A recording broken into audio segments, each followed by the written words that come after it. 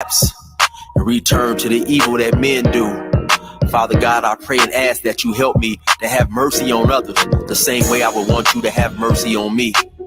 Father God, I also ask that you help me to be quick to forgive and slow to get angry. Amen, amen, amen. These young dudes out here don't respect shit until you put the barrel in their ear and let the text spit. I just might catch a case on my next hit, remove their whole face on some special effect shit. So show respect, Drake, or I'ma have a flashback. Digging through the dresser like fuck it, where my mask at? The mash back with the banger and damage shit and say fuck everything I learned in anger management. Hop back on some east side damage shit and push a nigga's top back when I let the cannon spit. Start planning shit, premeditation. I'm in love with the streets again, rededication. Casket or cremation when I shoot you down. I was built for the smoke like a hookah lounge. I keep big shit that sound like a bazooka sound, and I shoot quicker than ain't gotta be a hoop around. Dear God, please don't let me relapse and return to the G-Ride with 3 straps. A ski mask with the case, squeezing keys apps, spraying everything from a nigga's brain to his kneecaps. Dear God, please don't let me relapse and return to the G-Ride with 3 straps. A ski mask with the case, squeezing keys apps, spraying everything from a nigga's brain to his kneecaps. Gun on me, it ain't never for show, homie. I'm far from a bully, but I'm never a hoe.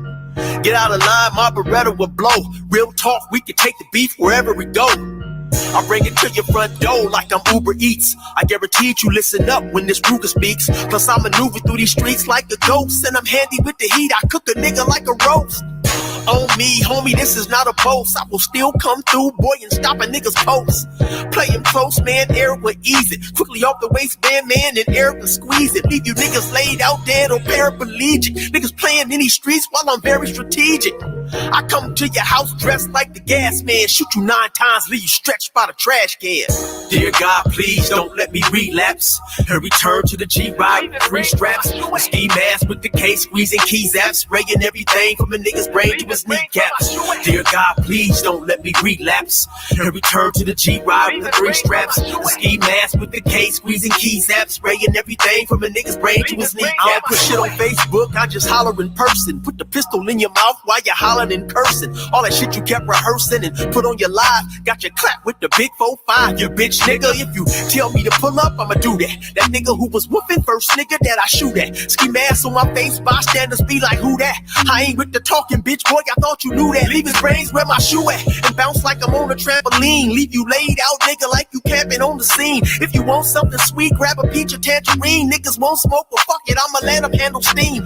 AR with the beam, you see the red dot? We tug on this trigger, nigga, it'll make your head pop. Blood pouring down to your shoes, call it Red Sox. Your brains hanging all over your shoulders like some dreadlocks. Expect the gang of dead ops. They ever cross the line? The Lord said in the Bible, oh, revenge is mine. So I'm just trying to find a righteous path between the two. Before I lose control and do the shit I used to do. This being humble shit is new. I'm trying to turn the other cheek, but I ain't never been a bitch, so watch your mouth when you speak. Your mercy's what I seek, so I pray on bended knees. Don't let me get the K with the extended clip and squeeze. Lord, please. Dear God, please don't let me relapse and return to the G-Ride with 3 straps. A ski mask with the case, squeezing keys apps, spraying everything from a nigga's brain to his kneecaps. Dear God, please don't let me relapse and return to the G-Ride with 3 straps. A ski mask with the case, squeezing keys apps, spraying everything from a nigga's brain to his kneecaps.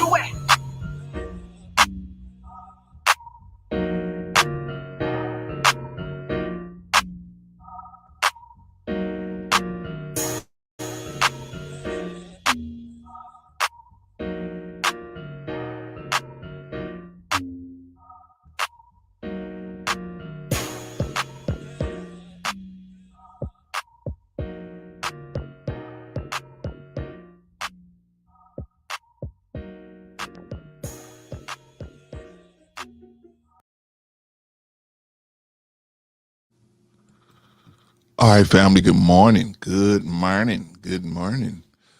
Oh, man. I don't believe it, man. I see Risa Neal is in the chat and Von Bryant. Man, I'm telling you, man, Risa, and Von was up real late last night on Bolo's channel last night. We were up real late, man. And you know whose fault it was? It was Von's fault. It was Von's fault. They even blame Von for everything over there. You know, like we blame Vaughn for everything. They blame Vaughn for everything over there too, right?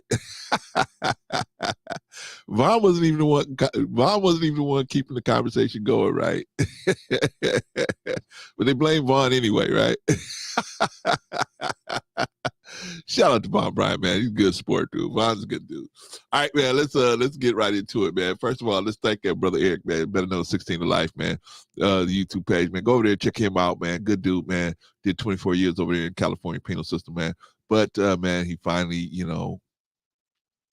got himself together, man, and went before the parole board, and he hit the bricks, man. You know what I mean? I mean, he had a life sentence, man.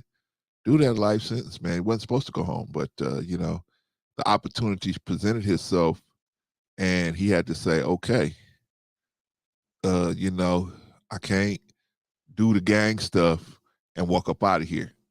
These people have to see something different in order for them to take a chance on me going home, right?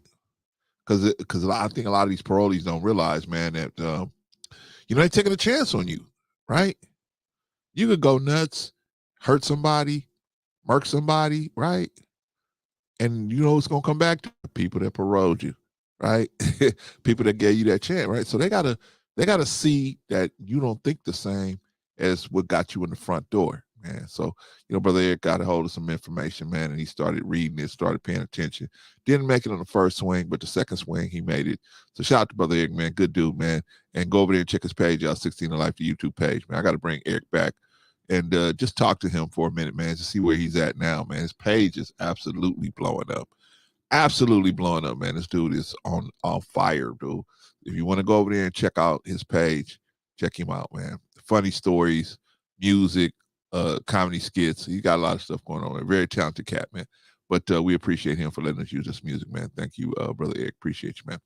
All right, I'm going to bring Brother Eric down. Yeah, man, me, Risa, Vaughn, and Bolo. I mean, take about. I didn't even mention Bolo. Bolo was up last night, right? We was all up last night, right? I think Bolo probably just said, man, you know what? Because this dude, yeah, he just every time you chop one weed down, man, he got another weed right there waiting for you, right? So he's like, I think Bolo just said, man, I'm getting tired of cutting these weeds down, man. Let me just go get some. We'll come back and deal with it another time, man. But the brother asked a good question, man. He always has it interesting when you go over there, man. But shout out to Bolo, man. So me, Bolo, Vaughn, and Risa was up real late last night, man. Real late last night. And of course it was Von Bryant's fault. But Clarence, Vaughn wasn't even talking all the time. I know. Doesn't matter. That's what we do. We blame Vaughn. We blame Vaughn for everything, right? Shout out to Bolo TV. All right, let me go down the list, man, real quick, man. Let me acknowledge everybody in the building, man, and then let's get to work, man. Today I'm gonna go straight into this story. Next week we'll be back on the Black History Minute and everything like that, man. It's Black History Month, so we're trying to do things that are kind of related to the Black experience this month, man. So I got a doozy for y'all this one. Okay, let's see. The first one on the docket is Risa Neal, man. Shout out to Risa Neal, man. Up all night. She said, Clarence, make sure you send those links out. I said, oh, okay, you right. Because that, on top of being up late like that, hey, it was late for me, and I was on the West Coast. Can't even imagine for Risa and Bolo, man. They on the East Coast, and they still got up, man. But I try to have it late enough, man, where if we was up, maybe we was up with Bolo, maybe we was up doing something else, whatever. You guys got time to get some sleep, at least a couple of hours, man, and then get up and come over here if you saying if your schedule allows it. But I mean, we was up pretty late, right? Marisa said, hey, Clarence, make sure you send those links out. So I said, okay, Risa. So basically, thank God that she did, right? So I was, because sometimes I get talking, man, I get to talking and I forget that the links ain't out, right? So shout out to Risa, man. Risa's the first one on the docket. Now, let me tell you about Risa real quick. Risa is our sheriff in the town, right? We got a lot of deputies, but Risa's the sheriff, right? So Risa is the one that's going to probably put you out of here if you come in with some nonsense, man. If you come to play some games, Risa's the one that's probably gonna put you out of here. Let me tell you what's gonna happen. You're gonna hit me up and say, "Hey, Clarence, I got put out of the chat. I can't even put anything in the chat anymore. One of your mods did it. I already know which mod did it. I already know which one did it, right? But I'm gonna act like I don't know, right? You're gonna tell, hey, and I'm gonna say, okay, all right. Do you want to come back, right? And I'll go and bring you back, right? Man, but shout out to Risa, man. You know, Risa just one of those type of people, man. Make sure everything's gonna go good, man. We're gonna have a good and respectful time, man. She tries to protect me, tries to protect the people on the panel, try to protect everybody in the chat. So, you know, sometimes you may have good intentions, but you moving sideways, you might get a warning, you might not. So so let's just all treat each other, man. Let's treat everybody when you come over here. Let's treat everybody like they're sitting at your your dinner table, right? Just treat everybody like you want everybody to act at your dinner table, right? And then we'll be all good. We'll be all good. We treat each other with respect. Yeah, we may disagree, but there's always going to be a level of respect that we're going to have between each other, right? Shout out to Risa, man. Glad to have her in the building, man. Also, man, Risa is not one to play with these trolls. Now, if you see, now there's a difference. Now, maybe you might be asked a question or something, but you might just be disrespectful. Okay, that is maybe something like. But if you come to troll, and I don't know why you would troll us, but if you was coming to troll, I don't think you even gonna get a warning on that one. That's just me. I don't know, man. You could try it to see, but I don't think. I ain't never seen Risa going up against a troll. Risa's undefeated. So I ain't never seen nobody going up against Risa, at least over here. I ain't never seen nobody going up against her and win, right? So just average, man, just all of us, man. We just act like you would want somebody to act if they were sitting at your dinner table with your wife and your children sitting there. What would you want them? How would you want them to act? Let's just act like that. And we won't even have a need for a person like Risa to use her skill level. We won't even have to use that. We won't even have to. Risa could just sit and enjoy the show, right? Let's try to make it like that, right? Shout out to Risa. Who else is in the building, man? Sister Eddie's in the building. Excuse me, Brother Clint. Excuse me. Right? We got to make sure this paperwork is together. I got another person, right? I mean, Risa is on that too, but Sister Eddie's on that. Man, hey, let's get this paperwork together first, class. You out here talking about this Urban Warrior Academy, man. Let's get this paperwork together first, right? You need people like that, man. See, because sometimes, even myself, sometimes I get really emotional about something. Man. I was like, yeah, let's do it. And then it's like, whoa, hold on, Clarence. Wait a minute. We got to make sure our ducks are in a row here. We got to make sure our T's are crossed and our I's are dotted. Let's do that first. So, since Eddie is my administrative person, she and Risa, they keep me on my toes on administrative stuff, right? And they say, hey, Clarence, I'm gonna have to knock you out, right? This thing ain't lining up. I gotta knock you out. But shout out to Sister Eddie. Glad to have you in the building, sis.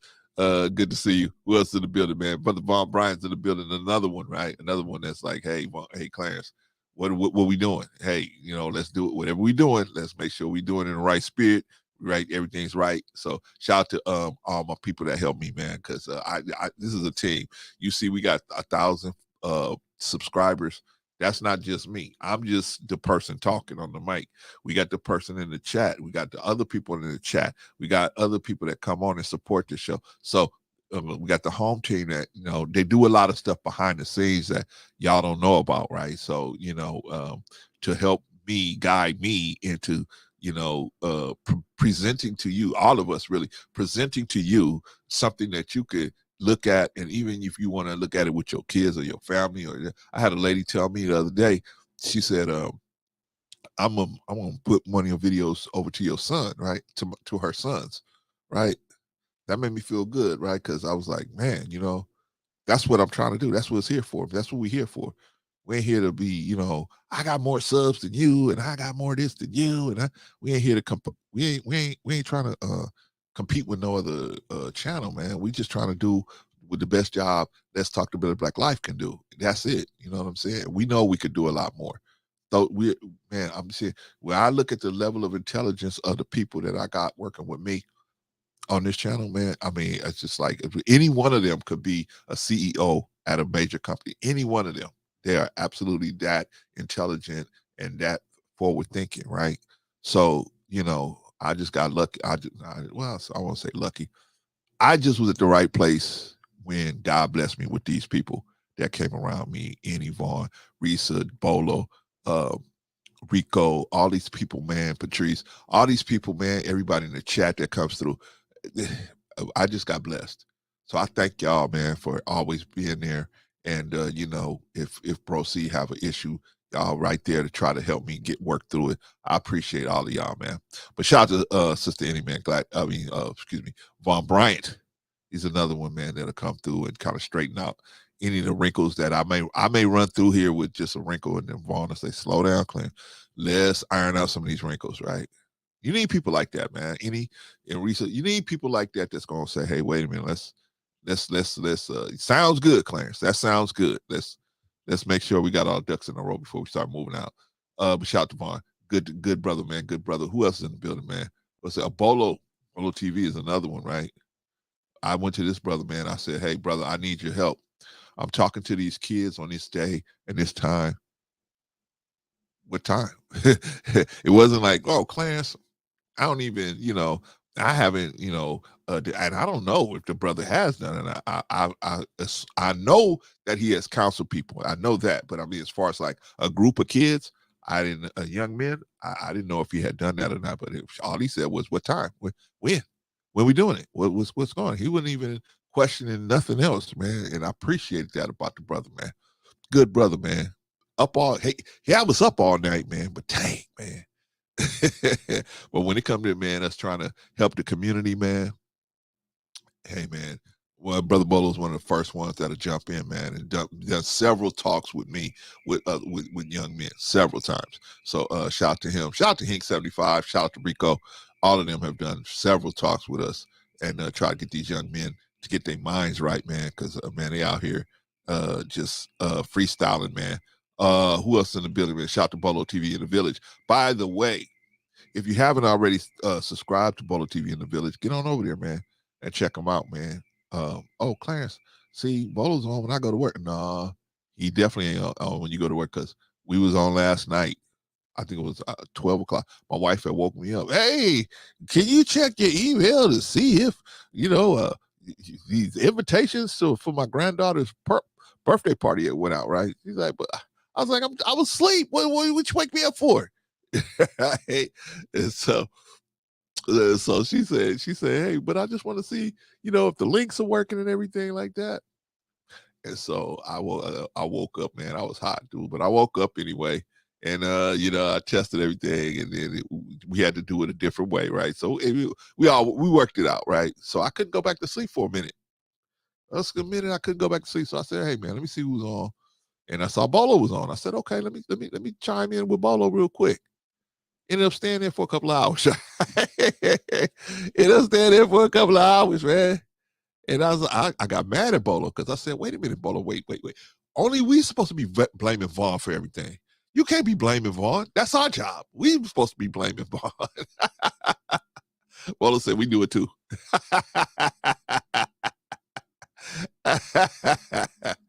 But it was a good day. It was a good show, man, last night. But if you get a chance, go on over to Bolo TV, man. Check out the last live stream, man. It was a good show, because there's a brother on there that always asks good questions, right? And I think the fact that he represents a lot of people that it's critical that those questions get answered. So shout out to look at this Diddy. Shout out to Don Frank, by the way, man. Shout out to Don. Good to see you, sis. You know who told me how to get and put my what do you call that, Cash App up here? You guys that have used my Cash App, thank Don Frank for doing that. Don is the one that told me. She said, Clarence, you have to do that. I said, why, Don? I ain't out here trying to get no money, Don. And I said, no, it ain't about you trying to get the money, Clarence. It's the people want to hit you. They might feel the spirit to hit you and bless you with something, and you depriving them. When I thought about it like that, I said, oh, okay. Because I wasn't trying to get paid.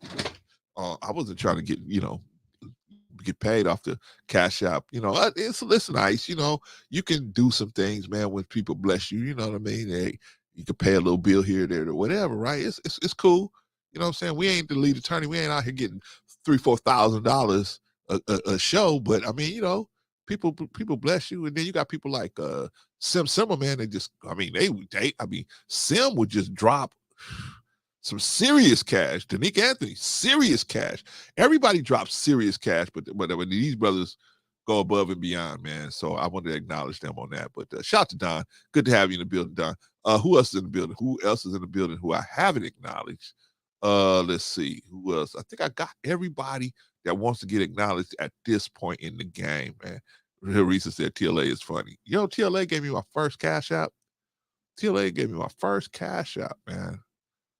You know what I mean? He was, at that point, I think as a smaller channel, he had time to deal with somebody like me, right? At this point, we are distant memories for him now, right? I haven't had him on the show before, right? But we are distant memories from him now, right? He got mad at me one time because I said that, he didn't handle something the way he should have, right? So instead of saying, well, how do you mean, Claire? Well, let's explore what you're talking about. He just came in running in and defending himself, right? And I said, well, how do you just emotional right now, man? But hey, man, he handled it like he handled it. So, I respect everybody, man. And, when people used to tell me, you got to make Anton say, Anton used to come on the show, right? You got to make Anton say this. You got to make Anton, E-Black. You got to make E-Black do this. I respect people, man.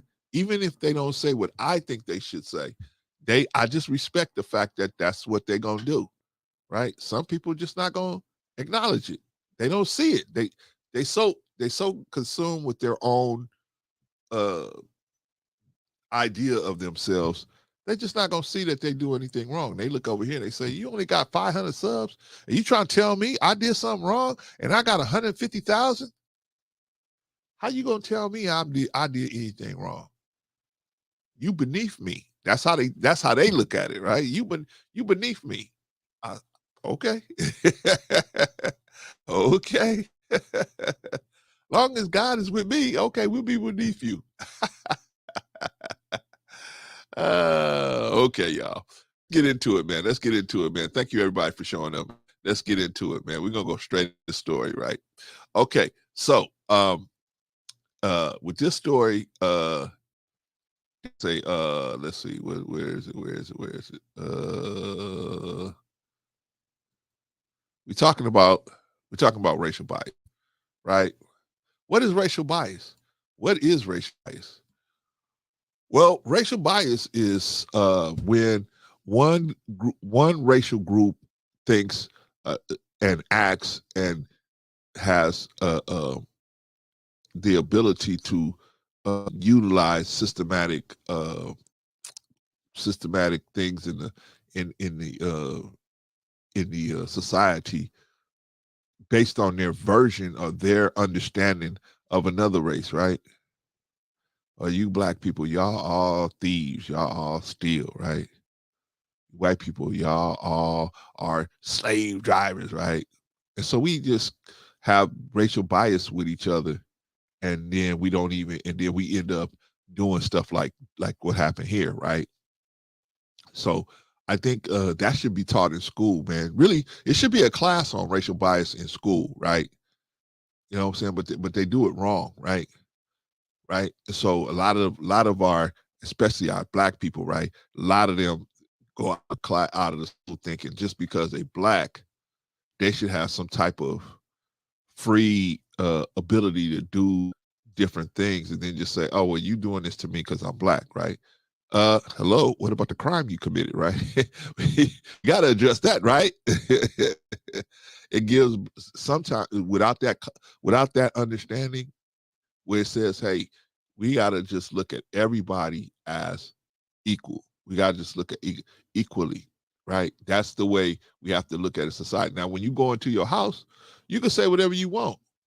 That doggone Clarence, ninja. I can't stand that ninja, right? Whatever, right?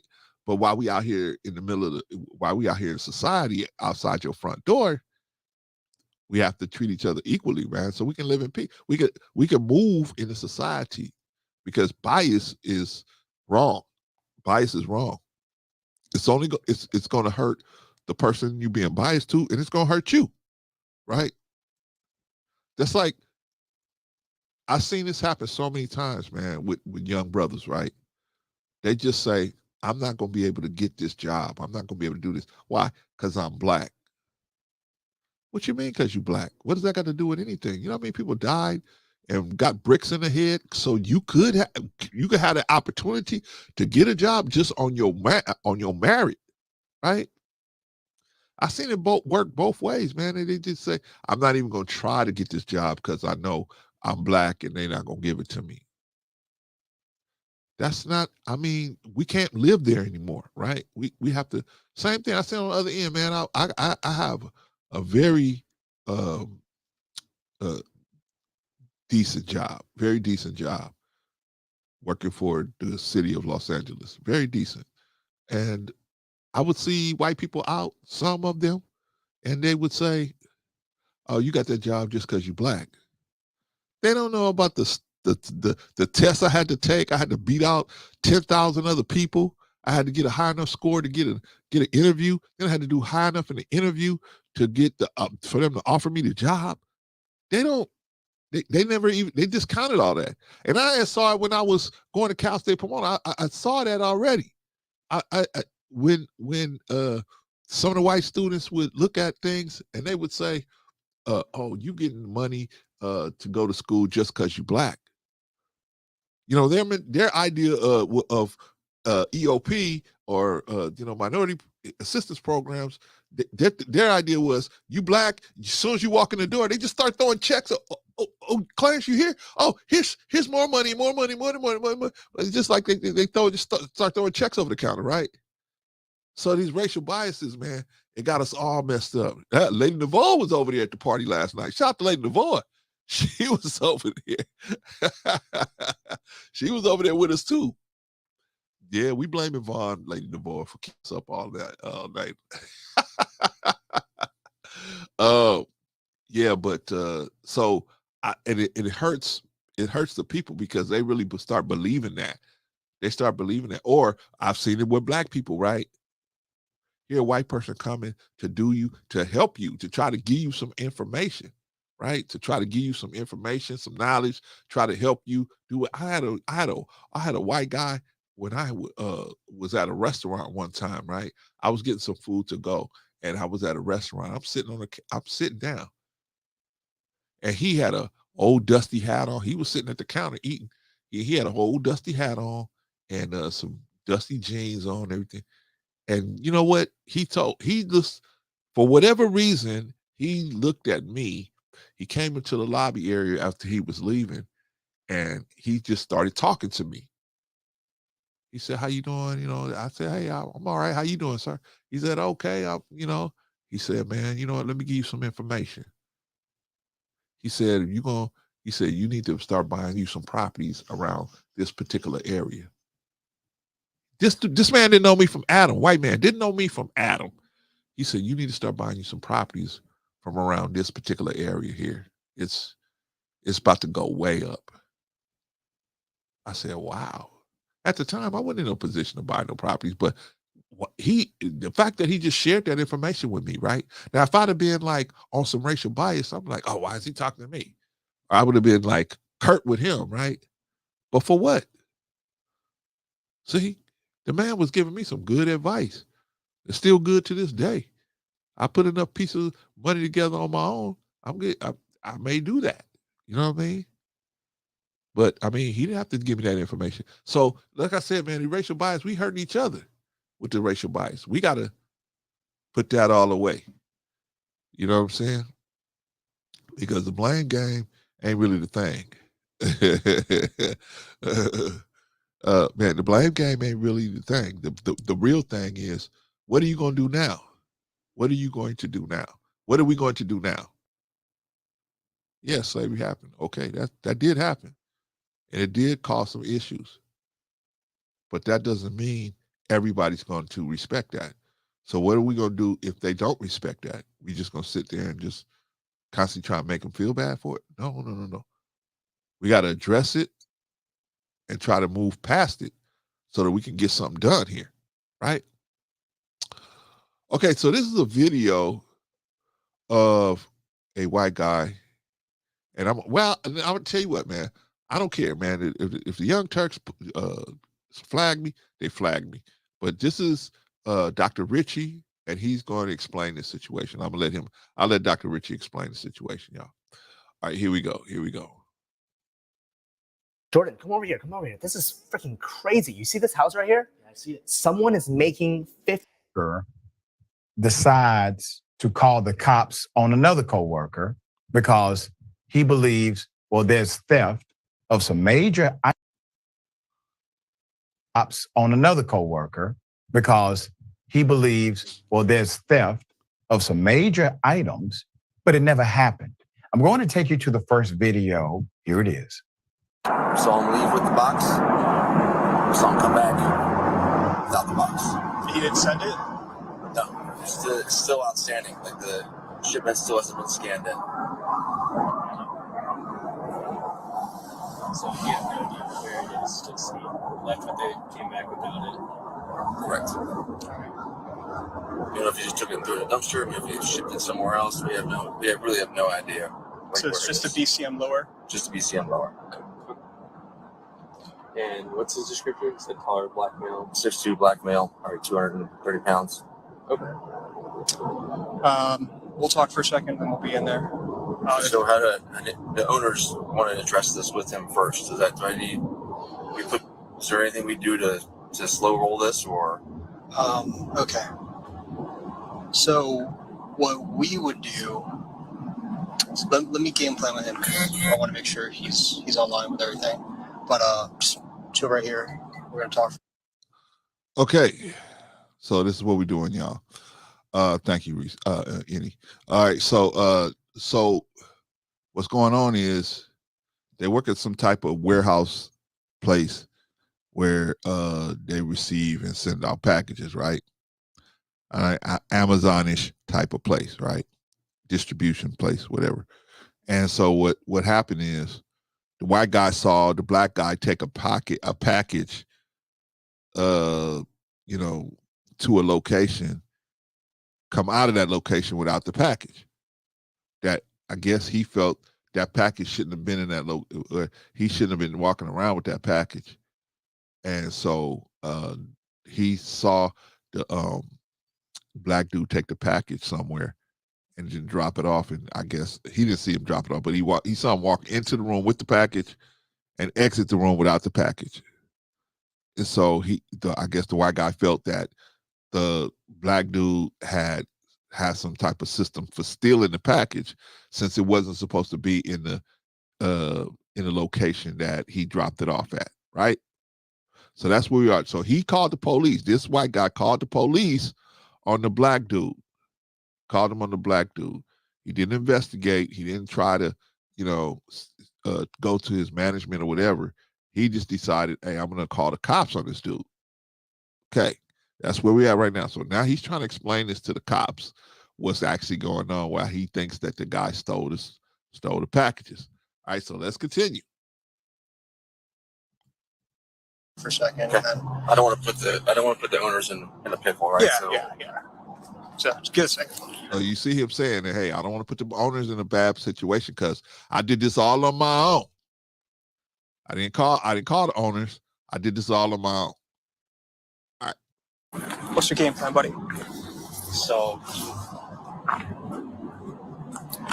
we took off with it and we returned without it. Mm-hmm. But the They owners have wanted video. Okay, they have video of it. Okay. They don't know if they want to press charges yet, but what kind of charge is this? This would be a grand larceny. Uh-huh. Okay. So you see, they're gonna charge him with grand larceny. Let's look up grand larceny real quick. What's grand larceny? Let's look up grand larceny.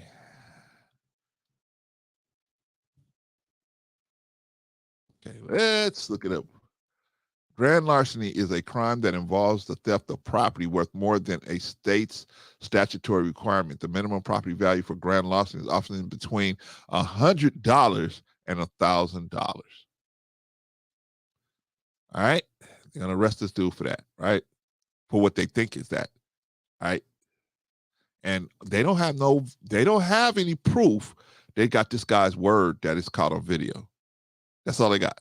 Okay. All right, here we go. Yes.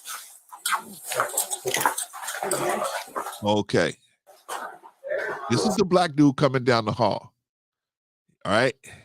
Now, he knows that the white guy right here don't like him. He already knows that. And so he sees the police, then he sees him, then he's like, what's going on? You know, he's like, of course, any one of y'all, if y'all saw the police at y'all job, wouldn't y'all be like, what's going on? You have no clue it's for you, right? You have no clue they're there for you, right? I had a coworker one time, man, and when I got to work, the LAPD was there. Right, 2 LAPD cops was there. Right, they were in our our meeting room where we met every morning, right? And we was wondering. I thought they were going to do a presentation because LAPD would come out and do us presentations, and they would give us maps of the gangs and say this gang is in this territory. So watch what you say and where. And this, they would do presentations like that periodically with us, right? So I just thought, man, maybe that's what's going on, right? But they were letting people leave with their equipment, right? So I said, oh, okay, well. So, but it just so happens that I got there at the same time the coworker that they was looking for got there. And they asked him, they said, are you so-and-so? He said, yes, I'm so-and-so. And they said, well, you under arrest? He said, what am I under arrest for? He said, you under arrest for statutory ARPANT. Dude was a preacher, by the way. He was a preacher, right? In his spare time, right? And so, everybody's like, what? We kind of like him? Maybe one of the other knuckleheads that was there, but him, he's a preacher. He's married with kids and a preacher, and he's a preacher.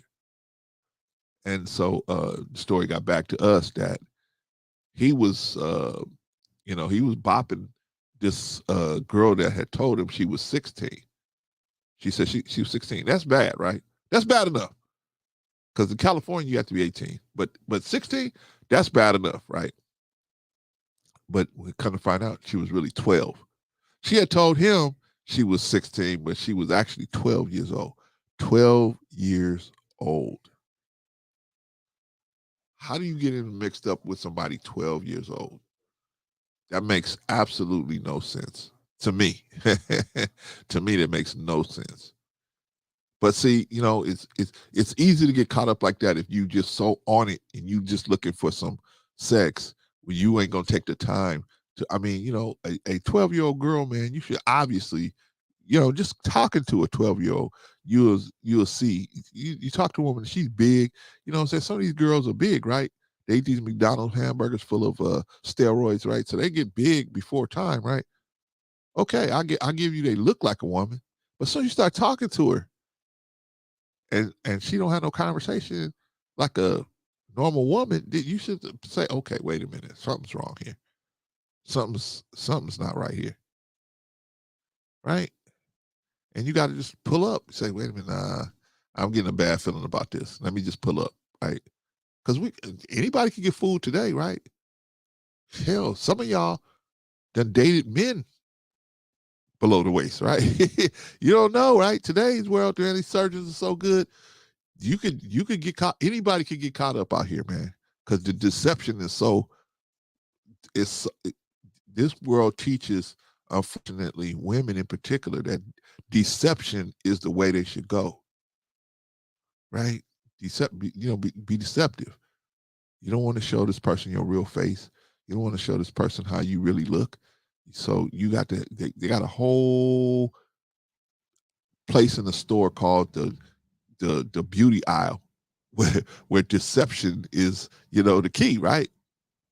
And I'm not saying it's a bad thing. You want to put your best foot forward, but what I'm saying is when it extends beyond just trying to spruce up what you got going on. It extends beyond that to now you're going to put somebody in a situation of where they are obligated to you based on the deception that's in front of them. That's a problem. That's a problem, right? Anyway, long story short, that's what happened when I went to to my office and that happened. But anyway, so the white guy's going down the hall, black dude's going down the hall. He's like, what's going on? Police here. Wonder what happened, right? Reyes. What's that? What's going on? Okay, they intercepted him. Right? So now he's like, what's going on? What happened? What's the problem?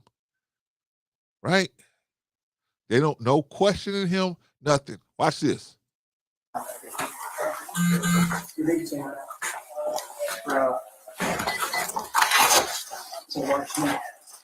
What? Right? He's like, for what? Find everything in this. Oh, y'all really fucking serious. You got your I mean, of course they're serious, man. They got your hands behind your back. Now, let me ask y'all a question. Real quick quiz. What are your rights? What are your rights? Shout out to Vagoda, by the way. But what are your rights? Rights. What are your rights? Right? I mean, what's the first question if they even talking to you about putting some handcuffs on you? If they even saying, hey, they even saying, hey, what's going on? Like, for example, they saying to you, hey, we're gonna put you under arrest. I don't think they did, Sister Eddie. I couldn't hear that. But they told him something, and he said, what? You guys are serious? Right? What's the first question you ask the police? The first question you ask them is, am I under arrest? They put them handcuffs on you. You say, am I under arrest? Make them commit to you whether you under arrest or not. Am I under arrest? If so, what are the charges? There's a little book called Message to the Black Man. That's information is in there. But he gave us like 3 or 4 questions to ask the police if they ever roll up on us and they try to throw us in some handcuffs. They're not supposed to put handcuffs on you unless you under arrest. Right? But they would say, but if you don't ask, they're not gonna say nothing. They know now. I agree that as a police officer, if you feel like you're detaining this person they're gonna be a threat, you should, for your own safety, okay, put the handcuffs on them. But you gotta tell a person why you putting handcuffs on them. You gotta tell them, hey, you are under arrest. Right? It's just like when they pull you up for a traffic stop and they tell you, yeah, you got to put your phone down. Yeah, this is my property. The only time I got to turn over control of my property to you is when I'm under arrest. Now I'm the state's property. I became this property of the state, of the county I'm in, and now I have to turn over my property to the proper authorities for safekeeping. Now they can take your phone from you. But if you ain't under arrest, you can't take my phone from me and tell me to stop recording and stop talking to my mama. You can't do that. But see, a lot of us, we don't know, man. We out here flying, especially our young brothers, right? What do? Don't touch me! Don't touch me! Don't touch me! Don't touch me! Don't touch me! Don't touch me! Right? They do all of that stupidness, and then that just further exacerbates the situation, right? This guy was smart. He said, okay. He said, I know I didn't steal nothing, but okay. You want to put me in handcuffs? Okay. He said, okay, no problem. Because why? Is it worth really fighting with them and struggling with them, right? They all got weapons on them. They all got guns on them. They all got taser guns on them. They got hideaway weapons on them. You don't know what they got. Some of them got knives. Some of them got tear gas. You don't know what they got. And you know you innocent, no problem. But they're not supposed to put handcuffs on you unless they have you under arrest or you presenting some type of danger and to their investigation of what's going on. Does this guy look like he's presenting a danger to their investigation? Don't even look like they're investigating it, right? They seen him take a box into a room, and they said, oh, well, he took it in this room. He's stealing, right? All right, let's get back to it, y'all. Let's get back to it. Yeah. Arsonist, this is crazy, bro.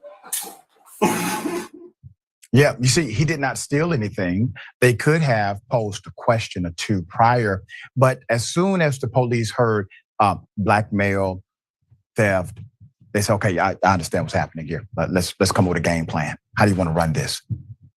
They started to literally engage in a conspiracy. About 10 minutes later, what they said had been stolen by him. Well, guess what? It magically appears. Here it is.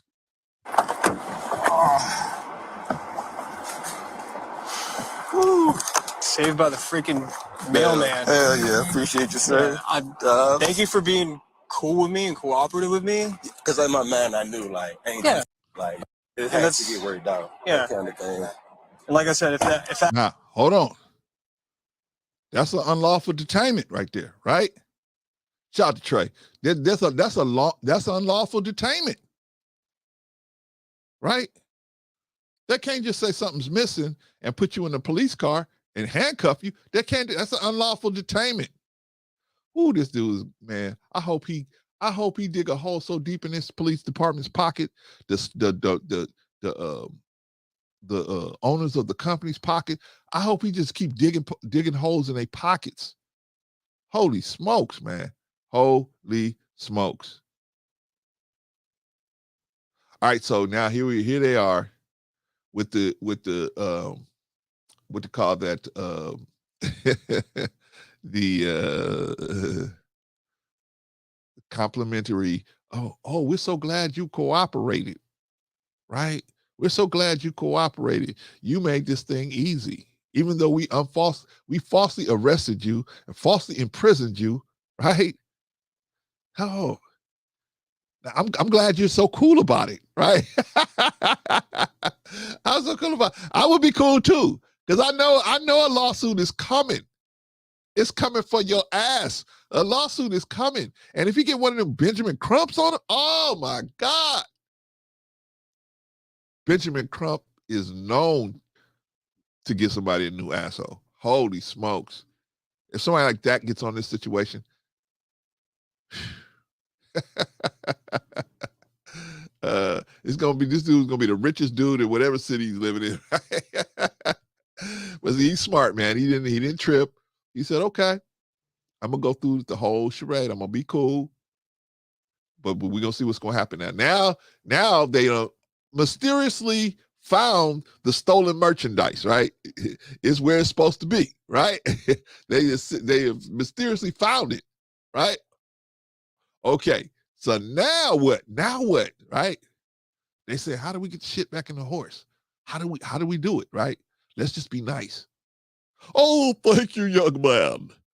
Thank you, young man, for allowing us to unlawfully detain you and unlawfully imprison you. Thank you. You were such a good person. Right now, look at they telling him how good of a person he was, right? Watch this. It gets better. that happened and you were already in custody, then like you would have just been unarrested back out here. So I'm gonna go in there, talk with them. All right. Energy drinks. Okay, here it is. Here it is. Hey, Negro, I'm gonna do you a favor. We get ready to do you a favor. This is a point that always makes me laugh, man. They were wrong as hell, right?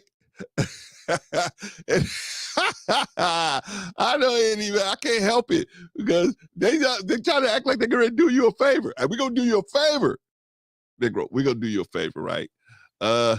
Even though we unlawfully detained you, unlawfully arrested you, we're gonna and unlawfully imprison you, right? We're gonna do you a favor and go in here, right? That's how they always try to present it, right? Hey, we're gonna do you a favor. You know, if it wasn't for me doing you this favor, man, you still be sitting in that squad car. All right, y'all, let's continue, man. They about to do our buddy a favor here. They about to do our friend a favor. Here we go. Or on the It's a right C4. door. What kind? What I forget what I bought it. Is it the red or the artisanal?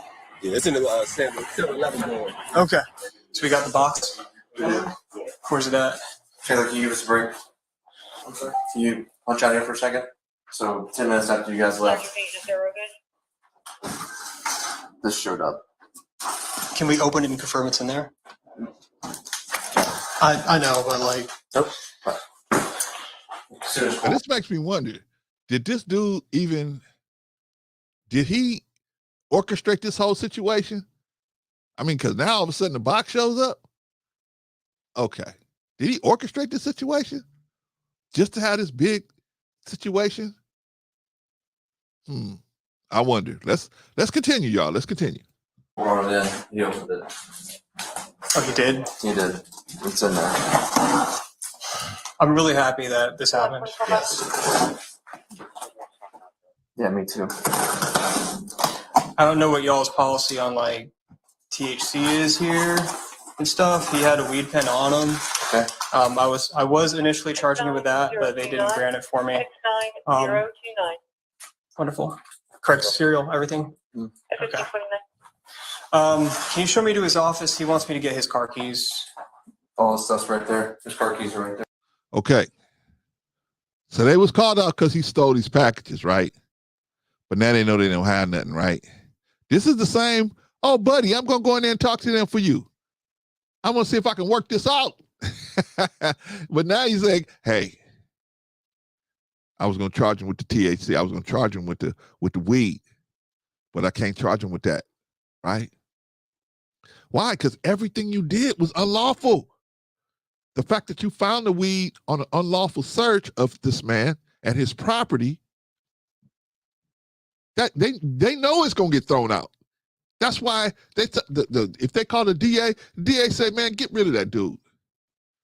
Get him out of your car as fast as you can. Because DA know he ain't got nothing, man. You setting up, you just gave the city a huge lawsuit. But hey, let's continue, right? The white cop is gonna work his magic for the brother, right? He has a C4 energy drink in the fridge. So, it's the report number right there. Okay, because I'm going to document the heck out of it. Okay. So it doesn't fall back on you guys. Okay. Roger that. What? So it doesn't fall back on you guys? It should fall back on you guys. What are you talking about? The officer is still saying, he had this marijuana pen thing. I was trying to charge him with it, but they denied it.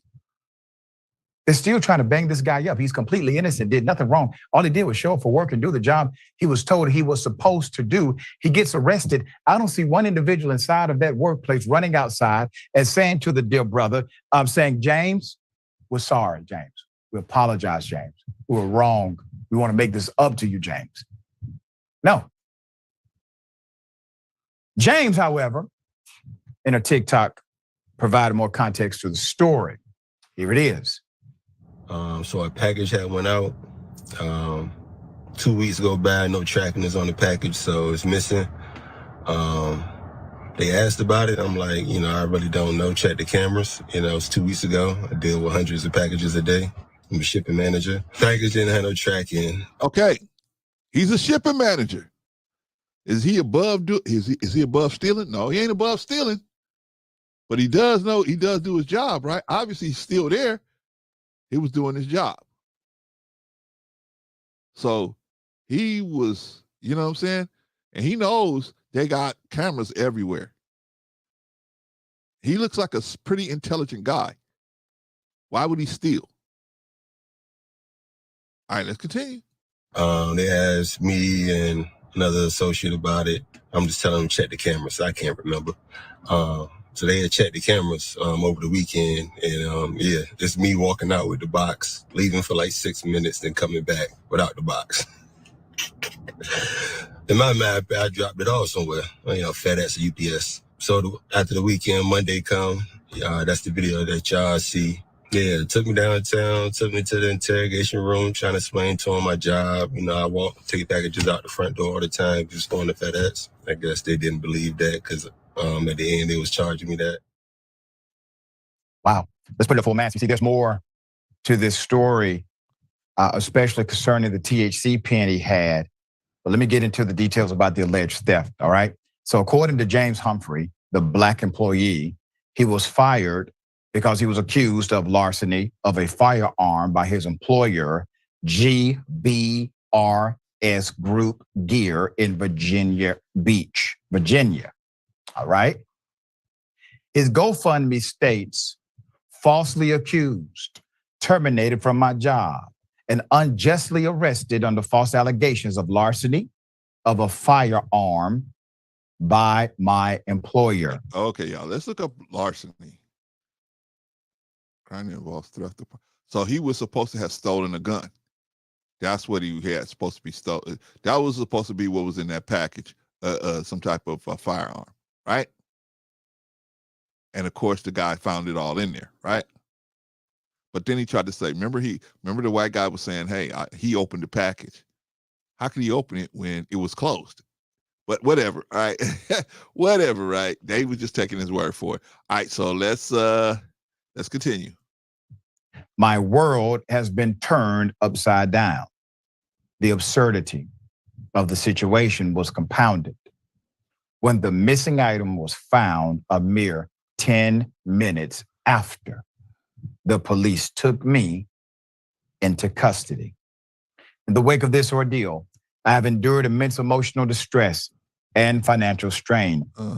Despite the swift discovery of the item and my innocence, the repercussions have been severe. I have lost my job. My reputation has been tarnished, and I am left to pick up the pieces and rebuild my life from scratch.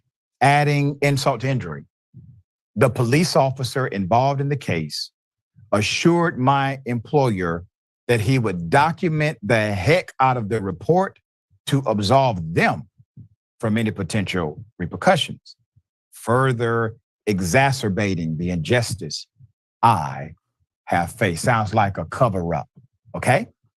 I refuse to accept this miscarriage of justice lying down.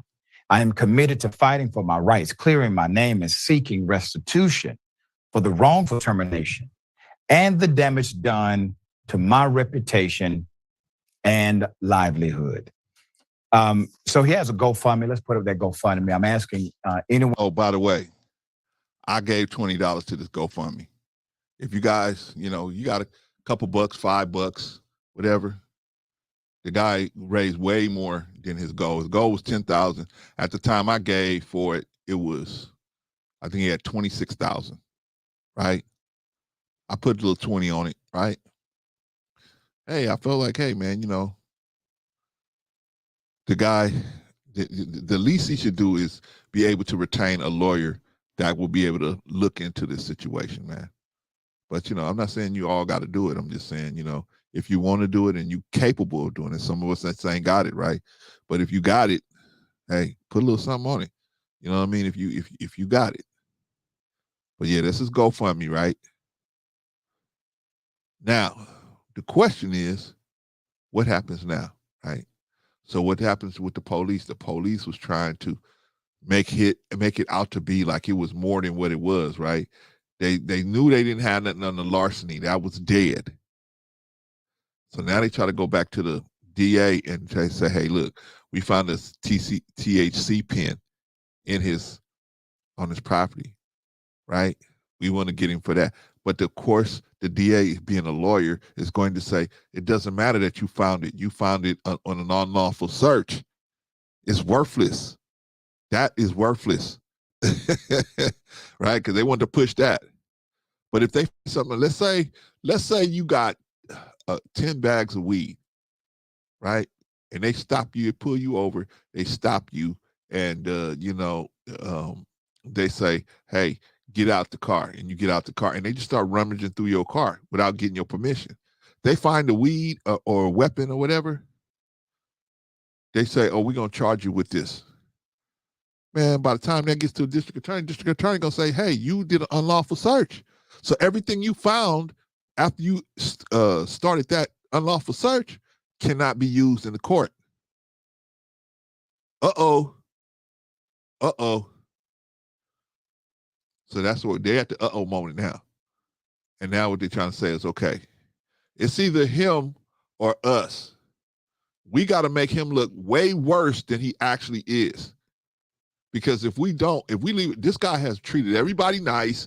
Everybody, he's been real cool, even though his whole world been turned upside down. He got a job, probably got kids, family, whatever. His whole world been turned upside down. The company fired him, right? They fired him. He didn't even steal nothing. He didn't even do nothing. They fired him. They fired him. Right? But the smartest thing they should have did was gave this dude a little package and kept him on. That's what they should have did if they were smart. But now by firing the guy, they just included themselves in this huge lawsuit. Locked themselves in it, right? If I was him, I'd get somebody like Benjamin Crump on this thing, and I would sue anybody moving. Anybody moving, I would be suing them. I don't care what their color was. I would be suing everybody involved with this situation. But ultimately, what led to this? The racial bias. So how do we get through with the racial bias? And I'm gonna show you something else too. I'm gonna show you guys another video, man, where kids, especially white kids, but I think black kids do it too, man. They get racial bias real early. It's very subtle things that happen in, the messages that they get online or on TV or whatever, but they get very subtle messages about racial bias. We're gonna watch that in a minute after we watch this. All right, so they fired the guy. And he's starting to GoFundMe, right? He started a GoFundMe. Hey, man, you guys got a couple bucks. Go ahead and drop it off on him, man, if you can. And everyone who can. He's only trying to fundraise $10,000. We can make that happen pretty quickly. Seeking justice and reconciliation. James Humphrey, Humprey. That's James, Humprey. This is his GoFundMe account. He has a little more than 2,000 in there from last we checked. We can go ahead and make make something happen on that immediately. Let's keep that GoFundMe up while I say this. He was fired from his job for absolutely no reason. They did not give him his job back, or they did not try to restore him. We saw the video. They didn't even try to go out and say, I'm sorry. And the police, they were complicit. If you are a good faith cop and all of this is happening, you just turned this man's life upside down. You arrested him. You know there's an official charge now because you've already written it up, called it in 10 minutes after you've done all of this. You realize you got an innocent man. Your job is to enforce the law when people break. Okay. That's a good point, Dr. Richey. That's a good point. 10 minutes later, you realize we got an innocent man in the car. We got an innocent man. We done took him down to the police. We interrogating him. Now, what do I always say, y'all? What do I always say? You have this is the biggest right you have. You have the right to remain silent. If ever they pick you up, Sister Annie, I know you the one. I know you the one. You did it. We're going to take you downtown. They throw you in the car. They take you downtown. They put you, behind bars. And they say, if you can help us out, you might go home today. You want to come in and talk to us? I'll go ahead and do these 3 days right here. That's okay. Go ahead and let me do these 3 days. I'm not saying a word. You have the right to remain silent. You have the right to remain silent. Anytime they arrest you, first thing you ask is, am I under? They say yes. What are the charges? Charge A, charge B, charge C. Okay. And you know you innocent? Even if you don't know, even if you know you're not innocent, remain silent. Remain silent. That's why these cops these detectives make so much money, because their job is to find out what's going on. Let them do their job. Let them do their job. Only time I would say don't do that is if you have brought harm to someone. If you brought harm to someone, that's a different story, man. Go ahead and stand tall on that. But everything else, property crime, make them do their job. Make them do their job. Right? Their job is to figure out what's going on without your help. You ain't getting paid. They ain't getting paid. You start talking and talking and talking, they could put something together on you, even if you're innocent. Okay, so my man has a GoFundMe, right? He got fired from the job, right? For what, Clarence? He got fired for nothing. Literally nothing. He didn't do anything. And they fired him. Well, I'm going to tell you what they really fired him for. They really fired him off the racial bias because this one person didn't like him. And so everybody's trying to stay in line. Everybody trying to stay on code. Everybody trying to stay on code. Even these police that know they wrong as hell. But see, they thought this was like most of the time. This is a one Negro. What difference does it make? We turn his life upside down. What difference does that make? Who cares? Who cares if he can't feed his kids? They're just Negro kids, right? What's the difference? This is where this racial bias comes in, and I'm going to propose that it's not only white kids. It's all kids. It's all people that feed into it, that give into it, that believe in it, that absorb it as a philosophy of life. This is the stuff that they're going to do, right? They put people not by the character of their person, but by the color of their skin or what group they in or what their level is on the job, whatever. They have these hierarchies and they feel like this person is better than that person because they got skin, a darker skin or a lighter skin, or this person's better than that person because they are in this group. They're in the, what do I want to say? The Greek organizations, or they're a lion, or they're a Mason, or they're a elk, or whatever organization that you better than this person, right? All that stuff is bias, man. It's bias. Anyway, let's continue, man. We're almost done. Break it. Now you know that the man broke no law. He broke no law. Did one officer say, hey, guys, is anybody going to go out here and apologize to James and talk to him? Because he's really hurt that you all believe that after working here, he would just steal from you. He's not a thief. He's never stolen. No, Dr. Richie, they said they're gonna do James a favor. We're gonna go in here and talk to the people. We're gonna do you a favor, buddy, old pal. Buddy, old pal James, we're gonna do you a favor. All right, y'all, let's continue. Didn't steal this time either. No, it was, well, I'm going to doctor up the police report. I'm paraphrasing, but that's what he meant. That's called being on code. They were on code with each other. Isn't that ironic? They were on code with each other and they had never met each other before. That's the first time they were in the presence of each other and they were already on code to harm an innocent human being. Wow.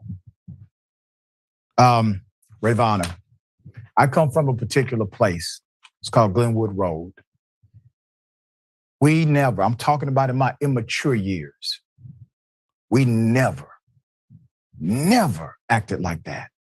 If somebody was wrong, at least we had men in the group who would say, that is wrong. But then you have these so-called. All right, y'all, that's pretty much basically the situation. So the brother, what's his name?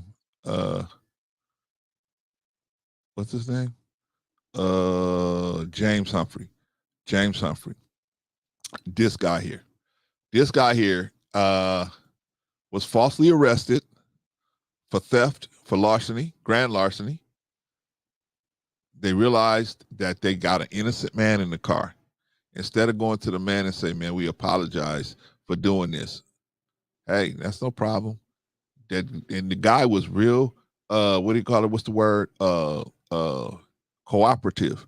He was very cooperative with them, right? You didn't see him fighting with them or resisting them. And he didn't do nothing because he knew he didn't do nothing. He didn't fight with them. He just probably thought in his head, you know, they're getting ready to make me a very rich man. I'm gonna let them. I'm gonna let them. I know I would be thinking that. I would be like, wait a minute, I didn't steal anything, I didn't do anything, and I'm under arrest.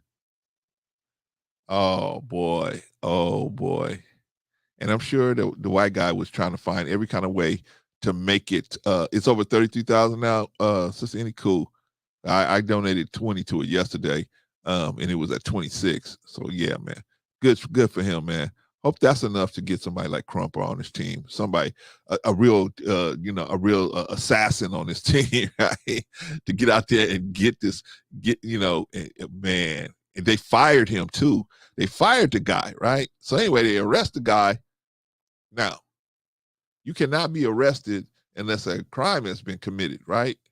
And if you are arrested and a mistake has been made and a crime and they figure out that a crime isn't committed, there's a procedure that they're supposed to follow with that situation, right?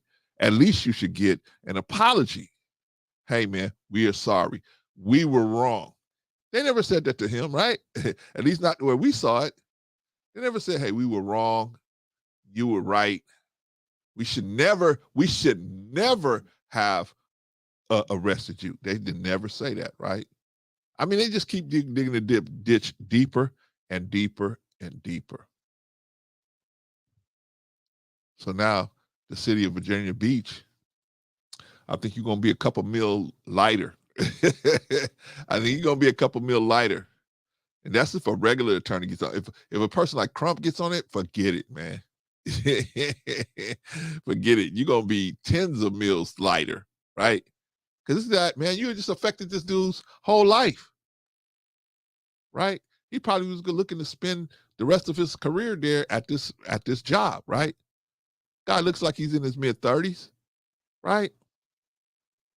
So he's probably looked like he was probably going to do another 20 years there. Whatever he's earning, let's say he was earning about 60 grand a year. Let's do the math on that one, y'all. 60 grand a year times 20 years. That's $1 million too. That's just for that. Now the man got to have health care.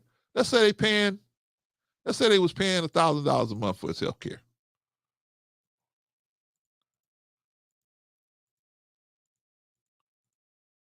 That's 240 grand right there on top of the meal, right? I mean, they got so many things they can add into this thing. What if he had a kid that he had in special school? I mean, he should at least get a couple $1 million, right? So then he said, can you imagine how it must have been working there every day? I think all of us, especially black men, we know what that feeling is like, man, when you're someplace and you can tell that people are like, they got some kind of axe to grind on you. I think we all have been there as well. But yeah, I know what that's like. I definitely can imagine what it's like because I've had jobs where people didn't like me. And I couldn't figure out why, because I didn't even know them. I had never met them. I had never done something in their presence that would suggest they should behave that way. Why was they having an issue with me? So then I had to say, okay, it's got to be something outside of what I have done or said to this person. What does that leave? What other issue does that, I mean, what other thing does that leave, right? So yes, I think most black men, most of us know what that's like, because we end up on a job like that and then we end up getting fired or quit, and then it's really the best thing that ever happened to us that we're out of there, right? But at the time we need the money, we don't realize, man, we like, I need this job right now, right? And so we end up staying there, right? because us as men, man, we can't walk in the house and say I got fired, or I'm not gonna be able to pay these bills, or we're not gonna be able to buy no groceries. You can't walk in the house like that. That's out of the question.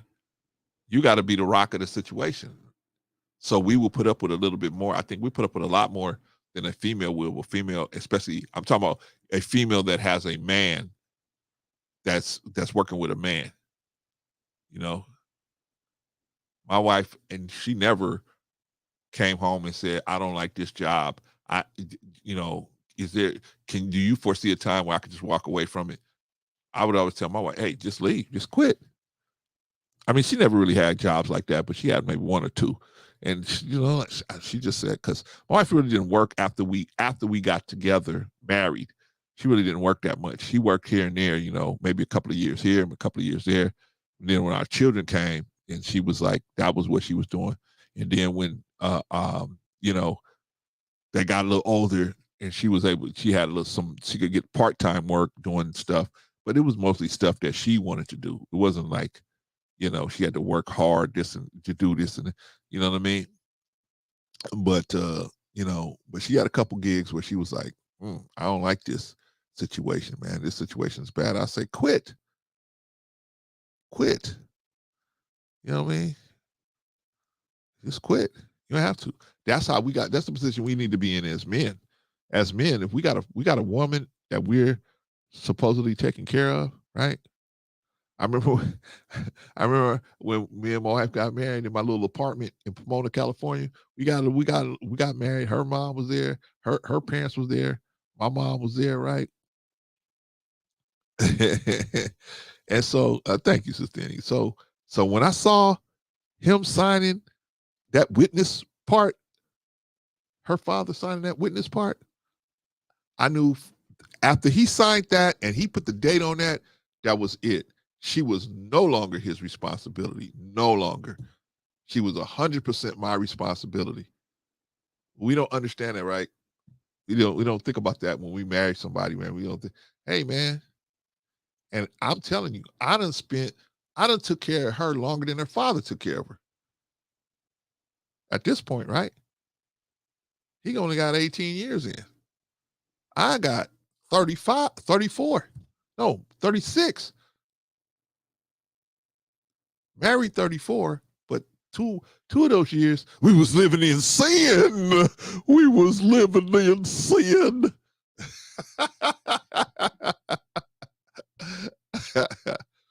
But the point is, I was taking care of her, right? I was taking care of her. But we don't understand it, right? So I saw my father-in-law sign that paper. I said, phew. I was like, can you handle this, Clarence? Are you going to be able to do this? Was this a bad decision? Did you do this? Are you ready for this? Don't matter no more whether you're ready or not. You got to get ready. You got to make ready. Or you can go back on your obligation, right? You can go back and say, nah, you know what? I'm not ready for this. I played the game. I tried to do it. I attempted to do it, but it's not, so forgive me. I want an annulment, and here, let me give you back to your father, right? But you right about that, Vaughn. Whew, we need to do a show about that. I was what do you call that kind of guy, man, and I really connected with my wife, man. So, she wasn't perfect. I wasn't perfect either, but we always had connected on a kind of a spiritual level, right? That was what our major connection was, that we pretty much had the same type of values. And so I felt like we could build on that. We just had to get more mature, both of us, right? So I said, I'm gonna just go through with it, right? We had our problems here and there, no question about that, right? But we made it. We both stuck it out some kind of way, right? But what's my point, y'all? What's my point? Point is, man, hey, look, we don't know what this man commitments he had. We don't know what kind of commitments he had that he was using this to address, right? That fired the man for no reason. Fired the man. And it looks to be solely around the fact that the guy just didn't like him and he was black. That looks like what it really was. That looks like what it really boils down to.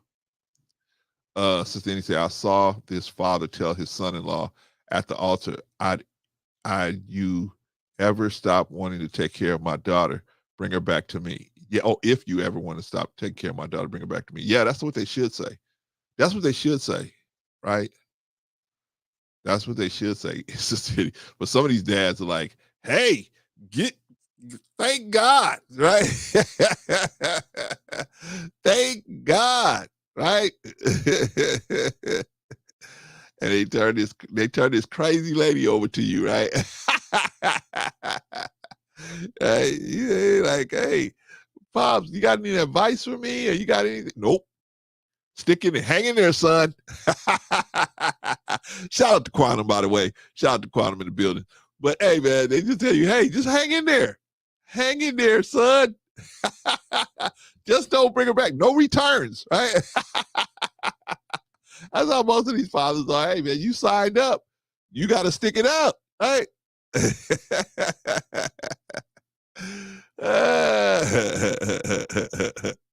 Man, so but here's the thing, y'all. Here's the thing. And I'm not saying all this to say I'm this perfect guy or nothing like that. No, man. Sometimes you got the stomach to hang in there, and sometimes you don't. Sometimes stuff gets so bad, man, where abuse walks in the door. That's when you got to say, okay, hey, look, I can't be in this situation, man, because I'm not getting treated right. And I don't mean not only physical abuse, but verbal abuse and just abuse of your sanity, right? They abuse your sanity by lying to you all the time. Oh, I'll be back. I'm just going to go get some cigarettes or whatever they say they're going to go get, right? And they come back 4 or 5 hours later, right? You're like, where you been? Where you been? These kids are asking about you, and you told me you'll be back, and I've been blowing you up, and you ain't answering your phone. What's going on? See, stuff like that, man. And then people, the number one thing that people like that do is they insult your intelligence, right? So now you got to that's an abuse, because I'm not stupid. And sometimes they'll have you thinking, well, damn, if it took him 5 hours to go get some cigarettes or, go get some weed, what's the problem, right? They'll have you thinking yourself like, what? I'm tripping, huh? They tell you, yeah, you tripping. I'm tripping. Quantum said, have the human rights of the innocent been violated? Absolutely. Quantum, this young man right here, he was arrested by these cops because his white coworker said that he stole some packages out of this. I guess they work at a distribution plant or something like that.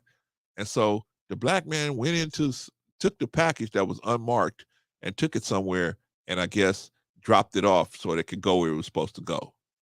The white guy, his coworker called the police on him. The police came and arrested him. Falsely, right? They found the package 10 minutes after they had him arrested. But check this out, Quantum. They took him downtown. They took him all the way downtown. They took him downtown, put him in a interrogation room. Now, y'all know my thing. Never, ever, ever, ever, ever talk to the police. Ever, ever, never. If they arrest you, only thing you do is ask them questions before they arrest you. Once they arrest you, you have the right to remain silent. You have the rights to an attorney. They run down your Miranda rights to you, right?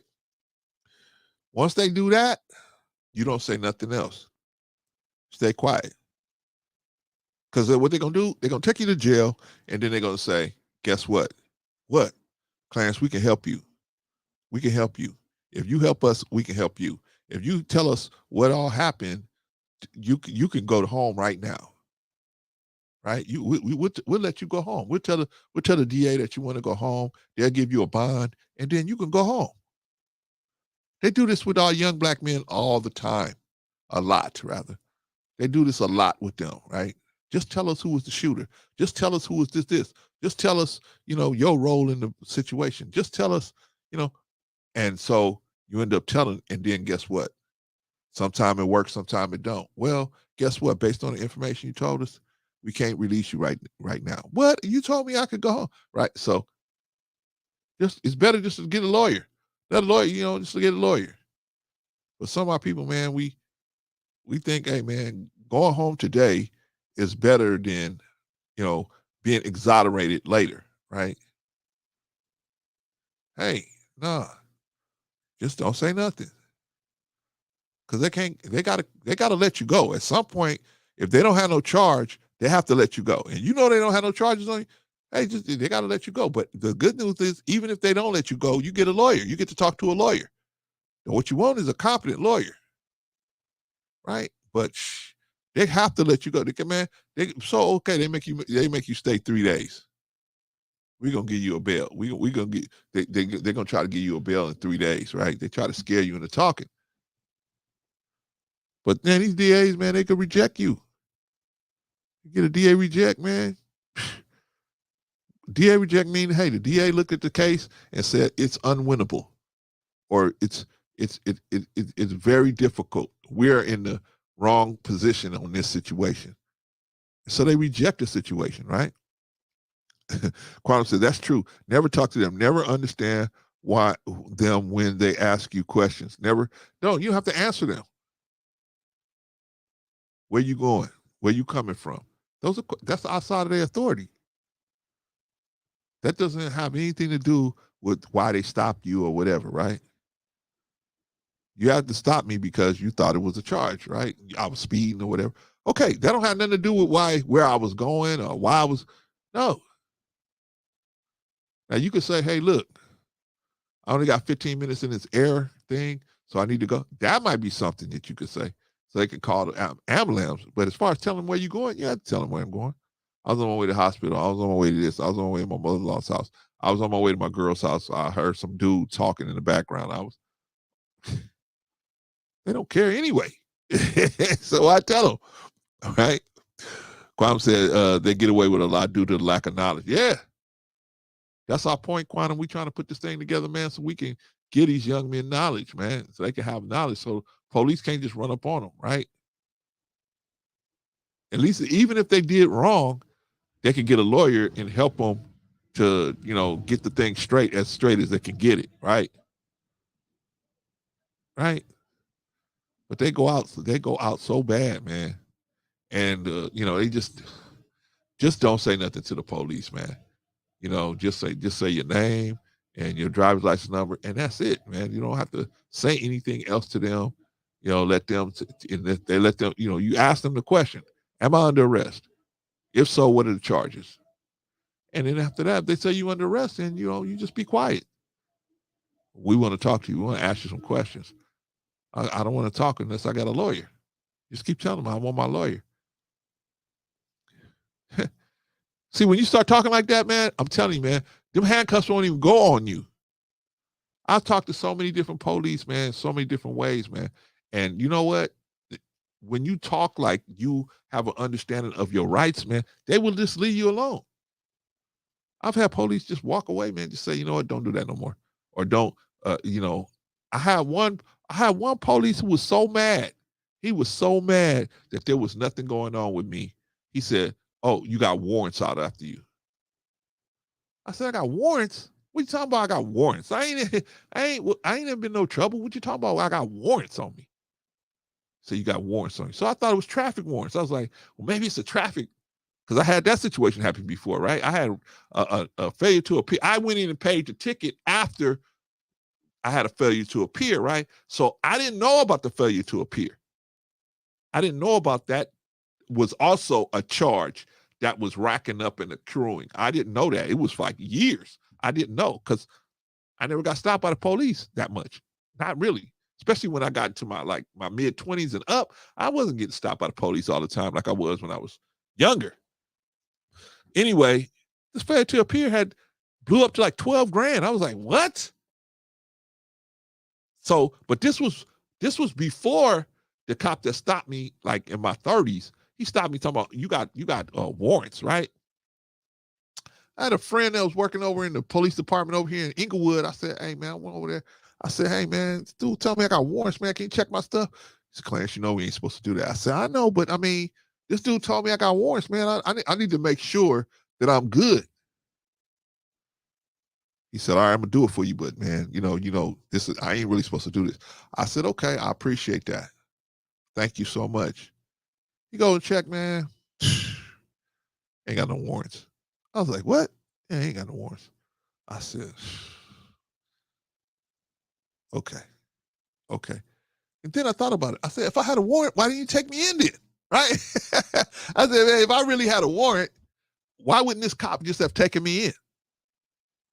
Right? It wasn't like, oh, I got another call. This your lucky day. I've had that happen before. Hey, this your lucky day. I'm gone. I got to go do something else. Don't do that no more. Right? Or don't do whatever. Right? I've had that happen. But it wasn't nothing like that. He just was like pissed off there wasn't nothing going on. By the way, let's get to this. By the way, did you know that they cannot search your car without your permission?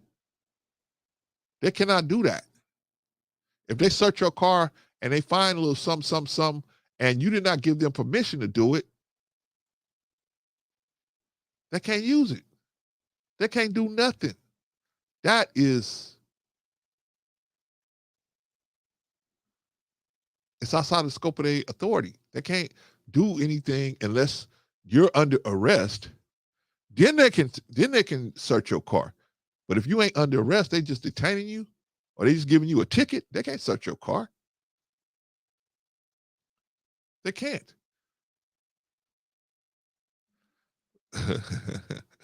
Lady Boy said, no, but people let them because they're scared or the yeah, they are scared.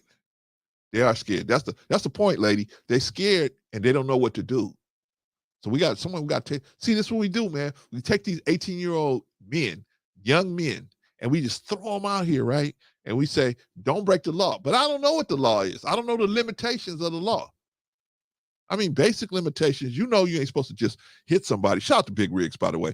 You know you ain't supposed to just walk up on somebody and hit somebody. That's assault, right? All this other violence, you know. But what about this other stuff, man? What about other stuff that's going on? Do you know the law? You don't know. Not you guys, but I'm saying these young men, they don't know.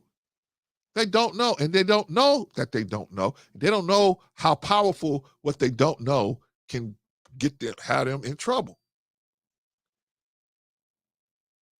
But family, let's move on, family, because we're gonna do this. Today is gonna be real quick, man. Today we're gonna be up out of here, man. Let's see. We got one, we got this one. Let's see. Okay. Let's see this one here, man. Here, let's do this. Okay. All right. They did a study with these kids, right? And then what they wanted to do is find out if racial, when do kids start picking up this racial bias, right? Okay, so this is a girl. She's in the 7th grade. 7th grade. And they're gonna show her some pictures, and they're gonna ask her for her interpretation of the pictures. Now watch this very carefully. Is a 7th grader at a majority white middle school. Her responses completely change depending on the race of the children in the picture. Marcy and Renee are in school together and they're in the hallway, and I'd like you to tell me what you think is happening in this picture. She probably looks like she's gonna steal it because Marcy's like, oh no, what happened? And he's like, hey, look, $20.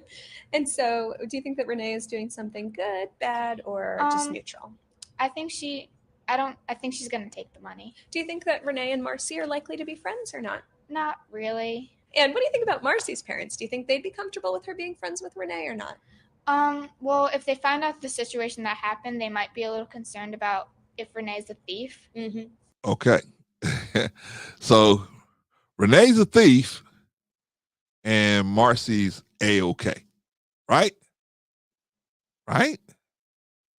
Isn't that? All Renee's doing is picking up a $20 bill that's on the ground, right?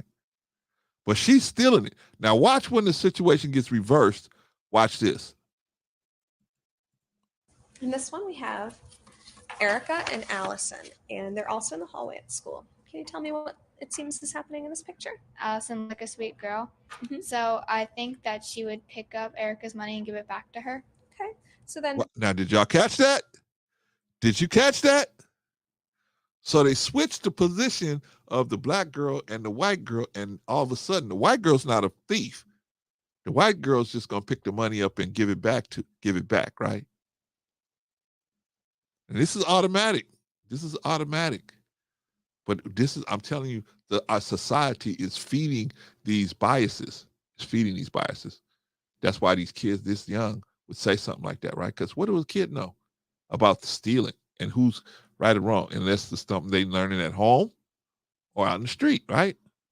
Sometimes you can teach your kids the best way, and they just gonna fall in with the crowd they want to, right? That can happen too, right? That's my oldest son, man. My oldest son, he's a gangster. No matter what, I mean, he ain't the kind of gangster that's gonna have, what's the word I want to use? He's not one of those dudes that have all these rags and all this hanging off of him. He's not that type of gangster, but he's definitely in the crowd, right? My son is the guy that can pick up the phone and make some stuff happen, right? But I always try to keep him away from that situation, right? Because I know that phone call costs. You got to do something to be able to make that phone call. So, but I don't ask. I don't nothing, right? I just say, okay, all right. Do you? You just make sure that stuff don't come to my house, right? So then he say, wait, she asked her the question back, and she said that? Yes, she did. Since then she did. Only thing she did was switch the black girl from picking up the money to the white girl picking up the money and gave them different names, right? She gave them different names. Okay, so now Quantum says she's definitely a thief by historical account of things. Well, definitely, I will say it like this, Quantum. She definitely historically has benefited off of the thievery that the men have done. I would say that. And definitely has benefited off of the thinking, the bias that the slavery community had against black people, so that even when the white person was wrong, the black person was wrong, right? Like Ice Cube said, I feel like a slave at a white lady's funeral, right? You know what's gonna happen, right? Right? You don't know what's gonna happen, right? But this is negated in the community that the what do you call that? The general society, those biases that we have passed down to our children have been negated, right? So we got to now, okay, so we have to do something to put our men back in a situation where they're men. They've been told they're not men, even by some of the sisterhood.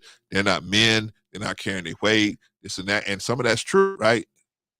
Okay, we can't do nothing about the past. We can do something moving forward. Moving forward, we got to have a classroom for these young men. As soon as they get out of high school, they're armed with the information that they can go out and be successful in this world, as opposed to now they spend 12 years studying subjects that they probably will never use in the real world situation. Right? And the main thing they're being taught in the public school is to bow down to authority, and they can't stand that. Most of them can't stand that. But that's the main thing they're doing, is if an authority figure tell you to do something, just do it.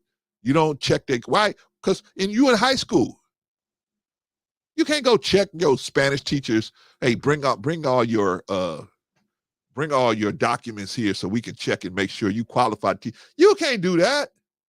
You can't say, hey, history teacher, hey, bring me all your certificates and documents to see, so I can see if you qualify. No, you can't even check. You're not even supposed to just asking if they qualify is an offense.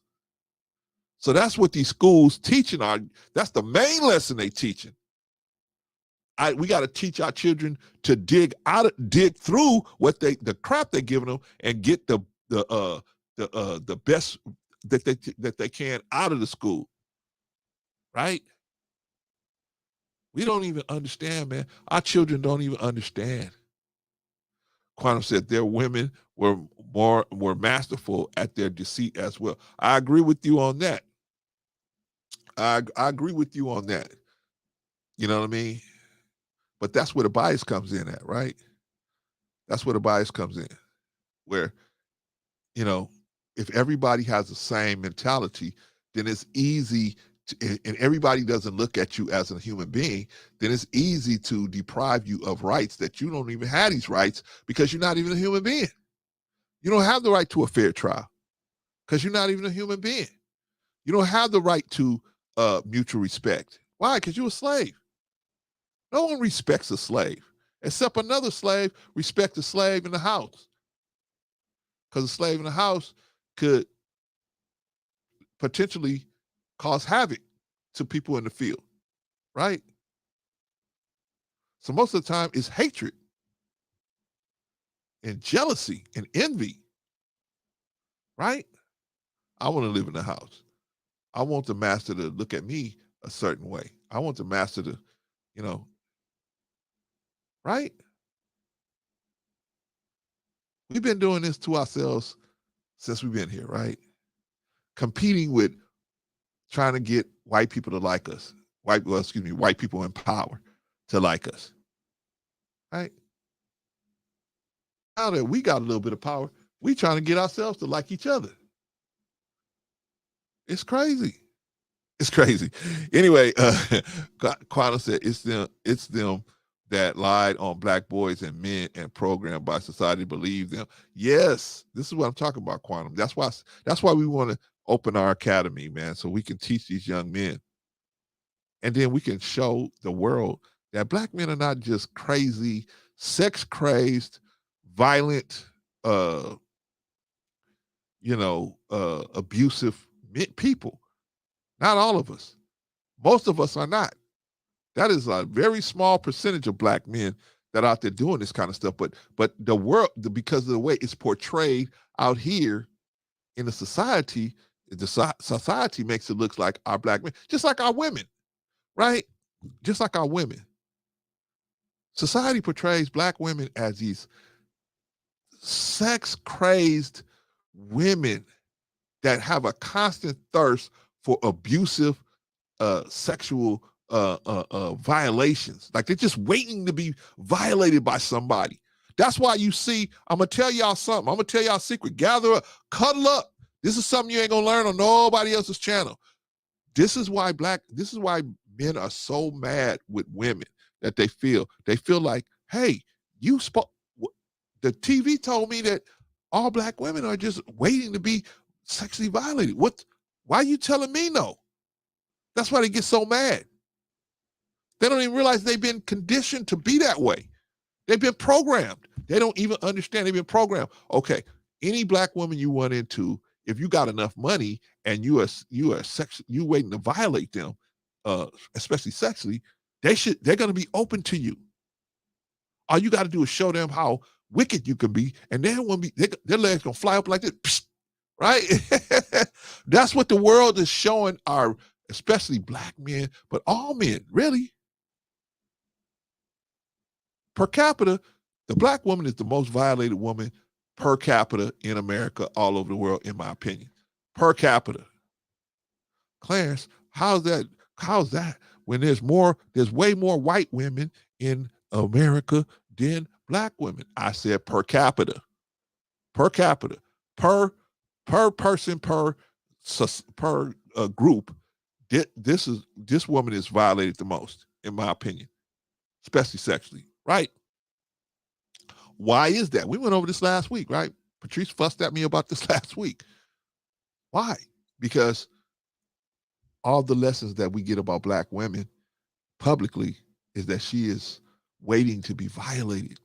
She's just waiting for it. And she enjoys it. She enjoys being violated. And she willing to, if you gonna violate her, she'll throw her children at you so that you can violate them. She'll do whatever you need to, whatever you want to do is gonna be okay because you're making a certain amount of money. That's what Brother Kevin Samuels, rest in peace, was saying, right? I'm making $100,000. I should be able to violate you whenever I want to, right? And you should be happy to take the violation. That was one reason. That was one thing that I had against him. That was one of the things that I had against him. Because I didn't believe that. I didn't think that just because you making money, that means you okay to violate someone. That doesn't make no sense to me. And especially a woman. See, men are straight out, man. Men will come straight at you, right? You violate a man will come straight at you, right? I didn't like the way you did this, right? But a woman might put up with your stuff for 2 or 3 years. And you eat that soup one day, and next thing you know, right? And if they don't do an autopsy on you, she'll hurry up and cremate you, right? Right. But if they got a couple of your hairs, they figure out, the dude been getting arsenic poison for 6 months. Right? We know white women would do it, right? White women are the reason why they had to put coloring and flavoring and smell into antifreeze. Antifreeze didn't have no smell or taste to it, but they had to do it because white women were poisoning their husband with antifreeze. That abusive husband, they would just poison the man for the life insurance, man. And they said, "Hey, nah, man, we gotta stop this. We gotta stop this, man." But what's the point, y'all? What's the point? These biases are real, man. This is real. And not, this girl's only 13. Imagine when she's gonna take that into adulthood. What happens if she is a police officer or a judge or a firefighter? Hey, I ain't gonna say the white person screaming in this building over here, and the fire's only on the first floor. The black person screaming over here in this building, fire's on the 3rd floor. Who I'm gonna save? I'm gonna say the white person, right? I mean, she may have that theory. Even though the black person is in more peril. I used to watch Snapped all the time, Vaughn. I had to stop watching, man. It was disturbing my spirit, man. Watching how so many of these women, man, and not to say that they should just stay there and take it and get abused, but a lot of times the wife wasn't getting abused. They just fell out of love with the man instead of just telling the man, "Hey, I don't love you no more." Off with your head, right? But men were doing it too. Men are doing it too. And now, of course, we see in the black community that men are off the hook. The men are off the hook, man. With this deleting people, there's not even a closeness to the females deleting. They're deleting too. I'm not saying the females are not deleting, but if we would measure up the level at which the females are deleting people to the measure that the males are deleting people, no contest. No contest. But why are these men deleting so many women? Why? Because of their belief that they are unimportant. They have not a racial bias, but they have a racial bias as well as a gender bias, the black female. She's black, number one, so she ain't worth nothing. And number two, she's a female. She ain't even worth that. But where did they get that belief? Thank you, BET, for giving us the BET Awards. We see black women shaking everything that won't fall down, right? You look at the BET Awards, man, you see a bunch of women with their breasts is about to pop out of the thing, right? Their breasts about to pop out. They behind everything that God tried to put in a place where it wouldn't be seen by everybody is all out for show, right? Hey, man, I'm not no fool, man. I'm telling you, man. I have no problem with, you being with your man and you doing what you do and you presenting it how you want to present it. I have no problem with that. My problem is in the public, man. That's my problem. We got to what we do in the public, man, because it affects everyone else. Shout out to Arshawn, man. Impacts. You got to remember the impact of everything we do. See, just because it don't have an impact directly on us, don't mean we ain't impacting the whole community, right? And that's what they don't teach our women. They say the impact on the community is less than the money that you're going to get. So you're going to get all this money presenting yourself that way, right? So therefore, that negates the impact you're going to have, the negative impact you're going to have on the community, right? We all messed up, man. We inside out and upside down, man. I used to have a boss, man. He used to say, man, when me and my other coworkers would mess up something, he said, man, you guys are more mixed up than the dog's breakfast. I mean, we really, as black people, we're more mixed up than the dog's breakfast, man. But anyway, let's continue, man. Let's continue with this video, and then we're going to be out of here, y'all. Do you think Allison's doing something good, bad, or neutral? Pretty good. And what about Allison and Erica? Do you think they're probably friends or not so much? Yeah, they're probably friends. Okay. Do you think Erica's parents would like it if she was friends with Allison? Yeah. Her responses, according to our expert, Dr. Melanie Killen, could indicate a subconscious racial bias, a bias that kids develop from messages they hear at school, at home, the characters in the TV shows they watch, and what they see online. And Michaela's reversing the scenarios based on scenarios. Michaela's reversing and what they see online. Hold on, y'all. This here, this is the white community. They sitting eating at the table. What happened to us, y'all? We're not sitting down at the table no more. I'm talking about those of us that have a family in the house. You single, not gonna be sitting at the table all the time, right? You can eat where you want to eat. But if you got a family, man, especially got kids, gotta sit them down at the table, man. You gotta have that table time with them. So they know they better do right at school, because they're gonna have to come in and account for what they did. Right? And if they messing up, they know that it's gonna get addressed at this table. Anyway, we got to get back to the dinner table, y'all. That's a very subtle place where we lost our families at. We lost our families at the dinner table, where we don't sit them down and eat dinner with them anymore, right? One kid in one room eating, another kid in another room eating. They all eating at different times. It's just crazy, right? Right? My mama had an order. We had an order. We had an order, man. You came in, you okay, you did whatever, but we gonna come and get you when it's dinner time. Now it's like, what y'all want? Okay, I'm on my way to McDonald's. What y'all want? Right? On my way here, or KFC, or whatever place that they serving food that we shouldn't be eating, right? Anyway, let's continue, y'all. And what they see online. And Michaela's reversing the scenarios based on race wasn't unique. 24%, almost a quarter of all children, both white and African American, saw their own race more positively than the other race. And this happened across all ages and all school types, no matter the racial demographics. What do you think happened in this picture? The girl pushed her. And what do you think is going to happen next? Brandon's going to help her with her books. So do you think that Randy's doing something that's okay, not okay, or kind of in the middle? Not okay. Not okay? Is Andre doing something good, bad, or just okay? Good. It's the same picture, right? Same picture, just changes the color of the person, right? So a lot of these kids are learning this stuff. And see, we don't recognize it, especially, you're right, Quantum, when we don't see it when we out here getting these checks to promote it, right?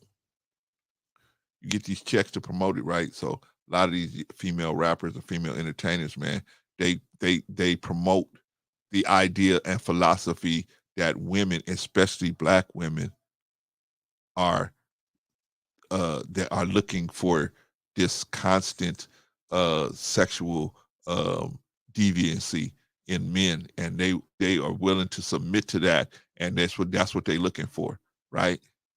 And they just waiting to be violated, right? And Black children, especially the Black girls. The Black boys being violated, Clarence? Yes. But overwhelmingly Black girls are being violated. And it's bad, either one. But why do they think that these Black children are open to violation? It's because the world is teaching that information, is subtly giving us that bias, even to us as Black people, giving us a bias about us, that we should look at each other, right? I'm an equal opportunity, saying, what do you call it? Not segregationist, but I'm an equal opportunity differentiator. You know what I'm saying? Some people, man, a white person walk by their car, they don't click the alarm. Black person go walk by their car. They come downstairs, outside, stand in front of the car, and click the, turn on the alarm, right? Me, I don't care who walked by my car. If I know the alarm ain't on, I'm turning the alarm on. I'm turning that alarm on, man. See, I equally don't trust nobody, right? That's the way we should be, right? We should trust who we trust and equally protect ourselves against everybody because we don't know what's going to happen. The game is so crazy, man. The game is so crazy that people that's out to get you, they won't send a man at you. They send a woman after you. They let this woman get up next to you for 3 or 4 weeks, setting you up for the kill, right? Because you out there on social media showing that you got the bag. I got the bag. I got the bag. I'm doing my thing. I got the bag. I got the bag.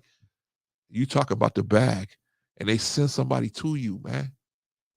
This ain't no new thing. The governments used to do that, man. When they had a prime minister that they couldn't get to, they sent a woman in there after him.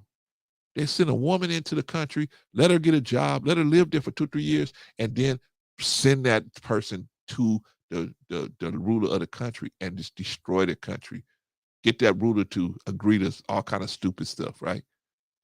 The USA has been known to do that, right? Shout out to the US, man, but they've been known to do that, right? Risa said, I do it. I don't care if we both brown skin. Yeah, me too, Risa. I don't care what your color is. I don't care if you're a female or a male. Because I know any one of us could get caught up in a wicked world like this, man. Male, female, brown skin, white skin, light skin, whatever you got going on. We gotta stop with the racial bias is hurting us. We gotta treat everybody like you can't trust no one, Lady Novoa. The only person you can slightly trust is somebody that might have the same values as you, and they show you that they're willing to apply those values to you just like they apply them to themselves, right? Maybe you can do that. But somebody you don't know, you haven't never met, it's your first time coming in contact with them, you don't know what their purpose is. You don't know what their purpose is. Quantum said US where at? No, Quantum. I'm saying that the United States has used women to go in to other countries and get close to higher ups in the government to try to get information off of them, find out what their weaknesses are. Nobody is better at finding out your weaknesses than a woman. A woman can find out your weaknesses just like that. Y'all don't really know the power y'all got, man. Y'all women, man, y'all could change. Y'all could put something on your voice and it soften your voice up, man. A man will be like, he lose his mind. That sound of your voice when it's soft and it has cotton on it and it sounds like a hummingbird getting nectar out of a little flower. It does something to us. It does something to us. You ain't even got to be saying nothing nasty or nothing like that. Just changing the pitch of your voice and the vibration that you bringing it does something to us. Right? Risa said, especially if you pillow talk. You don't even have to pillow talk, Risa. You can just say, excuse me, Clarence. I just want to get that for you. Can you reach and get that for me? Man, I'm going to be like this. Yeah, I'll be ready. Yeah, I'll be ready. Because Risa say, Clarence, that thing is all the way down there, and you got to get on the ladder to get up there and get it. We at Costco. You got to get on the ladder, get up there and get it. Clarence, I don't know if I can do it, and I don't want to fall. Can you get up there for me? Risa, I'm on my way. I'm on my way. I'm pushing everybody out the way. Woo, woo, woo. Risa want me to get this right. Right. And then when I bring it to Risa's like, she snapped back. Okay, thanks, Clarence. Peace.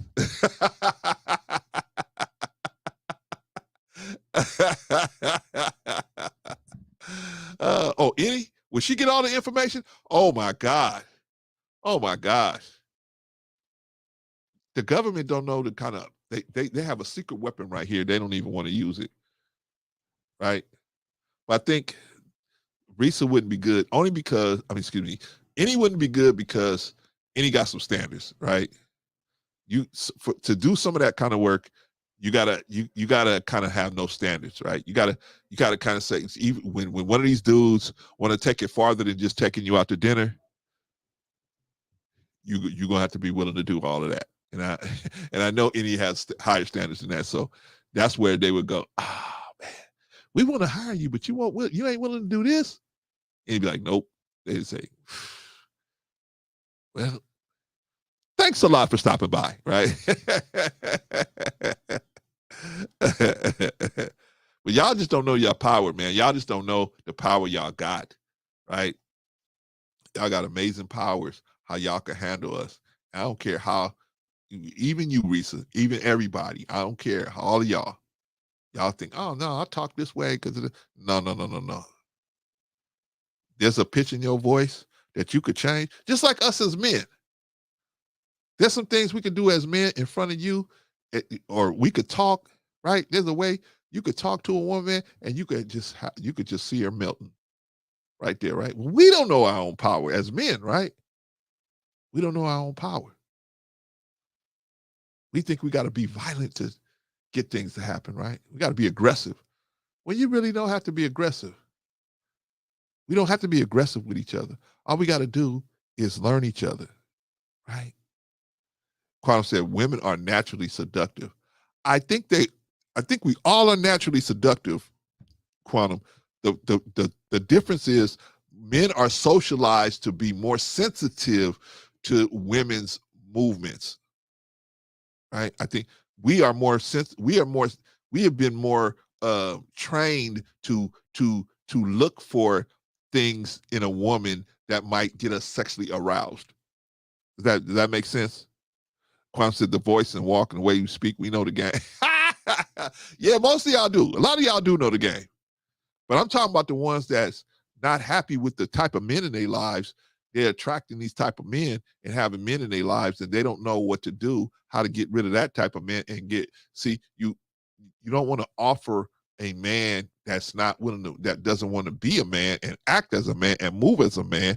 You don't want to do those things to that type of man, because obviously you're going to attract it. You're going to attract the man the way you move and carry yourself and the sound of your voice, right? I know what I'm doing. That's why I'll be always trying to get Sister Annie to come up here on the panel. I know what I'm doing. I can tell in her. I can tell. And also I can tell by her vibration that's very genuine. So that on top of having that kind of vibration, man, if you know what you're doing, man, right? Quantum said, it's feminine and easy to be that way with a man that fuels that side. Yeah, I see. Here's the difference, Quantum. I don't think it's wrong to be that way. I think it's unhealthy to be that way with everyone. That's the lesson we got to teach to our young sisters. You can be that way. You got a man, and he is earning the fact that you are going to reciprocate what he's doing for you by giving him those things. That's no problem. The problem comes when she feel like I got to do this for attention. So that means any man that comes my way, I'm going to do these things. That's where I think the wrong comes in. I think that we teach the wrong lesson. And then unfortunately, social media will validate that situation. Why? Because she could put a picture up, half her behind hanging out, half of her breasts is hanging out, right? And what she gonna get 1,000, 10,000 likes in a day, right? Risa said, you can't show your teeth to every guy you meet. Good point. That's a good point, Risa. You know what I'm saying? But a guy that's willing, he's willing to earn it. I think that a person, you got to incentivize a man to, because if you just saying, hey man, I'm gonna have sex with you no matter what's going on, let's just have sex. That's not incentive for a man to try to deal with you when you want to spend non-sexual time with him. How am I on this subject, y'all? Anyway, I'm here. You know, you have to incentivize, just like as a man, you have to incentivize a woman to do things, right? You have to incentivize. I'm gonna give you young dudes some game. You want your woman to wash your clothes all the time? Leave money in the pockets. I've been using that game for 30-some years, man. Just leave money in the pockets. My wife, man, it's a treasure hunt going through my clothes, right? She like, man, she might find $20, $30 in there, right? Just washing my pants, right? But to her, she's like, yeah, man, even though that ain't no money, but I'm just saying, my wife is the type of person, man, it don't take a lot to make her happy, right? She can get a lot out of just finding money in your pockets, right? She's that type of person. I think most women are, even if they making their own money, they making money. Just the fact that they finding money in your pockets, man, that's an incentive for them to wash them, right? Risa says she used to get her dad's money. Look at that. You know what I'm saying? You just come up off of them, man, because we forget, man. We just need them. But see, me, I know. I just leave it in there because I know already. Like you say, you buy something, you get a little change, $5, $10 here. You stick it in your pocket, man. You forget about it. Don't worry. It ain't going to go to waste. It ain't going to go to waste. But shout out to Risa, man. See, she gets it. See, some of y'all get it, man. Some of y'all get it. Quantum said game is when she's in her feminine take, notice and don't F it up. Women only do that with men she's actually into. It's gentle and non-reactive energy. I would say this, Quantum. I would say this. I think that most grown women will do that. Grown women will do that. But some of our sisters, man, they're so young and they don't know they don't know the game. You know what I mean? They just know, hey, the more I act like this, the more guys want to go out with me and the more guys, you know what I'm saying? Now, the cost of doing business, I got to have sex with them. That's the cost of doing business for getting all this attention, right? So some of our sisters don't realize, man, you ain't got to give all these men, attention is a fleeting thing. What you want is some people that like you for you and want to spend time with you, not only having sex with you, but they want to spend their non-sexual time with you. That's what you need to be having. But our young sisters don't get that message, right? They get the message from the Cardi B's and the Nicki Minaj's. Hey, have sex with this dude, get what you want, clean his clock, and then move on to the next one. You have sex with this dude, clean his clock, and move on to the next one. And our young men, they learn to be tricks, right? Line up for the abuse, right? Right? And the ones that are up on the game, they are the abusive men, right? They're more sexually attractive, more up on the game. They're the ones that able to get off abusing our sisters, right? So it's just the thing is all topsy-turvy. And why? Because we don't feel that each other are worth anything. We don't feel that black men are worth anything, and we don't feel that black women are worth anything. Wait a minute. I'm the only one that been up here. I must be in trouble. Did I do something? Excuse me, Brother Clan. Hold on. But you know what? The only reason I came up is because you just said something and it made me think about something I had mentioned to you earlier or before about I think Risa might have said it in the chat about like how our daddies raise us. Like, remember when I was talking about Fonnie Willis's dad? Yeah. And the ways that he taught her.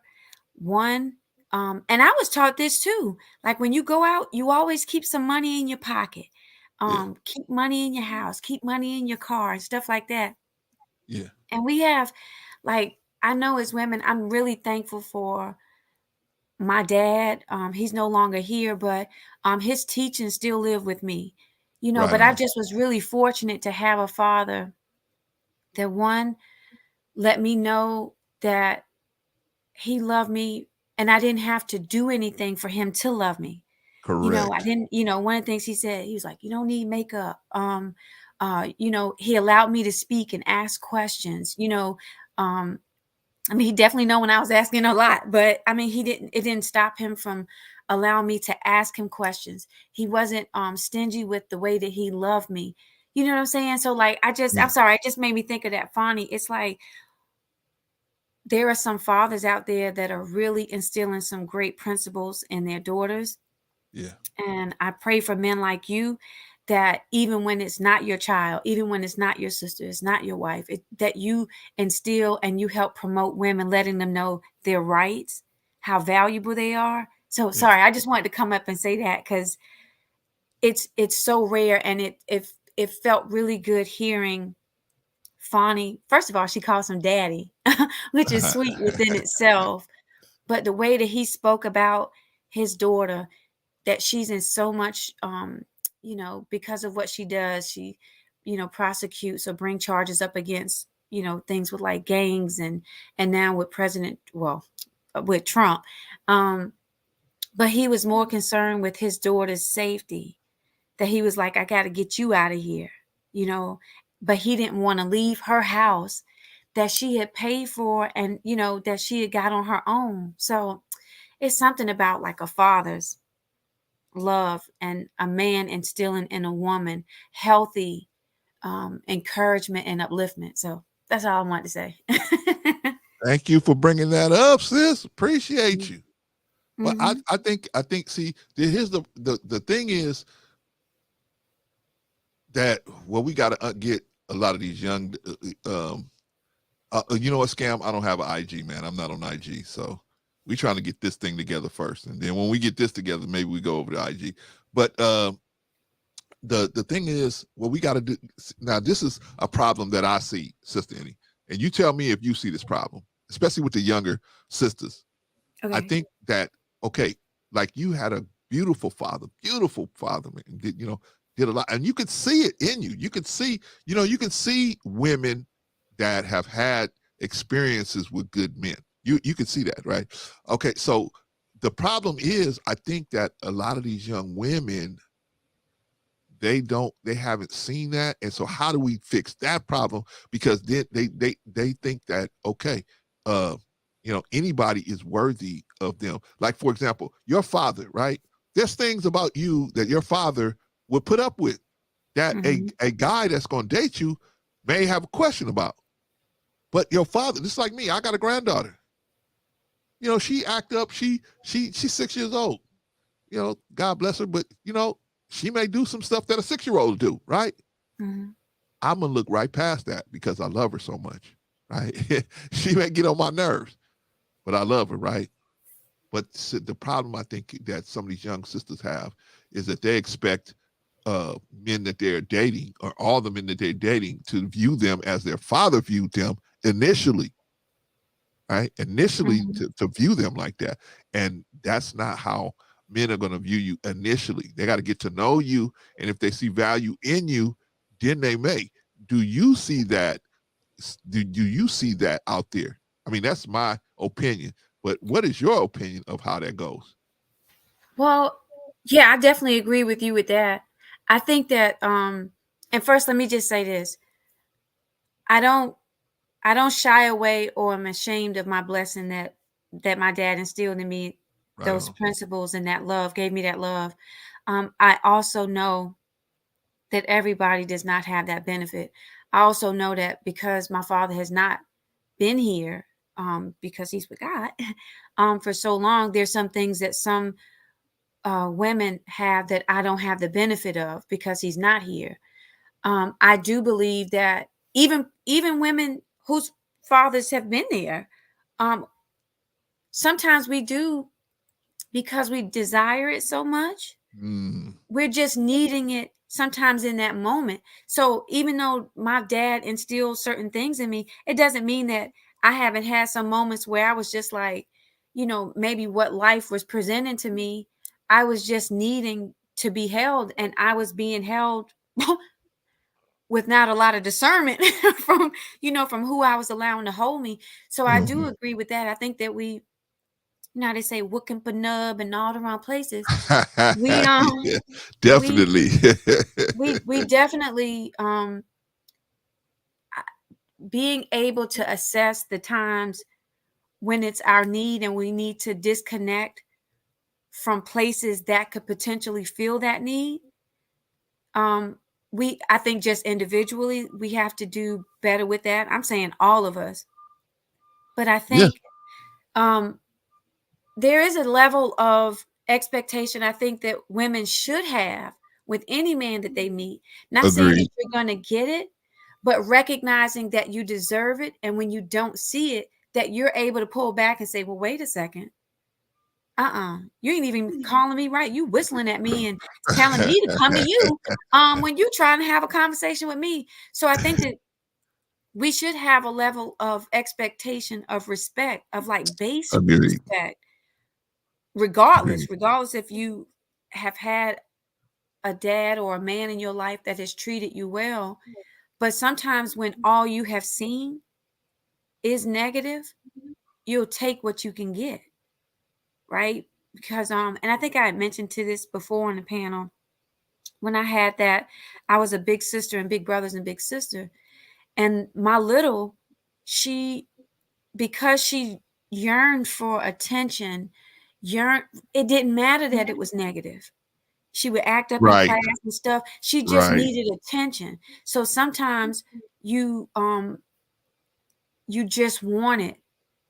And that's why thank you, God, that I've grown in because I used to judge even myself. Look, even myself, I'm up for the chopping block too. But when I see that people, like, it's almost like it's a form of desperation. And I think that at times we've all been there in some capacity. So to belittle someone who's been desperate in a scenario that you haven't been, I don't think that that's fair. I just say no. So wait, sis. So what do you mean belittling someone? How do you mean by that? Well, like, and I hear people talk about, oh, she's this 304 thing and stuff like that. Okay. You don't know what need is embedded in that woman who's just allowed sex to fill that gap. I'm not saying it's right. I'm just saying I don't know the backstory and what's gotten her there or him there. Okay. Because if we hoes, we just hoes, right? I don't know what's gotten a person there. And sometimes the way that we can talk about people and to people, we just tearing them down more. We making almost like making the mental grave deeper. So but that's what I mean by that. But I do see what you're talking about. I do see that in a lot of people. And even like we talking about women right now, but men, just because men that sleep with a lot of women, that don't mean that they're struggling too. You may be sleeping with a lot of women. Maybe somebody has said your performance is not well. So you're trying to like tap around until you can find someone that says, hey, okay. Ouch. Ouch. Or it could be a lot of different reasons. We are struggling with something. Right. I think men do it too. See, so I don't want to just isolate women and just say just they do it, right? I think men do it too, right? They look for that's why they do sleep around with a lot of women, because they're looking for somebody to hold them, to connect with someone like their mother did, and their mother had, it was what they call unconditional, right? What they say unconditional, where they had no boundaries for loving them, right? No matter how wrong they did. And a lot of guys are looking for somebody like that, right? And like I said before, you want to get somebody that in that deep, that your mama spent your whole life with you. Okay, you're not going to meet a woman right away that's going to love you like your mama did, right? It's going to take time, right? My wife loves me way more than she did when she first met me, right? So, I mean, but I had to put the time in to get her there, right? And same thing, man. I think men do the same thing. But let's ask Scam. What do you think, Scam?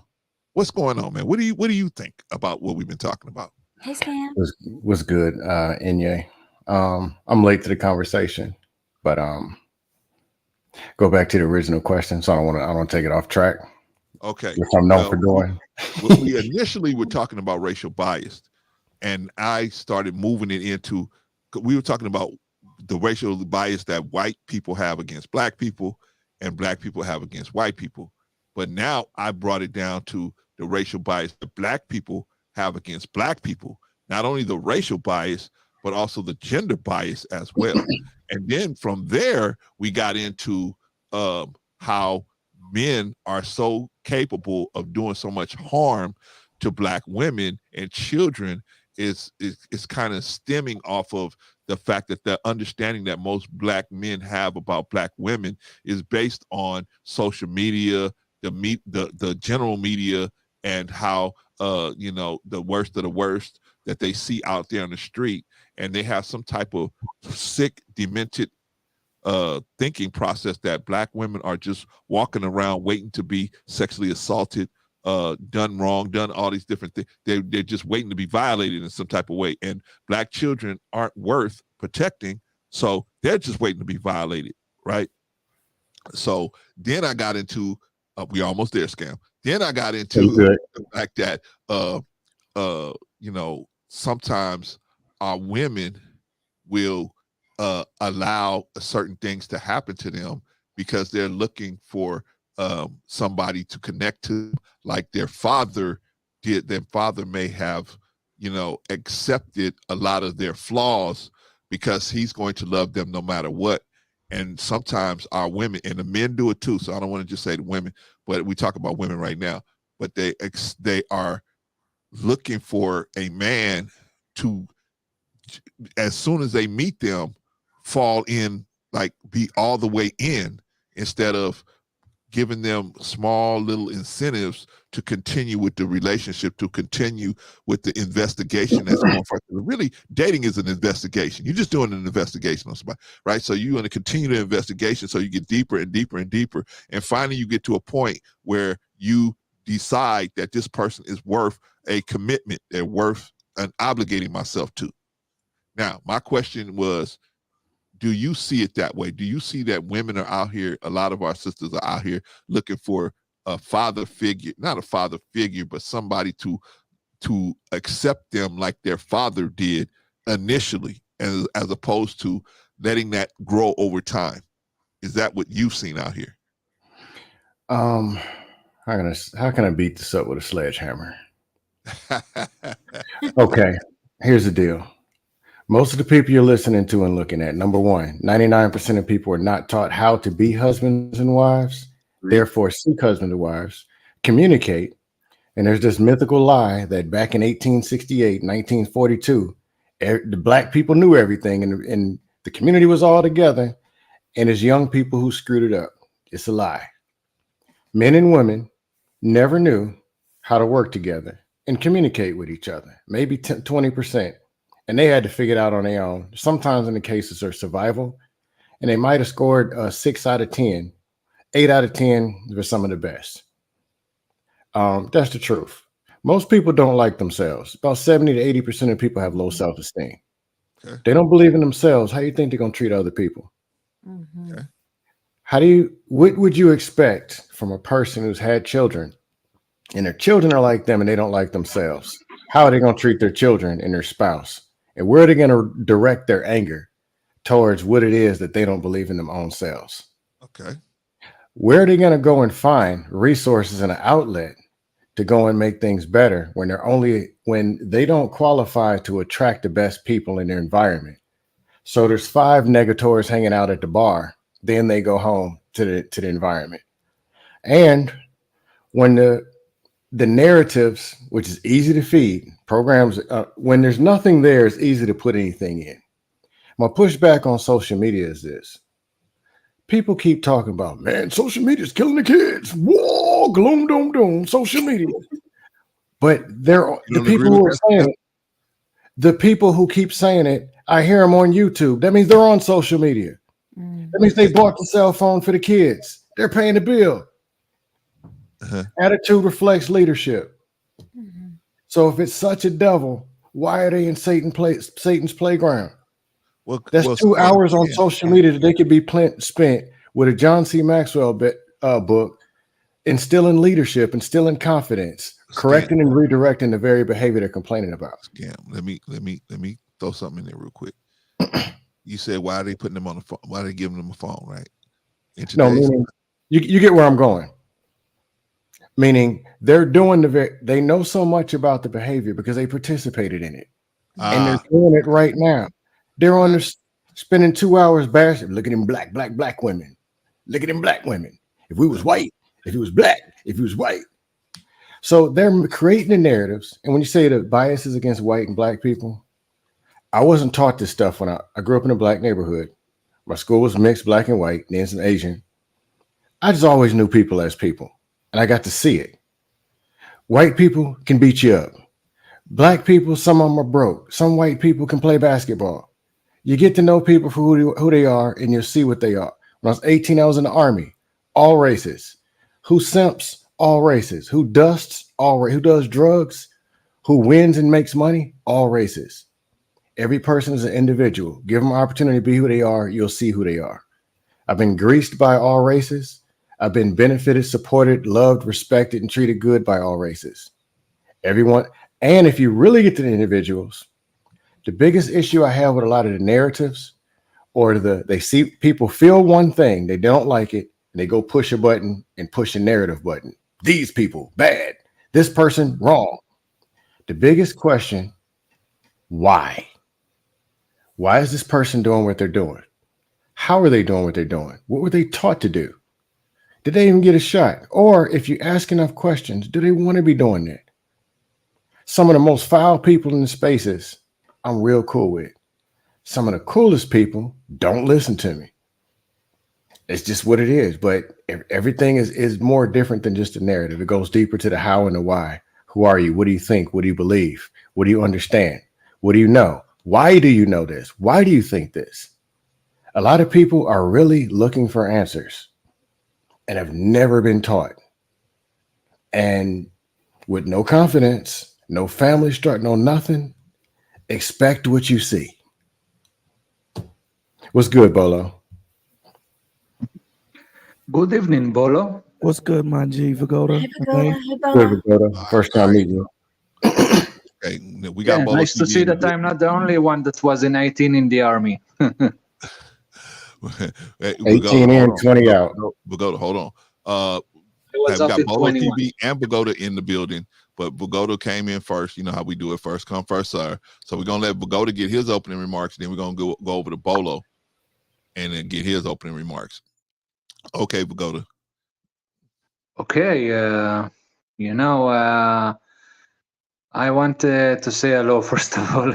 Usually you're asking for closing remarks, so that's a nice Yeah, change. you got up here kind of early, Vagoda. Shout out to you, man.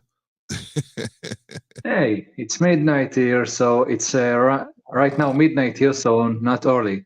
Say, I must ask the Sekem luckily, excuse my English, the new guy. How did you know it's evening over here? Who you talking to?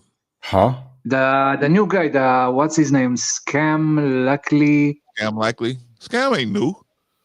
Yeah, it's been around. You see me more on dust panels. Going 1-on-6, Okay, rag I down. don't remember your face. Oh, what's good? Well, nice to meet you. Yeah, so Vagoda, do you have a question or a comment on the yes, Clarence, I have a question for you, but yes, I have a question. I saw that you showed a video about kids, what they say about certain pictures, and just wondering, first of all, from which state in the USA those kids are, and I don't think they said, but I would think it was probably northeastern state. I would think probably where they have. You mean like Washington, D.C.? Yeah, maybe Washington, maybe New England, maybe Upper New York, someplace like that. I don't think it was. So where you have all the liberals? Huh? So where you? So correct me if I'm wrong, but you are telling me that those kids come from where all the liberals are. Not the kids that you was watching. I don't think they come from the liberals. I think that those kids come from other than the liberals.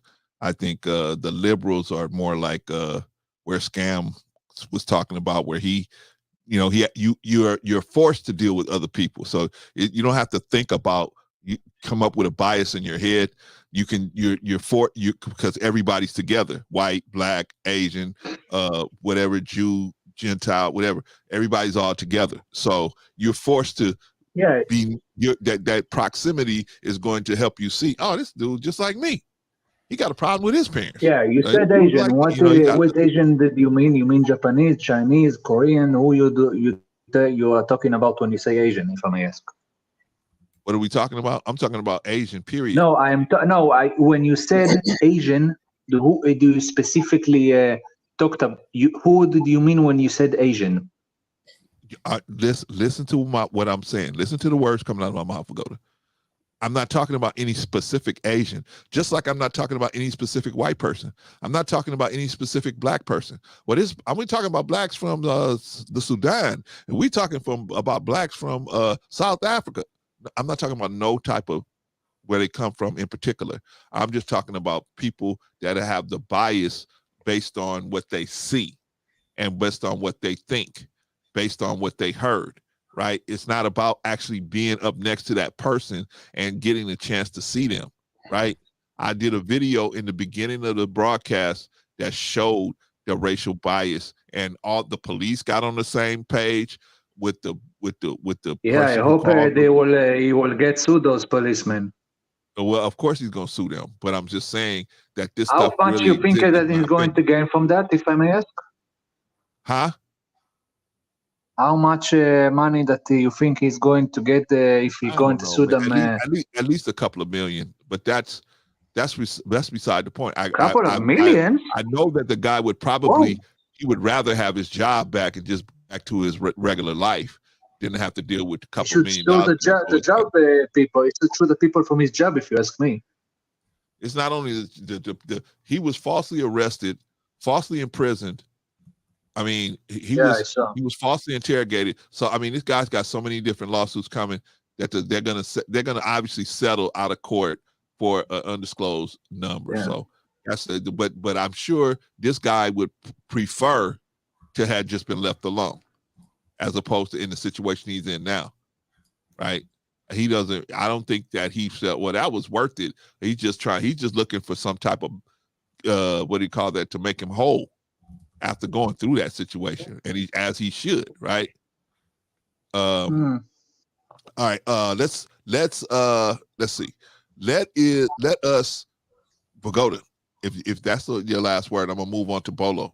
You have anything else? Yeah. That's one. My last. You can move to Bolo. Okay. All right. Brother Bolo. Yes, sir. What's going on? Hello. I'm very curious. I was up late last night. Yes, sir. You were there. So you were there, you know.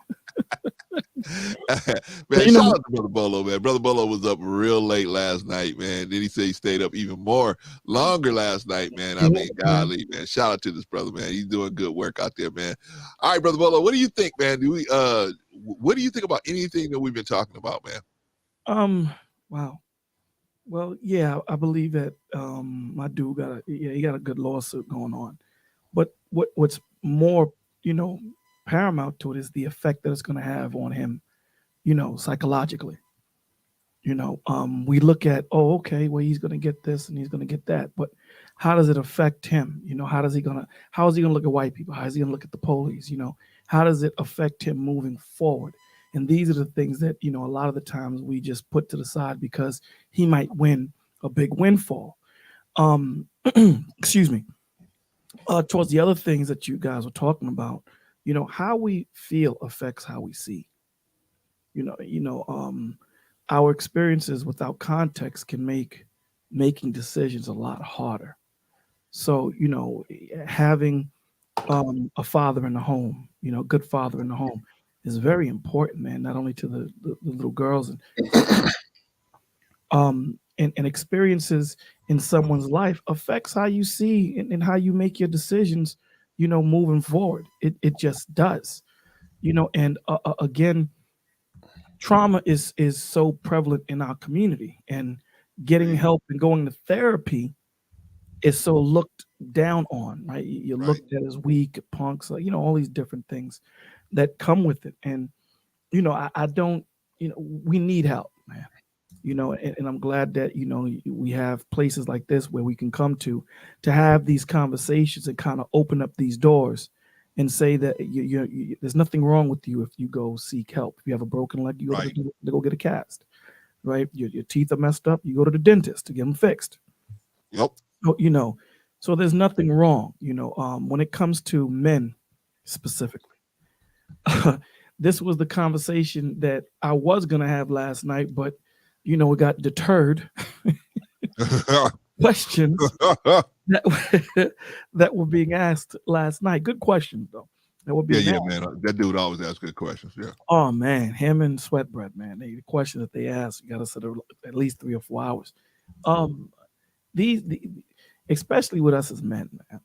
We are we project our inadequacies outside of us, and we're so quick in this society not to look in the mirror and be so quick to say, what dysfunction did I bring to this situation?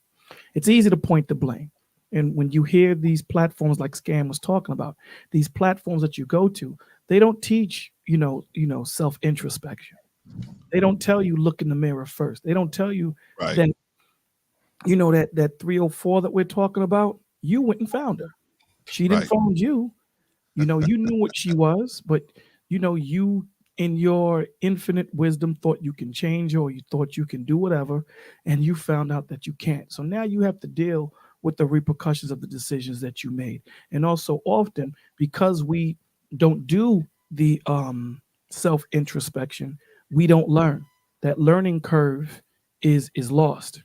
We don't become a better version of ourselves as we come out of that situation. A failure is not a failure if you learn from it. It's called a life experience. Agreed. It's only a failure if you learn nothing, because you're due to do the same thing over and over again. So, within our community, I think in society, period, it's outside of our community at this point. Society, period, it teaches the youngins not to look at themselves. It's everyone else's fault. You have to accept me for who I am, even though, I might be off or I might be this. You have to accept me. Don't correct me. Don't check me. Don't do this. Who are you to check me? Who are you to, admonish me and all these different things? The new 35-year-old is 18. Agreed. We're not being taught when we're looking at a village, that concept is gone. On a whole, there are some people that still think that way. Everyone on the stage does, so, the concept of community, when you say community, you say something in common. We all have a certain goal that we're shooting for, right? So if I see Scam Son bugging out, I'm going to grab, Scam Son by the ear, like, yo, man, what's going on? Not only is he going to get admonished by me, what I'm saying, when he comes to his father, he's going to check it, because he knows that there's a whole village there that's going to watch out for his child. It's going to watch out for mine, and so forth and so on. That's gone. Everybody's doing them and going for themselves. So there's so many spinning plates that we have to deal with, but the foundation of it, yes, we need the home. We need more mentors. We need more examples, because again, telling a man to be a man doesn't make sense. When a little girl doesn't have a father in her life, she doesn't feel that protection. She doesn't have that validation. She doesn't have that self-esteem. She doesn't feel that covering. All of these things, right? She's inadequate in herself as far as knowing that what a man and how to measure other men against. These things is missing. So this is why she makes bad decisions. Same thing with young men.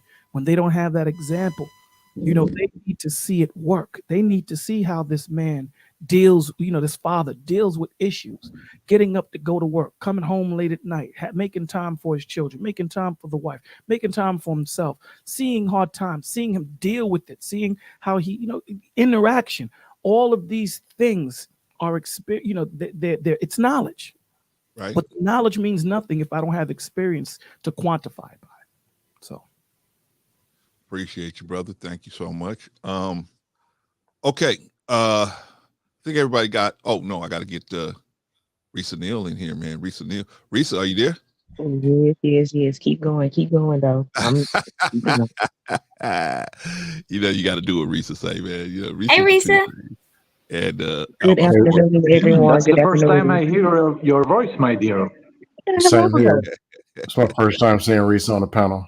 Hello, everyone. Oh no, we doing something important, man. Risa, come up here, man. Risa, come up here, man. We doing something good. We have a flower in the panel. Hey, can I ask Bolo a question? Oh, go ahead. Let's break it down a little further.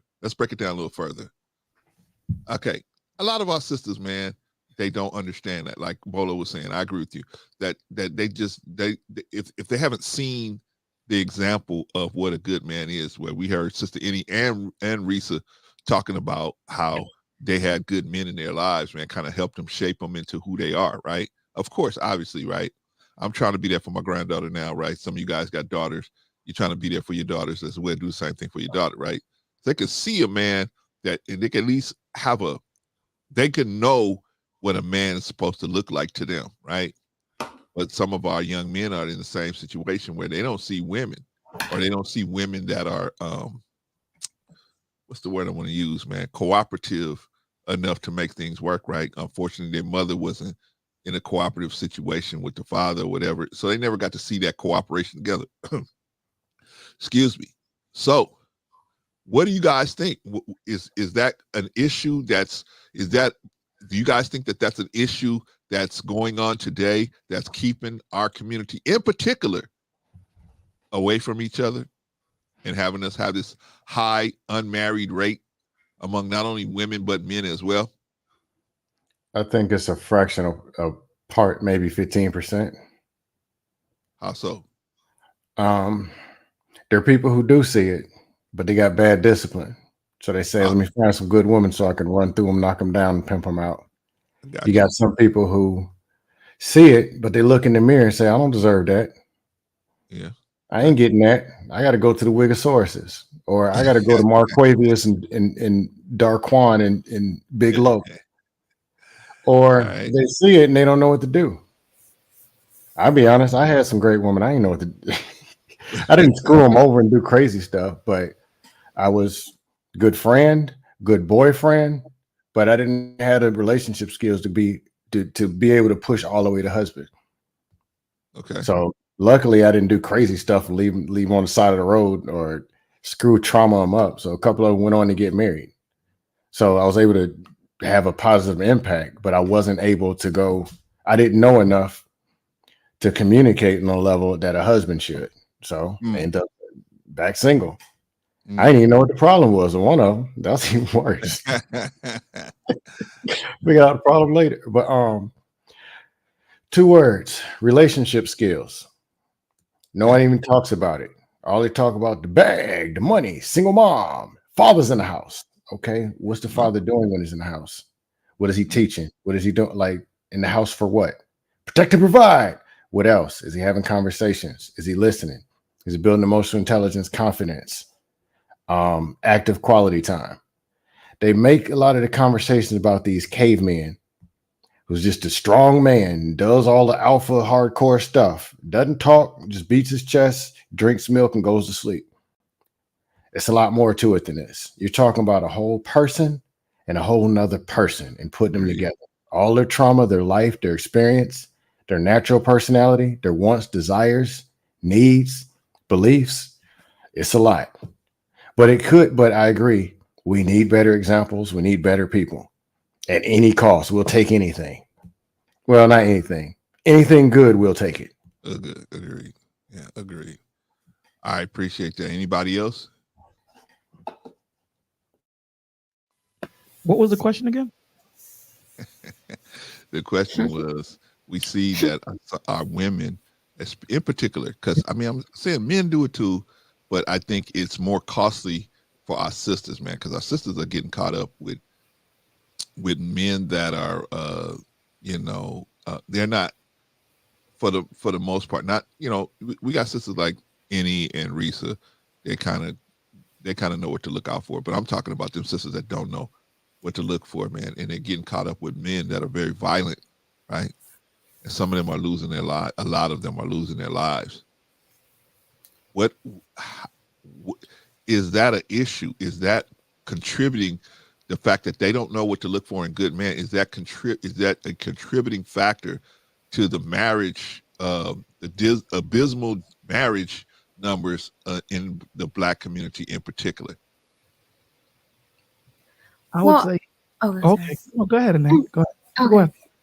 I want to first, like, I don't always know what to look for or know how to, dodge the traps too. Everybody is still here? Sometimes I can be, excuse me?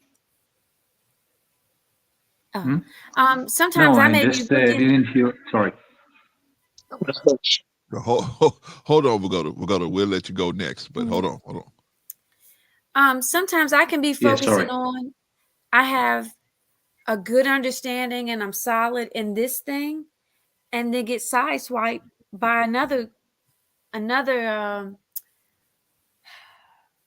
potential suitor that's coming with different kind of artillery. You know what I'm saying? Like, I could be focusing on knowing, okay, look out for the type of traits that looks like this man might be, an abuser, or will not treat me well, doesn't have any ambition. I may have that, my radar good on that. And then I might get sideswiped by, because I'm a woman of faith, that I could get caught up with a guy that's, kind of whispering in my ear about God. You know what I'm saying? That may be using, his view of me and my relationship with God to try to sneak in that way. You know what I'm saying? So we can all be infiltrated, by the best of them. I think that one of the things that we're so focused on the getting, that we're not doing the best work with the being. So, like, you can get the relationship, but can you be in the relationship? How are you existing in that relationship? Do you know how to know when you don't need to be reacting all the time? Do you have a right to sometimes react? Yeah. But if your reaction goes to a point where it's a point of no return, then no, you need to really work on your behavior when it comes to responding. So we have to equip ourselves. Like, I'm not trying, like, and I think I've said this up here before, I'm more trying to be a woman of God than a wife, because me being a woman of God is going to benefit all my relationships. It's going to benefit my husband. It's going to benefit my friends. It's going to benefit my colleagues or whatever. So it will benefit me with how I am with people. Okay. So we're focused, I think, sometimes on the wrong thing, because we're thinking once we get that thing, it fixes us, and it doesn't. Right. Me being in a relationship doesn't make me a good wife. If I don't know how to talk him down when he's, frustrated, or when he's doing something that's frustrating me, still being able to be his softness, I got to work on that. So I have to constantly be building myself up, and it's me first. I don't care what situation I'm in, whether it's somebody on YouTube, whether it's at work, whether it's my family. I first have to go back and I have to say, okay, what could you have done differently where that outcome could have been different? Different. How would that outcome have looked if you did just tweak this just a little bit? Did you glorify God in that? Are they going to look at your behavior and they're going to say, see, those Christians? Are they going to look at me with my behavior and say, I know her mom and dad didn't raise her right? When I walk out, there's a lot that I represent when I walk out. I proudly and honorably represent my faith, my God, my family. Even when I come up here, I have to do, I represent you too, Brother Clarence. I represent you, Bolo. That's right. You know what I'm saying? So, like, I got to understand that, like, when I come up here, that I can't just be me. I got to think about how being me impacts you. As well as we do the same thing, sis. I'm So sorry. yes, I understand what you're talking about because Yeah. we represent you and we represent our the flock of that we got with walking with us. So yeah, I Yeah. understand where you're coming from with that. Yeah. But that's what I would say. I hope I answered your question, but I think that I'm trying to like kind of tie back into your topic. I know that like I think it's the book Outliers. Like there's some homes where people or families are teaching entitlement. And then Agreed. there are some households that are teaching get by, get over. Agreed. You know what I'm saying? So like if you grow in that kind of household and you're conditioning yourself to think that way about all your interactions, you're destined to fail. Agreed. You deserve to be treated well. You deserve opportunities. Right. Now, what you do with those opportunities, what you do with those relationships, now that's on you. But you got to know that you deserve them. Right. Earn your right to be in different spaces. And when you haven't earned it, you might have to just be silent if you get the opportunity to be in those spaces because you may wreck shop. Right. Like with your new endeavor. I represent you. If I come and I say, "Hey, Brother Clarence, this is what I'm able to give to make sure that it's successful." Well, when I say that I'm going to give it, hold me to that. I'm now accountable to that. And I'm not just accountable to do it, I'm supposed to do it well. Agreed. So that's what I would say. But. All right. Thank you, sis. Let's get it quick. I know Bolo has something to say, but let's get Vagoda in here real quick, man, because Vagoda's got something. First of all, Annie, first of all, I thought that I had problems with my connection, so sorry, Annie, for interrupting you. But you know what? I have a question for you. Yeah. First of all, you said entitlement. What do you can explain exactly what you mean by that? Yeah. So let's say if so I'm entitled to a good education. Like when I was growing up, I'm entitled to that. Right? But there's some people that think, oh, well, this group of people, or they're entitled to get the best education. They're entitled to get the books that's needed to so that they can be taught. They're entitled to like there's some schools in the DMV area. So there's like Ward 7 and Ward 8 are like the worst wards in DC. A lot of their school systems, teachers don't even have the resources to be able to teach the kids. They don't have some of the technology and stuff. So now in other wards 1, 3, and 2, they know that those schools are supposed to have certain things. And there are a lot of people that are trying to move and be in those wards because they know those schools are going to make sure that the students have the certain kind of extracurricular activities that they're advocating on the behalf of the teachers. But in some wards, not so much. So in some wards, they think, well, at least we got a school. And I'm not saying that about Ward 7A. Well, at least we got a school. No, you're entitled to have a good education. The community is supposed to surround Ward 7 and 8, just like they do Ward 3. So we have to figure out how to get these resources. And sometimes when people don't realize that they're entitled to it, that they deserve it, they don't know that they can fight for it. So I mean like that, like I'm entitled to a good meal. You know, I'm entitled. There's certain things that I know that I'm supposed to have. And somebody can't say, well, you can't have that because you grew up here. I grew up in the projects. I didn't know I was in the projects until after I left and I went back to visit. Okay. Well, Sorry, I see that Clarence disappeared again.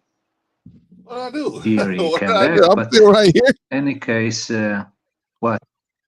I'm right here. No, I Vagoda. see your screen disappearing for a second. Okay, I see your screen going black for a second. Oh, okay. That wasn't Probably me. probably I have connection problems. My problem probably. Okay. Yeah. Okay. Yeah. Well, you know, it's almost 1. It's after midnight here. I have some stuff to do tomorrow, so I want to go to sleep. So I think this is going to be my and closing remarks. Okay. Okay. Okay. I know, Clarence. You'll have to say we gotta say our closing remarks and get out of here. No, man. I just want you to stay on topic. I don't mind. You can stay. I just want you to stay on topic. You have a slight tendency to take us off topic. Hey, Clarence, let me tell you about this video. Wait a minute, we'll go to right now. We're talking about this. But hey, man, we just have to. We're just happy First that of you're all, alive. I would say what. Let me say this. We're just happy that you're alive and well. Okay. And continue. Yes, I'm alive. Yes, that's what we're happiest, the most happiest about. Is that your final remark? That's not my final remark, but first of all, I hope that, like Annie said, yes, you're entitled you have the right to have a good education, but it's the question is if the good education is in the other side of the.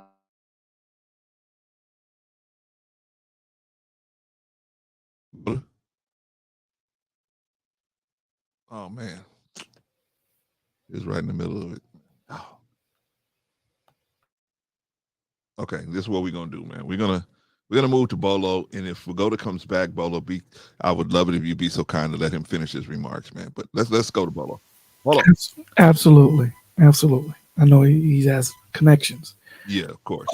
I would totally agree that the woman is the weaker vessel. So she is to be protected. She's supposed to be covered. So absolutely, to what you're saying, yeah, I do agree. It's wow.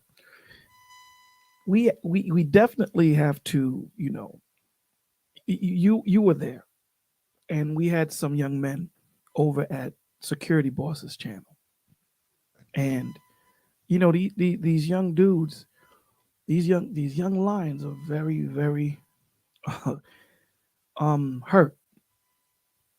They're hurt, and they're taught to project their inadequacies on everyone else, opposed to looking at what dysfunction they brought to the table and put themselves in the situation that they're in. Even when we're having conversations, you can hear them. They're quick to say, but what about her? What about her? What about her? What these dudes don't know is that they scream for a woman to treat them a certain way, but you're not giving them safety. You're not, in conversations, all they hear is me. And what they don't understand is they think being a husband is an entitlement when it's supposed to be a service. They just don't get it. And, a lot of the times when you don't have something to measure up against, what are you going to do? You don't know that you don't know that there's anything outside of New York if all you know is New York. Then when you actually go outside of New York, you're like, damn, your horizon's broadened. You have nothing to measure anything up against. And to what Anae said, here's the beauty of discernment and how the Holy Spirit works, right? That you're open and able to dealing with what is presented in front of you.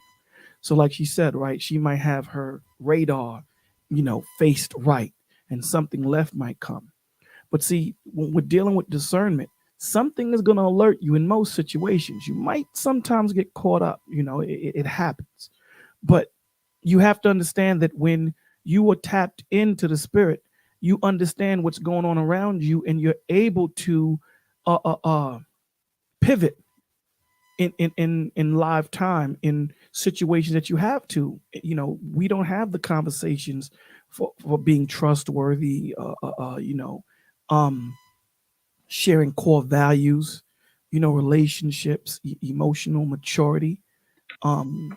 These conversations we don't have. Vagoda's back. I'll let him go.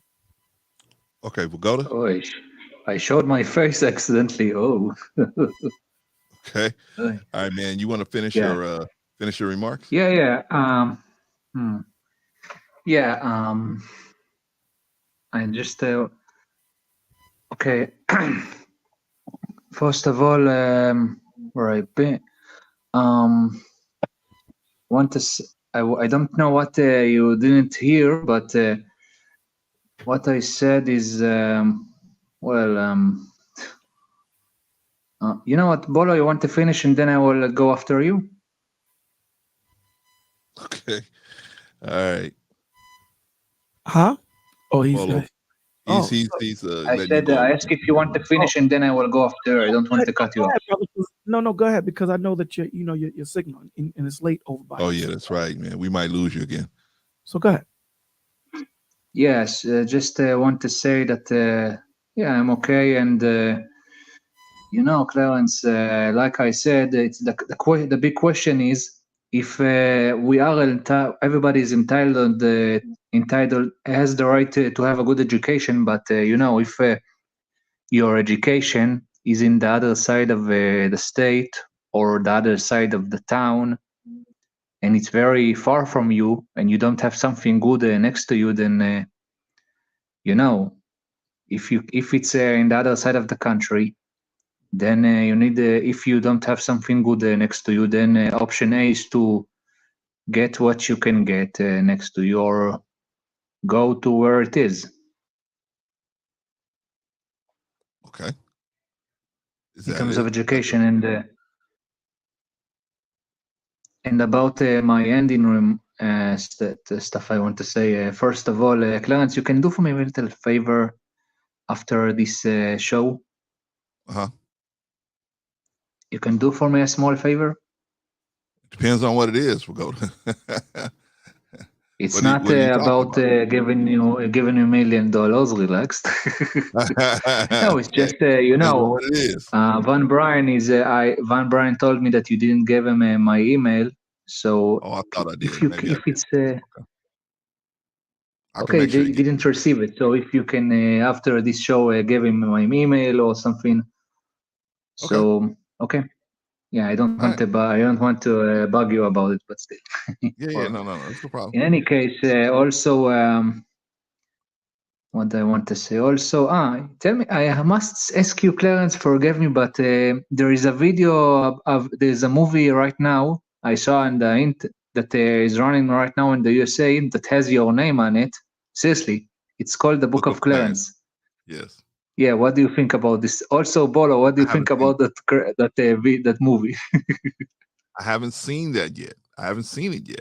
So we'll see. Yeah, I haven't seen it yet. If I was, I've seen. I can give you a link to a website that you can see it for free, Bolo, if you want. But no, I told you about this website. Okay, I can give him. I will talk to him in private. We'll do another racial bias. You will get away with that. I won't. What? I'm trying to help him watch movies for free. For God damn it.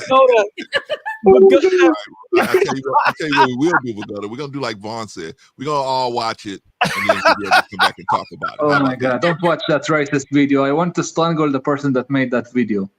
Really? Okay. Bolo is the man of faith here, and I want to ask what he thinks about it. And of course, you, Clarence, you have a racist movie on your name. So what do you think about it? I haven't seen it yet.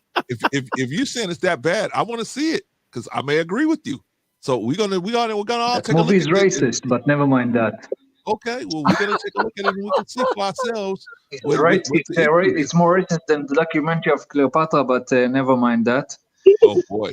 In any case, I'm going to sleep, so okay. I'm okay. And also, if we mention about this, let's say that in the next 2 weeks there's going to be something big in the south here, but never mind that. Okay. Okay, well, we'll look so forward to talking that could be domino stuff, but what? I said we'll look forward to talking to you about that later. Yeah, I will be okay. Just saying I'm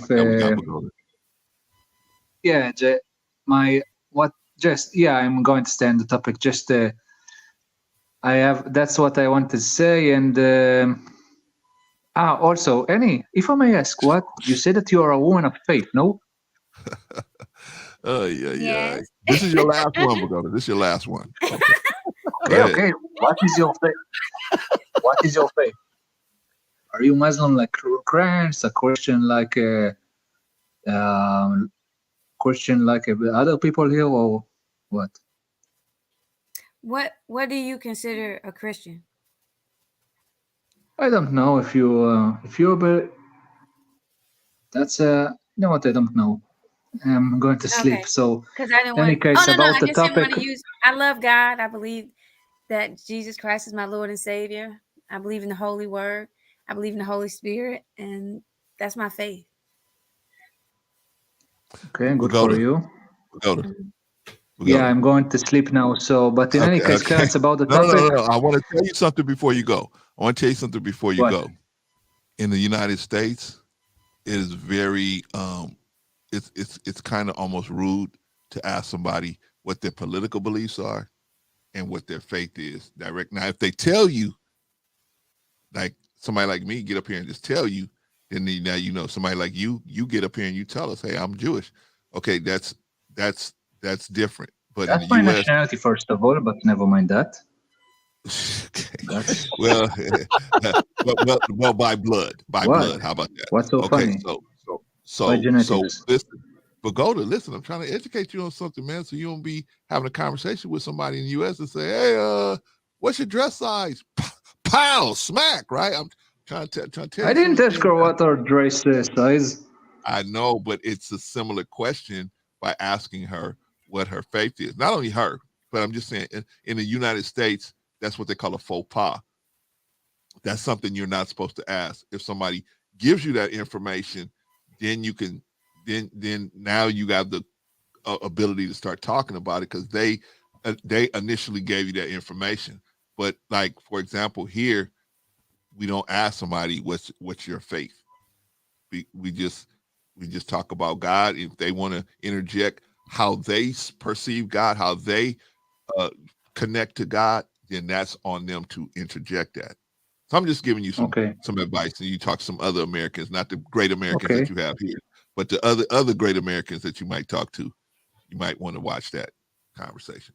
All right, we'll go to anything else because we got to get out of here, man. We got to pass the ball around. Yeah. Just want to say about what you told about the staff of the police. Yeah, definitely. You don't say any dumb stuff about within the station, and get a lawyer. And also, you forgot to mention also one big stuff that you need to do. Use your call. Make a call. What? When you are in the police station, you have the right to make a call. Yeah. But so you that is also also have the right some to be card that you need to use. You should be Yes. silent. Yeah. Okay, we're gonna let you of go. course, Man. I heard a lot of people say silence is violence, but never mind that. That's on Well, another see you situation. guys. That situation. Yeah, see you. Ciao. Have fun. All right, Vagoda, All right, we brother. said. We'll talk to you later.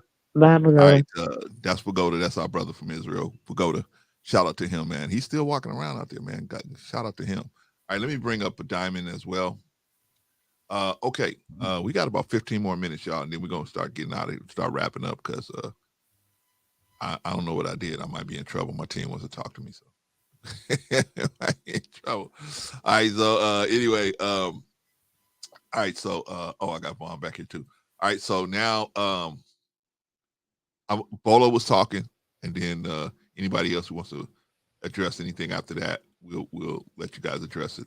All right, Bolo, please continue your remarks, sir. I'm gonna try to remember. I mean, at the end of the day, we are to acknowledge that women are, our weaker vessel, and they ought to be protected and understood and covered. And the buck starts with us as men to get our act together. Agreed. So that's where I'll land. All right, Diamond, you just came up, and then we're gonna let Vaughn get in there. All right, Diamond, you have anything, opening remarks you wanted to? Well, it's really about to be closing, but your opening remarks right now. Well, if we're talking about education, I think education is important, but it's also about having opportunities to use the education. So I think when people talk education, we're going to have to talk about creating opportunities to use the education. And I think even when we look at something like reparations, everybody will say, well, the problem with the Black community is access to capital. And I would say that's a part of the problem, but it's also learning how to use the capital. Because giving someone who doesn't know anything, giving someone millions of dollars who doesn't know what to do with it or how to use it, is like me giving you the tools and the materials to build a house and saying, go ahead and build me a house. So I think it's important to have the knowledge and the education, but then you need the opportunities. And I think that is the problem. But when it comes to the school system specifically, well, we need the education, brother. I think that's definitely. No, I'm not against education. That's not. No, I'm with education. Just to be clear with you, brother, I agree with education. I support education 100%, 1,000%. But I'm saying that education alone cannot liberate us. What can liberate us is education, and then we have to create opportunities for one another. Agreed. So what we have to understand, right, is when we're dealing with this system, your enemy is supposed to attack you. So everything that's being done to us by the system is supposed to be done because your enemy is supposed to attack you. And I know that sounds kind of crazy, but if you're in a rival, neighborhood or a rival gang or rival country, I'm supposed to do what I can to damage you or injure you or cripple you, because that's what I'm supposed to do. So we have to understand that viewpoint of it as well. And I think the fact that that a lot of our people are still trying to integrate where we are not wanted is a big problem as well. And when it comes to our education, we need to be educating ourselves on the biggest thing. Is we need to be educating ourselves on race pride. We need to be proud to be Black. And I think that comes even before learning calculus or learning trades or anything else. Because if you don't have that race pride, then everything you learn will be used to strengthen the system that already exists instead of building our own system. And so like the Nation of Islam would say, Malcolm X would say, we got to do for self. We're going to have to build schools ourselves, because you got to look at it like this. If you were in their shoes, would you educate us? I sure wouldn't. I'd be like, no, I don't want Black people to be educated. If I was in white supremacy's shoes, I would not educate Black people. I would do everything I could to mislead, to destroy everything I could to damage, because I see you as the enemy. So when we look at it from that understanding, we're going to have to take responsibility, and we're going to have to build our own schools like Dr. Umar is trying to do. And we're going to have to move in that direction. We're going to have to look at supporting why are we not doing that? Why are we not doing it? You know what, Clarence? You know what, Clarence? I'm gonna say this. I believe that some people are moving in that direction, but I believe in general a lot of our people still want to integrate. We still believe that there's a seat for us at a table where we're not wanted at. And here's the thing that's interesting: the ruling upper class white elite does not care about the working class white person, and I have three ways of proving that. Huh? I said agreed. Yeah, I have three ways of proving that. Number one, in the 1970s and 80s, they allowed the gutting of the manufacturing so they could save money. And more white people were hurt from that than Black people, because a lot of these small towns you never heard of are a lot of white people who had a factory, who had some kind of manufacturing in that town. Now they have absolutely nothing. Now they're so broke down that they're working at the dollar store is considered a good job, or working at McDonald's is considered a good job. You have to leave that town to make any money. Number two. That's why. Okay, that proves. See, I've been saying this for a couple of years, and this is what, in my opinion. Okay, so that proves what I'm saying about white supremacy. People say white supremacy, and it's really not white supremacy. It's white tribal supremacy. In other words, that if push come to shove, white people with their different tribes will even step on each other. So it's tribal. It's more of a tribal thing. At this level, when it gets to this level, where they all can, where they feel most of them can benefit from the unity of all these different white tribes together, pushing down. Yes, they will work in concert together. But once we know if you look at the history of Europe, they've been putting each other in slavery for forever, right? Yes. So Serfdom. so it's not a racial thing as far as color. It's more of a class thing when it gets to the tribalism, because that's what they swung that over into this situation. Now, because everybody was on the same page with the racial bias, which is the lead issue of this live stream, because they can get everybody, all other races and tribes, to get on the same, but because we can all benefit. I don't care what background you got. If you want to enslave black people and you willing to put them to work for no money, hey, you can make millions, right? Cotton was basically the crack of its day, right? So basically, so that's what I'm saying, that is a thing. Now, we, as far as black people, have a racial bias to our own people, because we believe the stuff that's being put out there. The black woman don't want to do nothing, but she's walking around just waiting to be attacked sexually, right? She's right. We looking at these videos that BET has out there. And I mean, if you just look up female rapper online, oh my God, on just on YouTube, oh my gosh, man, you see so many videos that really, if another race of women were putting those videos out, they would never be able to get uploaded. You couldn't upload this stuff. But because it's black women, who cares? Let's upload it anyway. Let me respond to let me respond to what you're saying real quick, Clarence. And the other examples I want to give real quick is they with the college thing, right?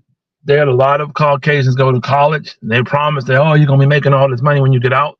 They got out, and then they're really not making that kind of money.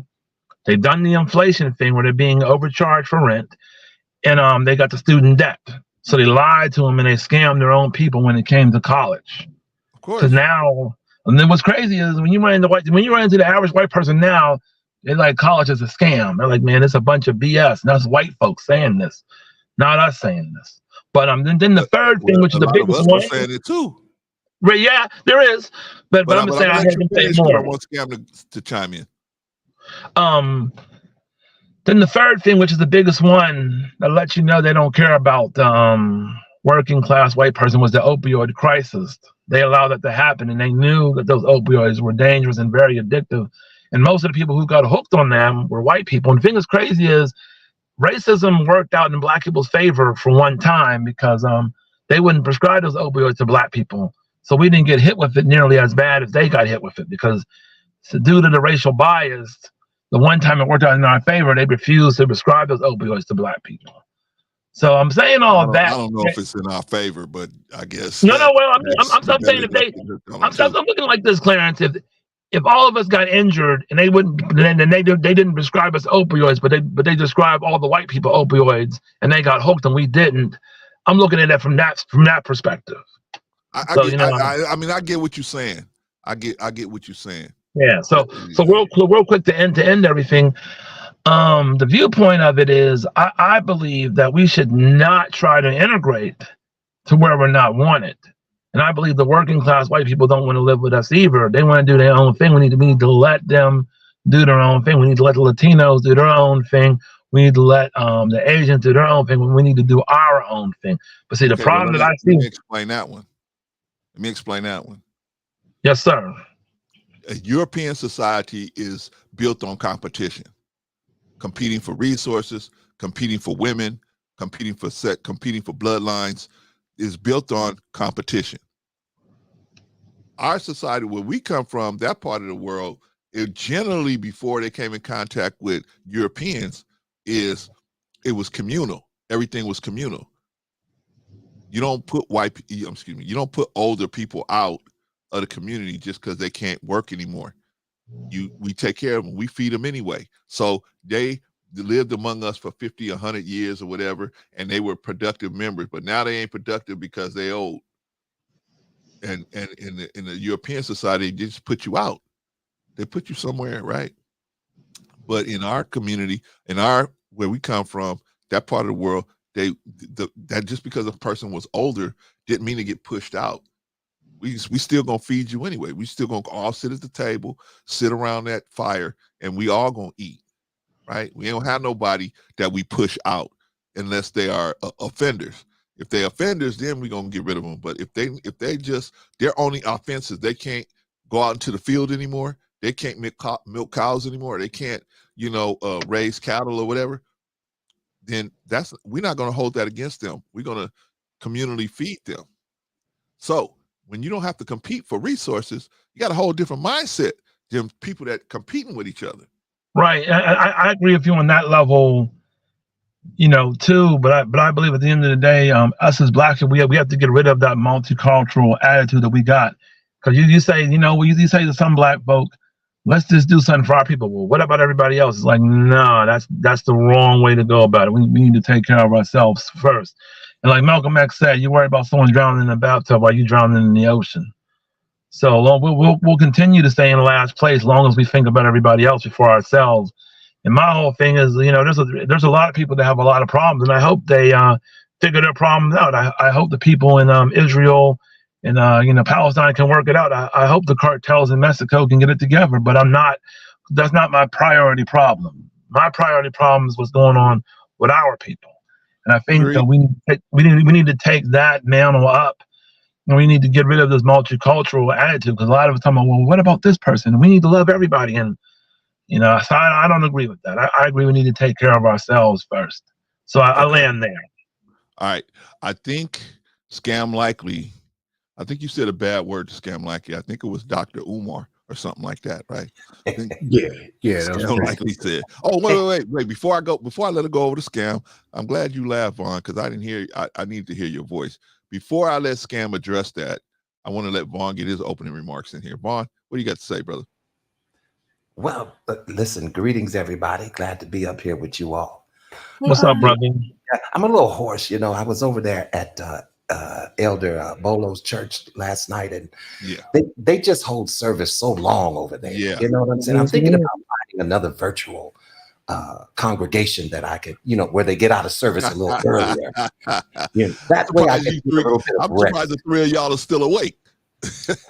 But anyway, and over here at Elder Clarence, they hold service quite long too, but at least it's in the daytime. You still have a little bit of daylight by the time you get home, But no, I'm just playing. But man, it's good to be up here with you all. Good to have you, brother. Yeah, it's good to be up here. I don't even know where to begin with the topic. Literally, I dozed off and woke up. So, what are we talking about? Racial bias? Is it real? Yes. Yes, it's real.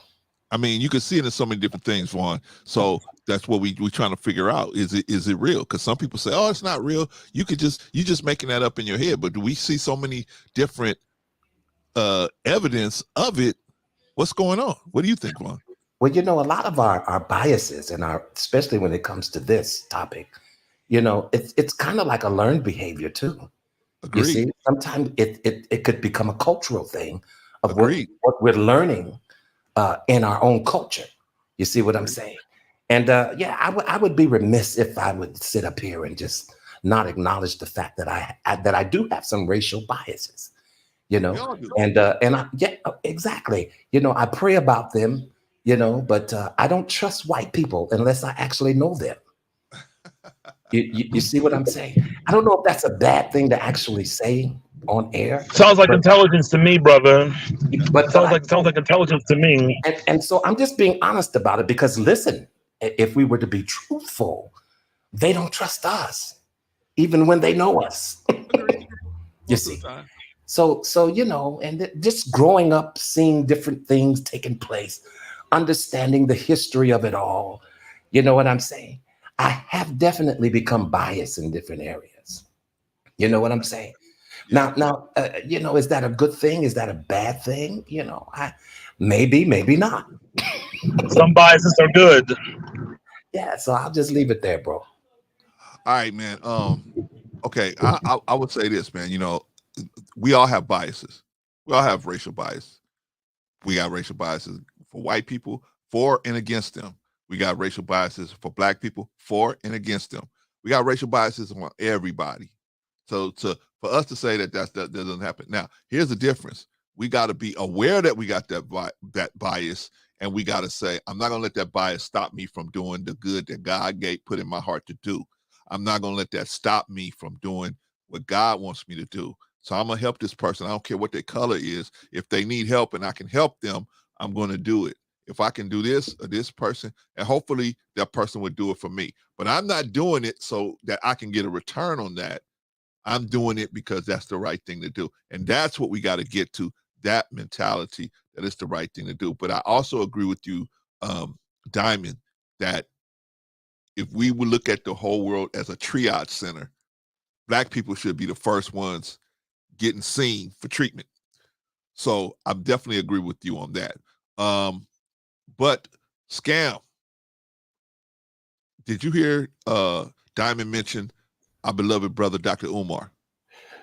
Man, I heard the word Umar. Did you want to respond to that? I'll make it simple. Okay. And I won't refuse to call that man Dr. Umar. Here's the deal. I work in budget and I've worked in education. There's this thing called math. 12 or 13 years he's been collecting money and there's no school. He complains about single Black mothers and all the broken families. He got 2 baby mamas out there. So he's collecting money from baby mamas who have Black sons, taking their money and buying Philly cheesesteaks, and it ain't no school. That's worse than white supremacy. That's worse. That's domestic terrorism. He's cheating little boys out of the finances and very resources and spending the money creating very baby mamas, tearing down the Black man's image, saying it's their fault why there's no school. But he's spending the money. But I always say the first thing, I talk about solutions. Number 1, physical health. People, go in your refrigerator. How do you call yourselves disciplined champions? You get beat up by your own refrigerator 3 times a day. Breakfast, lunch, and dinner. You got butter biscuits, grease pies, and chitlin ankles and mule shoulders, killing you. Watch it, Scam. You stepping on some toes here now. Watch it, Scam. Yeah, I'm doing it. It's either me or they're gonna have an oxygen tank. Yeah, you're right. But a lot of problems ain't got nothing to do with race. Look in your refrigerator. Now, I understand people who are not knowing, okay, yeah, they corrupted the food and whatever, but the white people, the Hispanics or whatever, they fat and greasy, they ain't gonna die. They're dying at 56.2 with 1 lung and 3 kidneys. That's a problem that can be solved. Bottled water, fruit, vegetables. Go to Jay Speed Mandrell's channel. They'll educate you on anything you need to know about food and fitness. Take 1 leg and put it in front of the other one and keep doing it till you sweat. You'll burn some pounds. You don't take care of your physical health, it's going to affect your mental health. Then you're going to be on these zombified, mutated drugs. And you're going to grow an extra eyeball. That doesn't work. So you're already sluggish. You ain't even got out of bed yet. Come on, fighting and taking down the system and working together. You got 3 eyeballs. You come out there, your confidence jacked up from a science standpoint. We ain't even started yet. You ain't even got out the bed. How you going to solve some problems like that? Then, oh man, communication is the most common thing that we do as people. And I just gave you 3 L's that people are taking on a daily basis before they even open their mouth. And my God, the communication, the stuff I hear come out of people's mouths, which went into their body through a butter biscuit, through some medication, and through all the negativity that they're absorbing and injected into their veins. Now, as a troll, I try to make it funny and entertaining or whatever, or go 1-on-6 ragdolling some of the dusties. But we got some problems. And a lot of them are individual and ain't got nothing to do with blaming some white guy who died 300 years ago. What are you doing with what you got? That's all I got. Dust and crust. All right. Thank you, brother. Appreciate that. All right, y'all. I have to close down, man. I have to. That was powerful, Cam. That was awesome. You ain't right, Sathini. You just ain't right. You just ain't I right. heard it. And you for president. I'll get some pretzels, but that's okay. That's okay. And thank you. You just ain't right. I just want to say thank you for Inye. sometimes just your presence, some of the stuff that you say. Shout out to Bolo. Shout out to Paul Bennett. Shout out to Inye. Sometimes I might be agitated and y'all will say one or two positive things and a certain level of energy. It can change the way I'm thinking, online and offline. Wow. Appreciate y'all. Thank and you. thank you, Brother Clarence, for having better conversations over here. Appreciate you, brother. Thank you for appreciating that. Everybody don't everybody. Some people come over here just to play games, and I appreciate you, brother. Even though your reputation was one way, we see you a whole nother way. So we appreciate you, brother. Thank you for. I still got to meet my troll quota. So yeah, but you don't do it here, and we appreciate that, man. we appreciate that. Now, Scam, when's the next time we can see you, man? Fired my channel back up. Actually, love for you. I'm trying to get Innie to come over because I want to have a conversation about the attack on confidence. Talking about building up confidence, what's tearing it down, men's and the women's. My channel, we're not doing this manosphere, the women's, the black men. No. Anti-manosphere, beating up, yelling at women, foaming up at them, blah, blah, blah, the women. No, we're not doing that over there. That's good. But that's coming. Might do one on fear mongering. Might do one on, and everything's gonna be communication and solution based. If you ever need me over here, reach out. If you want to come over there, always welcome. Appreciate what you're doing. Thank you. You always welcome here. Scam Likely Show. Thank you, brother. Appreciate you, man. All right, that's Scam Likely, man. Appreciate you, man. If you guys haven't already subscribed to Scam Show, man, get on over there and subscribe to Scam Likely Show. All right, I think Annie put it in the chat, so you guys can click the link on it. All right, Scam, I'm gonna bring you down, man. All right, who we got coming up here now? Oh, we got Diamond coming back. Okay. Let's see. Diamond coming back. Diamond got Diamond in the back. Diamond's gonna show us, man. He said, "Man, I'm here for real, man. This is me." Okay, we didn't think you was trolling, Diamond. All right, let's start getting some closing remarks from everybody, man. Start with Diamond. Hey, last one in. No, yeah, you last one in because Vaughn is the home team, so he don't count. All right, what do you think, Diamond? Got any response? Well, I think a couple things I want to say. Number one, when it comes to like Dr. Umar, like honestly, I don't think he has enough money yet to do what he needs to do, and he did buy a building, and he is trying to get that building fixed up, and it's not always that easy to get things done the way it needs to be done. And yeah, he has took longer than what I want him to say, but there's been no evidence that that he's a scam. He's been investigated by the FBI. So if he was scamming, they would have got him by now. So, but at the end of the day, even if he was, let's just say they busted him and they gave him 20 years. They gave him 20 years behind bars, right? Okay, let's just say they busted Dr. Umar and they put him in jail, took the money back. Those schools still need to be built. So even if he never built the school, we still need to respect the idea because those schools, we still need to build schools for our people. So that's the way I see it. But I understand what people are saying about that. And the biggest thing I want to say when it comes to women and men relationships, we need to come together and not argue among ourselves. But as men, if we're going to be the leaders, we're going to have to take the brunt of the responsibility.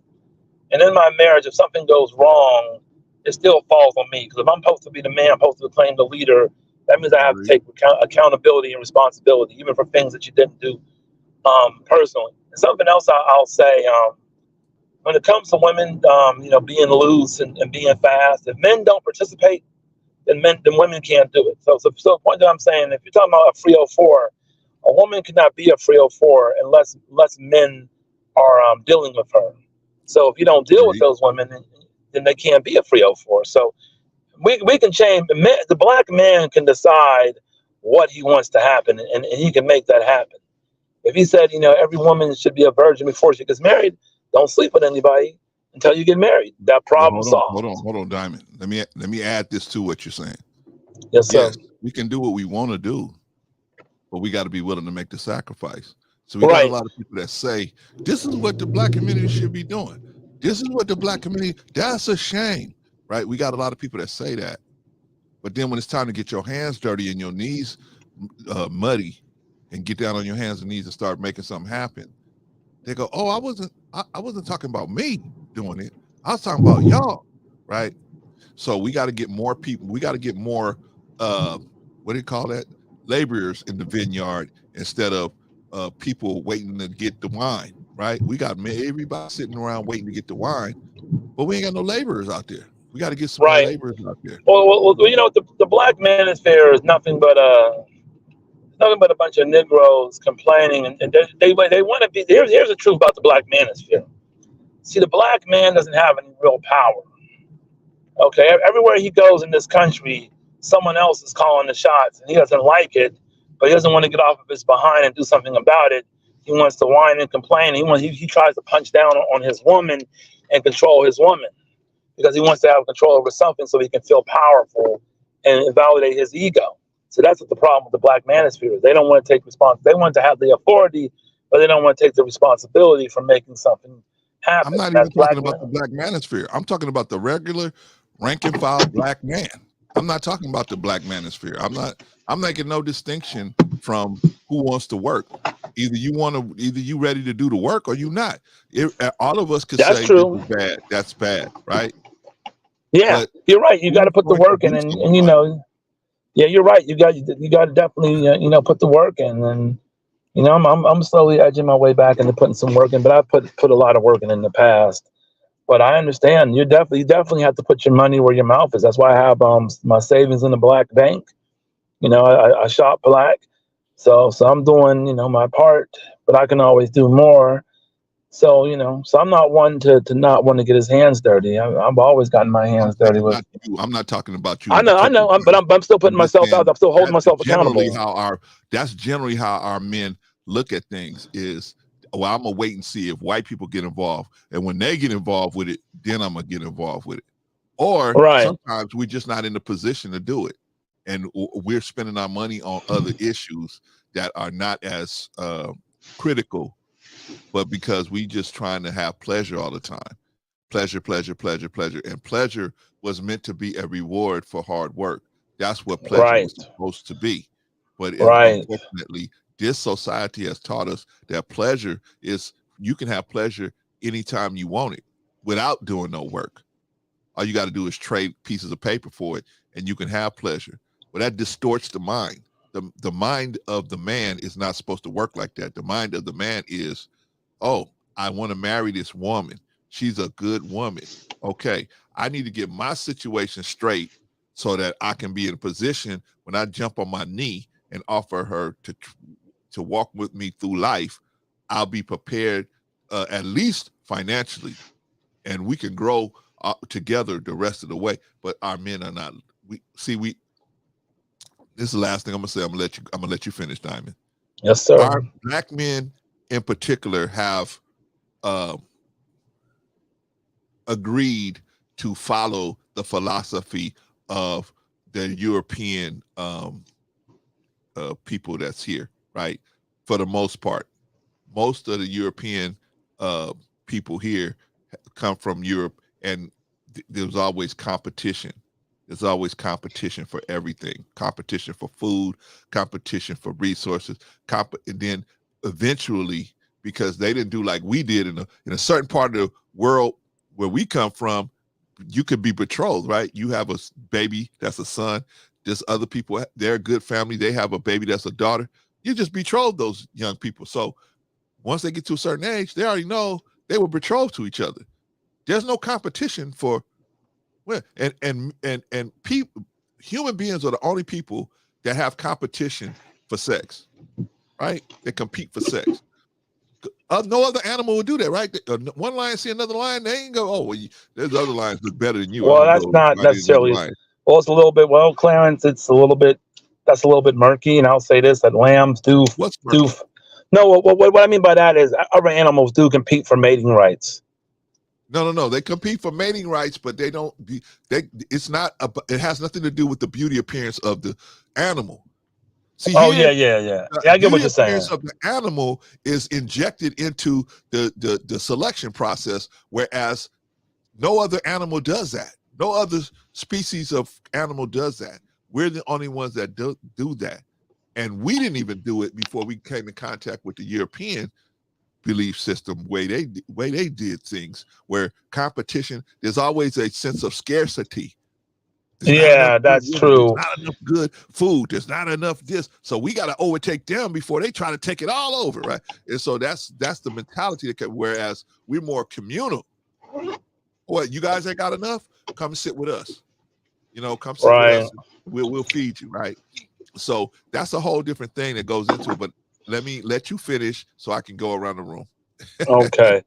Well, at the end of the day, you know, when you're talking about racial bias, yeah, I believe it does exist. And I'm going to tell you something, Vaughn.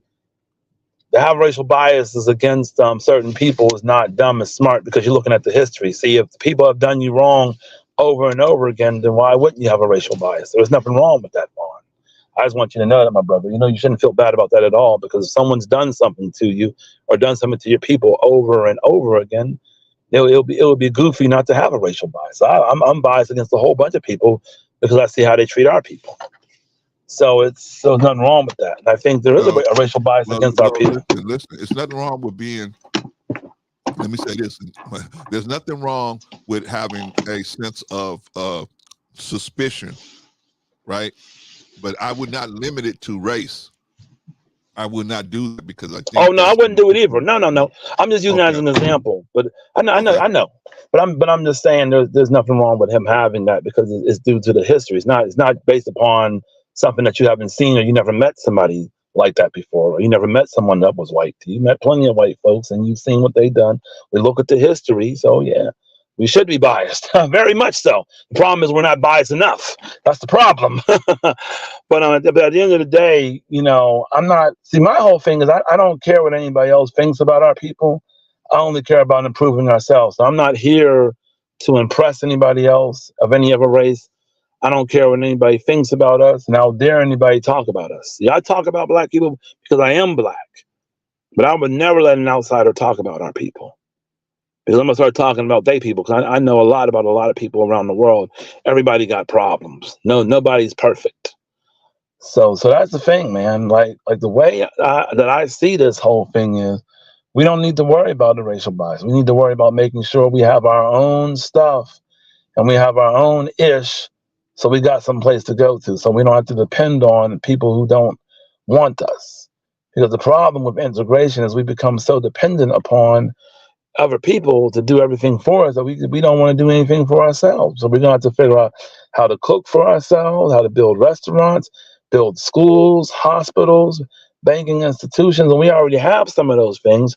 We're just gonna have to build upon what we already got. And one thing I want to say is, if you go to Atlanta, you're going to see a lot of black-owned businesses, and you're going to see black people shopping there, right? And the problem is, Atlanta should not be the exception for Black America. It should be the standard. And I've been studying recently, and I've been hearing about so many black towns that we've never heard of that had hundreds of black-owned businesses. They had banks, hospitals, orphanages. They had a lot of stuff going on, and we need to start getting back to that, instead of trying to integrate where we're not wanted. Because the biggest problem, I think worse than drugs being flooded into our community, I think trying to integrate has destroyed our people. That has destroyed us more than anything else, I believe. I land there. All right. Thank you, Diamond. And I'm going to drop you down, man, because we're doing last remarks, and then we're going to get up out of here. So all right, peace, man. I appreciate everybody bringing me up.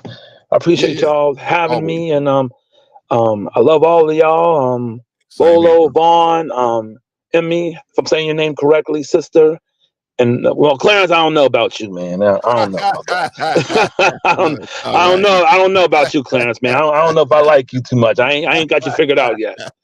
I feel that, man. I feel that. No, but I got love for you too, Clarence, and I appreciate y'all being who y'all are. Real talk, man. So I'm gonna catch y'all later. But I want y'all to know I appreciate y'all being who y'all are, because I know y'all care about black people. That's important to me, brother. We do, absolutely, man. Appreciate you. Thank you, brother.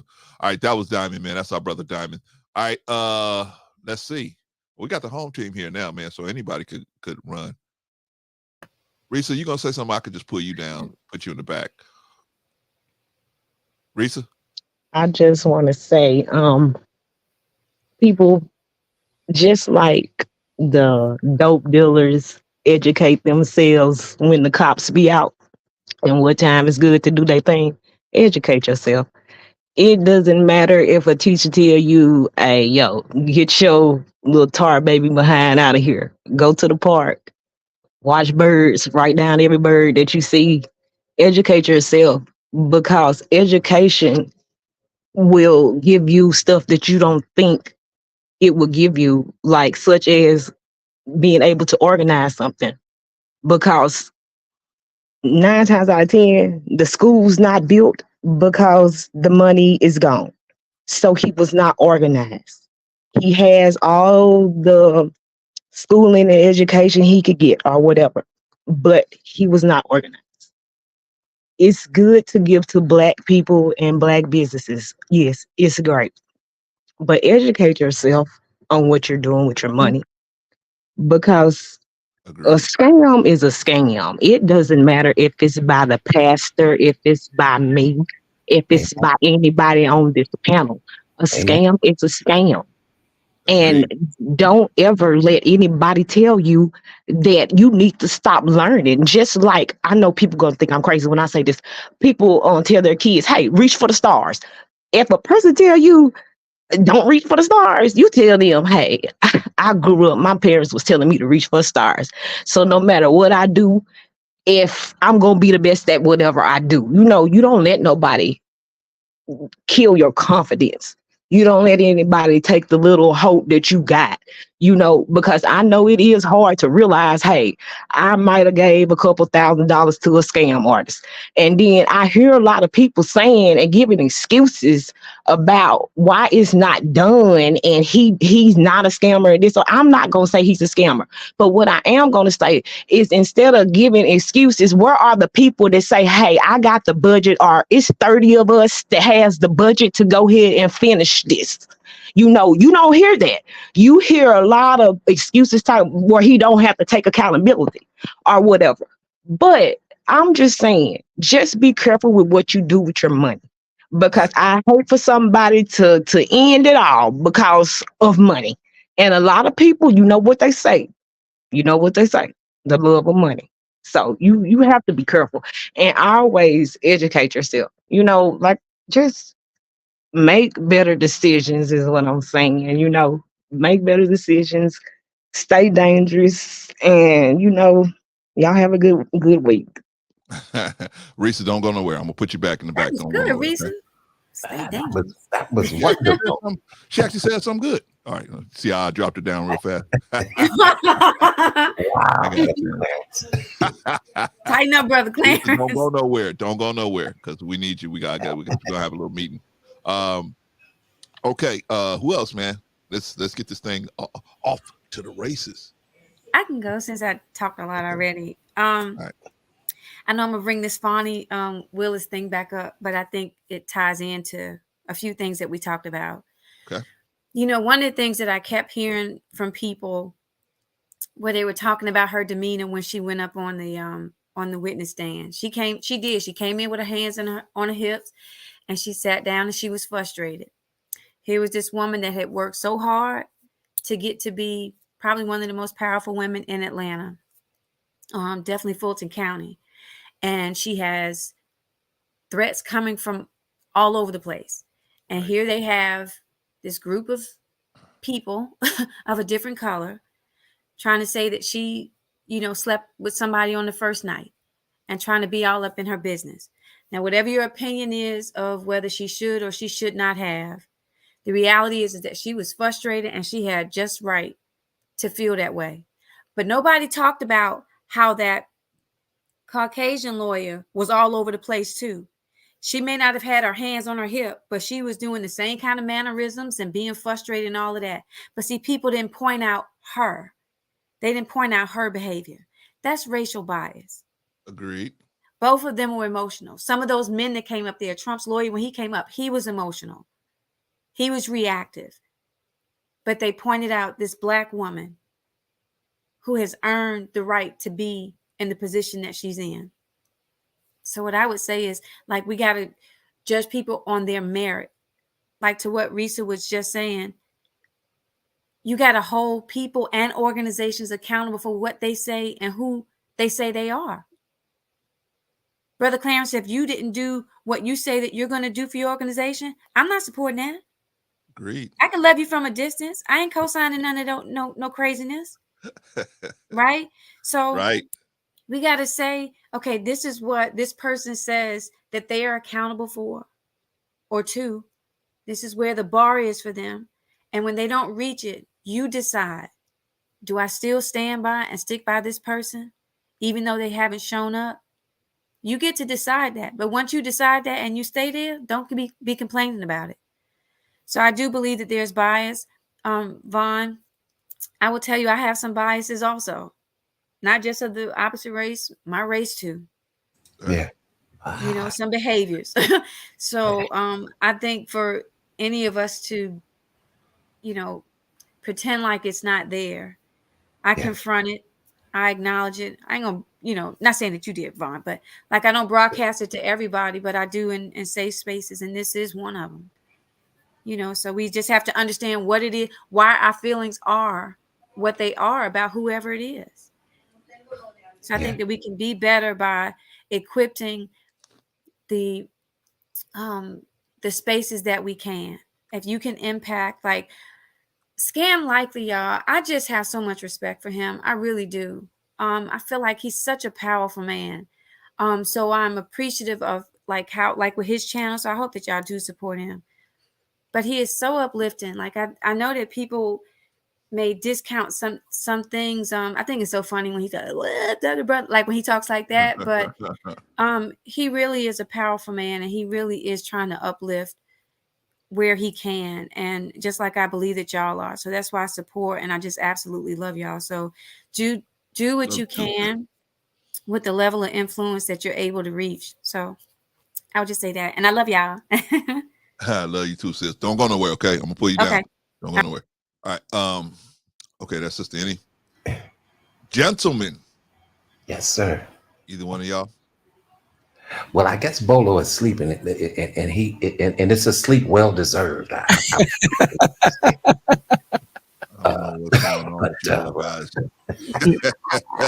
It's crazy how the guy that made it run late is attacking me. It's crazy. Now you see, look, they ran an hour after I hung up. They were still on there. This is true. This is true.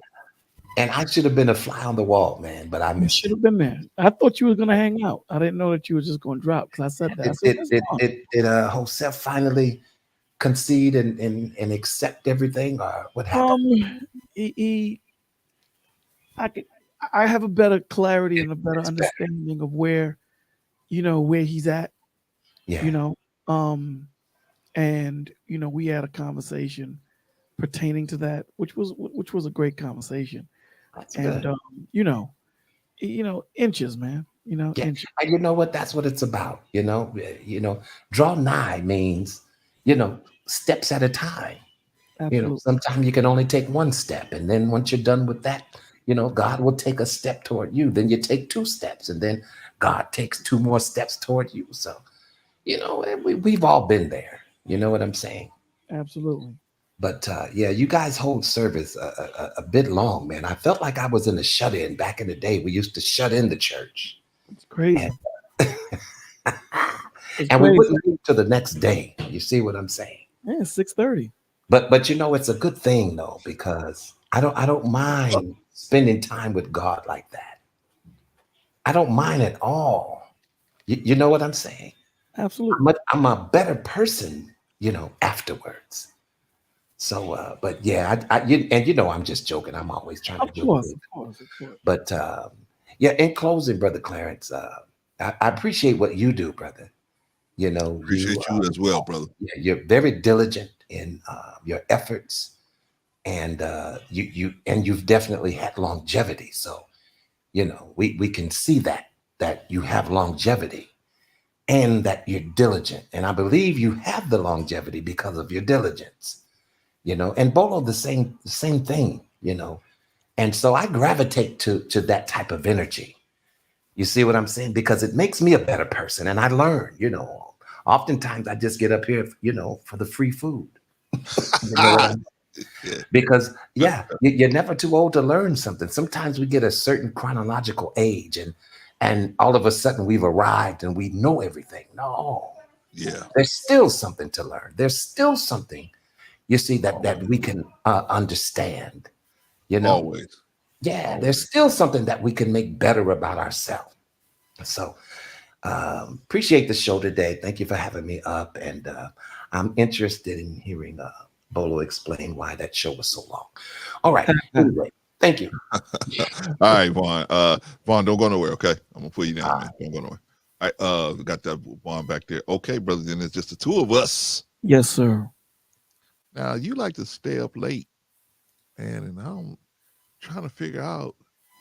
And I said, this brother stay up late. He ain't drinking. He ain't drugging. What is he doing up so late? Talking about the Lord. Talking about the Lord. Well, if you're gonna stay up late, that's a good reason, right? That's Absolutely. a good reason, right? To stay up late. Your name came up last night too. Oh yeah, that's right. I didn't get to him. I didn't see him before, but I heard he did. Yeah, I heard he did. Your name, Yeah. that name came up. You know, I'm sorry I missed that, man, because I like to see you pull your hair out like that. I like to see you pull them Rip Van Winkle beards, the white hairs out of your beard, man. I like to see that, man. Man.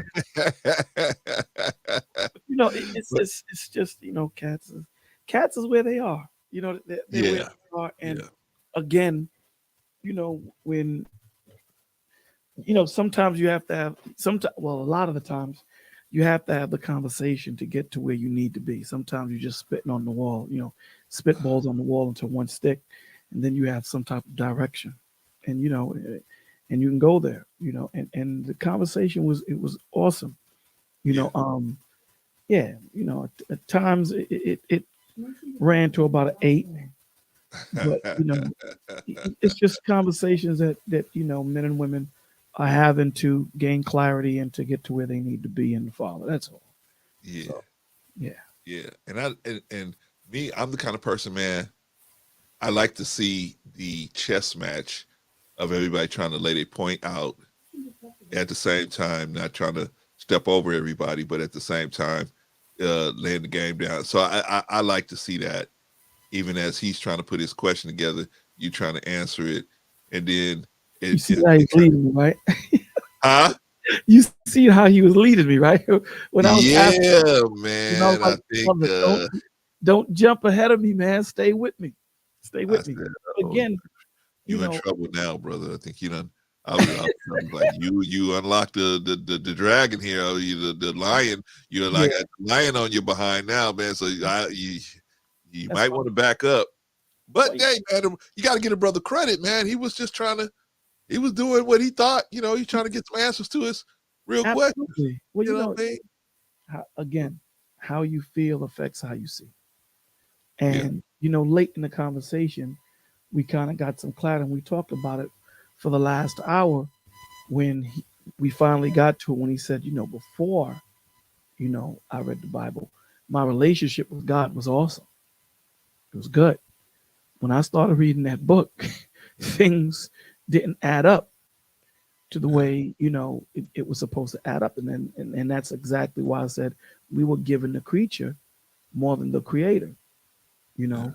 And, you know, and something I heard today that was so beautiful was God reserves the right to kill because he's the only one that can resurrect. Hey. That wow. Right. I mean, I was saying the same thing. I tried to put it in the chat, right? Like, hey, you know, which one of us can judge God? We're gonna say, hey, you did wrong. But it's our personal feeling. And that's with all of us, man. All of us. I was having this conversation with the villager, and you know, we were talking, and I was like, listen, you know, can't nobody pull out of you what's not in you. You know, we blame everybody else for saying, you know, that person made me mad. That person didn't make you mad.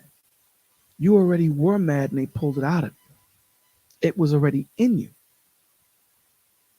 You know, so we have to deal with, you know, and this is why I say that we project our inadequacies on everyone else. And we're all subject to that, right? So this is why, you know, we have to look in the mirror, and it's not an easy task. You know, we all wrestle with it. It's not an easy task. We all fall short. However, you know, when you listen to him, everything else was a branch. And you know, a lot of the time, sometimes you have to cut through the branches to get to the root. And the root was, you know, listen, when I read the book, it totally had me questioning myself. It totally had me, you know, looking at God like, hold on, you know, I'm trying not to understand. Well, I'm trying to understand. And it didn't mesh well with his social norm, right? It didn't mesh well, you know. So it's like, so here it is, the man that created everything, that created time, the concept of time. Let's not even go into the universe and all this other stuff. The concept of time, because without time, you have no universe. You have nothing. Okay. If you don't have time, right? Great. So here Great. it is, the man that created the concept of time can't kill. It mind boggles me. I could kill, you could kill, she could kill, but he can't. And then you just sit back, and you know, a lot of the times conversations go so quick. And you know, I tried to slow conversations down and say, just think about what you're saying. That he doesn't have the power to do what he wants. And I preface it with Mandrell, right? Mandrell had a problem with God. He has to explain things to me. And I'm like, who are you for him to explain? Well, he has to explain. And we got through it that Mandrell's problem with the Father is God took his father. Yeah. So he got a problem. And I said, Mandrell, I feel what you're saying. He took my son. So I had a problem too. But here's the thing. I don't understand why he did it. I don't claim to understand. I ask him every night why. When he gives me that answer, I'll give it to you. But here's the thing. He still is who he is. It doesn't change that fact. It just affected me adversely, right? And I have to come to realize that I don't know everything. He has the better view and the better perspective than I do. And then I gave him the example of Batman. What makes Batman so dangerous? The dude is a regular man, has no powers. None whatsoever. But what makes him the man is he is able to separate logic from emotion. As hard as it might be, he's able to separate the two. You know, he's able to do that, to say, damn, this has to be done. And then, you know, and I asked, you know, my son and I were having a conversation, Brother Clarence, and I asked him, I said, here's the point that I'm trying to make, because he didn't understand. I said, you're in a submarine. Submarine is built in compartments. There's 300 people on this submarine. One of the portions of the compartments has been breached. And he says, okay. I said, you have to close off that compartment and kill 30 people, or leave that compartment and kill 300. What do you do? He said, that's hard. I said, absolutely. You got to take your emotions out of it. You're going to have to deal with it because you made the decision. But, you know, we're getting there, man. All of us are getting there. We're getting there. Some of us are a little bit more advanced than others, and some of us are still trying to figure it out. But we're going to get there together. You know, so. Well, you got to keep your ship going. We got to keep the ship going over here. We got to have these places, man, where when our people get tired of being entertained and seeing crazy stuff, they want to see some people with some sense, man. They have a place to come to. Where when nobody's getting bashed, we're just having a conversation. You know what I mean? So I thank you for the work you're doing over there, brother. And I thank you for the work you're doing over here. Man, somebody was probably up last night that saw that performance really and was like, yeah, I got the same questions. But when they can see somebody that can answer those questions, or got the humility to say, you know what, brother, let's get back to you on that. You know what I mean? That's what's important, was us show each other that we're important enough to deal with us in an important way, because we have such, you said it too, most of us have so much low self-esteem, man. It's hard for us to deal with each other because we take everything as personal attacks. You told me no. Oh man, no. You know, we just take everything as personal attacks. So thank you for what you do over there in the village, man. We appreciate you. Even when you keeping us up, I'm like, man, what's Bolo doing over there, man? You was there, brother. You were there. Is they talking about gambling? No. They talking about drinking? No. They bashing black women? No. What they doing? They talking about the Lord at that time of night? Holy smokes. Well, we appreciate you, brother. Thank you. I appreciate you too, man. I know you do, man. Hey, any last words, man, before we're gonna wrap this thing up, man? The only thing I would say is, you know, when we're dealing with the Father, it's hard to separate our emotion and deal with, you know, what the truth is. And the truth exists outside of our personal relationships. It exists outside of what, you know, our feelings is or are. The truth is the truth, and it hurts. But, you know, it's there to grow us. It's there to, you know, for us to run to and look forward to when we're dealing with the Father, right?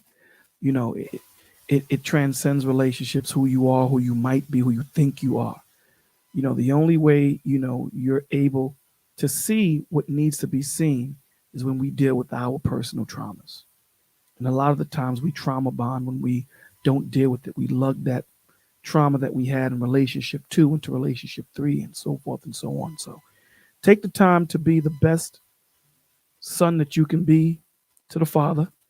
Take the time to be the best daughter you can be to the Father, because that transcends whether you're a mother, wife, father, husband. Through all those things, you're going to be a child of God. So be the best child that you can be. All right, brother. Appreciate you, man. When's the next time we can see Bolo TV? Tomorrow, Lord willing, tomorrow morning we'll be reading Genesis chapter 25, so forth and so on. So, and that's Eastern Standard Time, 7 a.m. All right. That's what I want to talk about. All right. There we go, brother. Appreciate you, man. All right, brother. Love you, man. Thank you for always being you. And we appreciate you, man. We'll catch you on Bolo TV, The Village, man. Okay. I'm going to put you down. I don't know if you got time, man, but if you got time, you might want to hang out. Yeah. Okay, you might want to hang out. All right.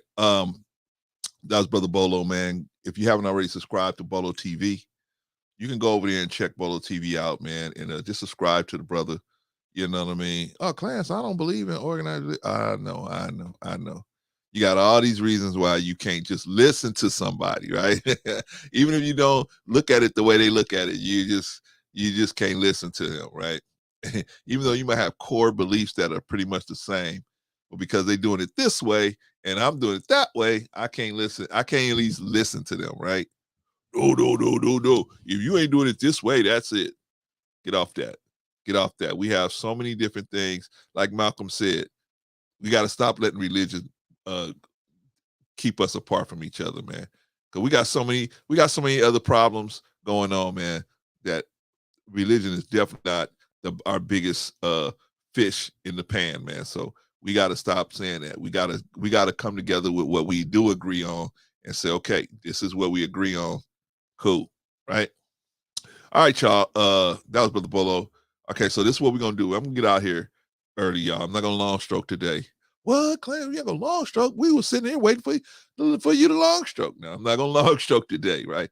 I got enough videos out there for y'all to kind of see my take on a lot of different things. I'll just say real quickly that racial bias is, in my opinion, is damaging for anybody that practices it. Now, unfortunately, we as Black people, we haven't had a chance to practice that. We most of the time we've been here, we've been victims of it. We've been victims of how it actually operates. Now we're in a position where we can not only practice it on white people, we can practice it on each other. And to me, it's damaging in any form. I think that you should be now bias.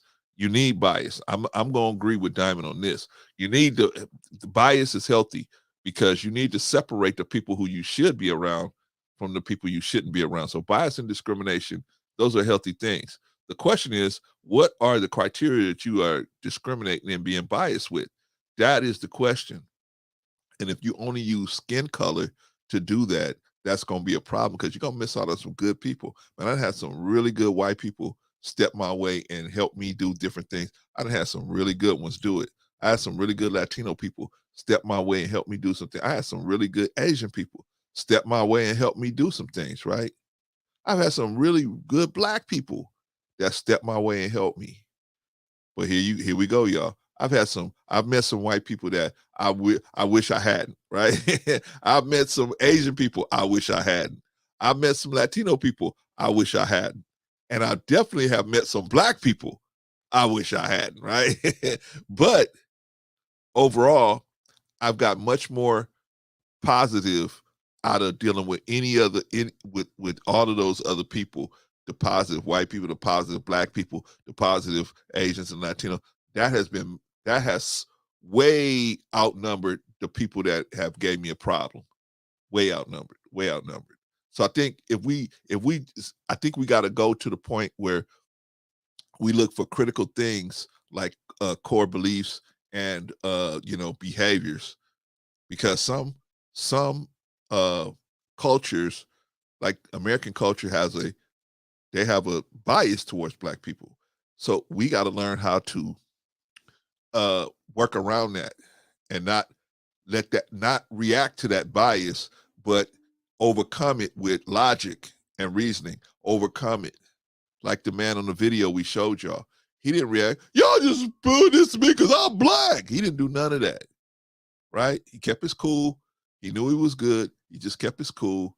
And he let them take him downtown. He knew they was doing everything they was doing was wrong, but he let them do it anyway. You know what I mean? Because he knew he didn't do nothing wrong, right? So he just, and they eventually had to bring him back, right? And they had nothing, and it showed on camera where they conspired against him. Since they messed up, and they couldn't say. They wanted to once they tried to charge him with the theft, that didn't work. Then they wanted to charge him with something they found in his car, and they couldn't do that because the DA said, "Hey, you may have found it, you may have searched his vehicle and found it, but you illegally searched his vehicle," and his lawyer will immediately throw that out, and then you have no case, right? So I'm saying, yes, we should have biases. And if we're going to be honest, we have racial biases from the way we probably grew up as young people around our parents and other family members that put their biases on us. And we have to constantly check that. Because if the reason why we being biased is ridiculous, which to me, skin color is not a good thing to have a bias about. It's not, in my opinion. I think you should rather have a bias on behavior and virtue. If this person is a bad person, I don't give a damn what color they are. I'm not gonna be like, well, I'm good with you, even though you Black and you about to take me to the cleaners. I'm good with you because you Black. No. You're a white person and you trying to give me some game. Like I was telling you about that old man that tried to give me some game in the Cocos one time. I said, I'll be like, nah, don't talk to me because you white. That's stupid. Don't talk to me if you white and you got some problems and you just want to be stupid. No, I ain't gonna let you talk to me. Same thing if you Black and you got a problem and you just want to cause problems for me. I ain't gonna let you talk to me, but it's not gonna be because of your skin color. It's not going to be. Now, here's the one caveat to that. I will say, I give Black people a little bit more grace because of what they've been through and their experiences. And so I understand why they're so jacked up mentally. I understand. And I think God understands that too. And he tries to get a little more grace because we didn't come here like this. We were fashioned into what we are today, right, by the culture, and to try to be able to get a little piece of the resources that's available. We felt we have to submit to some of this stuff, the integration, the other stuff. See, all of these things, and we have to take all of this stuff into account when you look at the whole picture. We can't just look at this part and say integration was done. Well, the reason why what was the reasoning behind integration? The reasoning was that we were told we was going to get a fair shake. That was the reasoning behind that, right? Hey, if you do this the right way, you do this the way we telling you to do it, you're going to get a fair shake. Well, that was the whole reasoning behind that. Nobody had a clue that wasn't going to happen, right? Well, not nobody, but the people that was spearheading that situation, they didn't have a clue that, hey, until it was too late. You already in the building, right? Anyway, y'all, let's be mindful out here. Let's be mindful. I mean, I'm not gonna try to change anybody. If you want to be,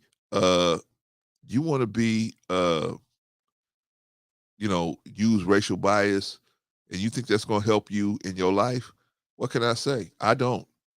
If you can show me where being racially biased is gonna help you, I'm here all day. I'm here all day. I'm willing to talk to you. But other than that, I don't think racially being biased is gonna help you.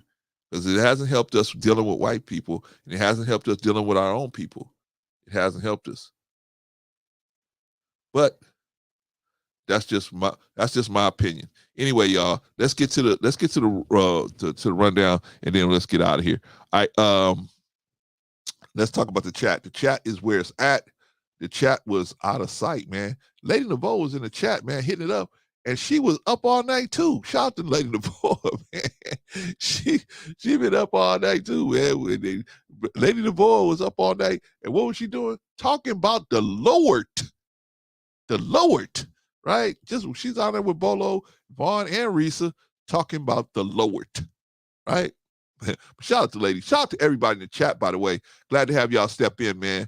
That's it, Diamond. You should discriminate based on character, man. Right?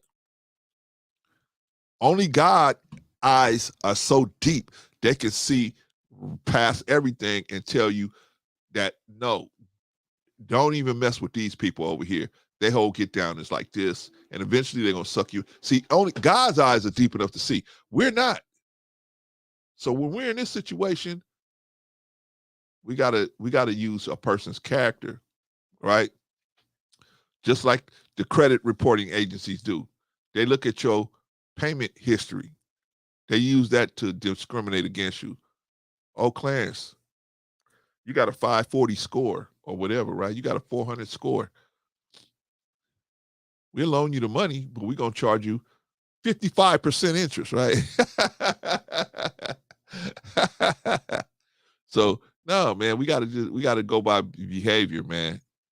Is this person a good person? Is this person a good person? That should be our number one thing. Are they a good person? Their race should have nothing to do with whether we're going to deal with them or not. Their gender, right? I can admit that I was stupid enough to think that women should be dealt with differently in the business community. They should be dealt with differently because they're female. Until I had to deal with some women, and I thought, man, these women they're not dumb. These women are on top of it, right? But I had to learn that. There was nobody there to teach me that. I had to learn that on my own. I used to think, oh, a woman just getting by because she looked good. I saw some women that not so much on the looking good side, but they were excellent business people. Excellent. So I said, well, it's got to be something else, right? Then I found out they're just good business people. That's what I think the problem with Umar is. I think Umar's major issue is not that he's a bad guy, he's just a bad business person. And he just refuses to do business the way people that could really help him would want him to do it, because he doesn't want to be held, in my opinion. This is my opinion. I haven't talked to Umar. I tried. Remember, I reached out to him. He never responded back.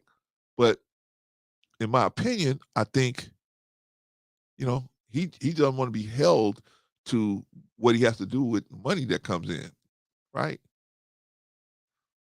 So that's my opinion. But I don't think he's a bad guy. I just think he's just an incompetent business person. He doesn't understand. He doesn't understand why people would want to continue to give him money, and he doesn't have anything in writing showing what his intentions are, what he proposes to do, how he's going to do it, right? He asked for way less money than he actually needed to get these schools off the ground. See, that kind of incompetence, how can people, unless you're going to address that, how can people really continue to give you money if you're not asking for? That's why I'm asking for the real amount. 250 racks, I'm asking for it because that's really below what we need if we're going to start off right. But I understand some things we don't have to have the best quality of stuff right away. Okay, I know we could work our way up to that. So some of that stuff I left off. But really, the equipment and everything, we need that.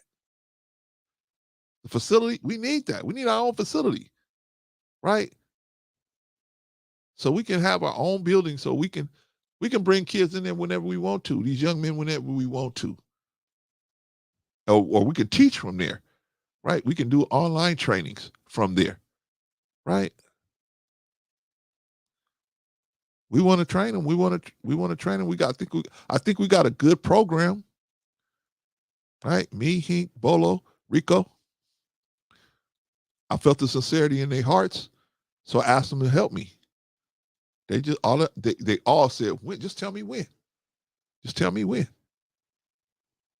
Anyway, shout out to everybody in the chat. Appreciate all of y'all, man, for hanging out with us today. We're going to let y'all go, man. 4 hours, 20 minutes. We're going to get up out of here.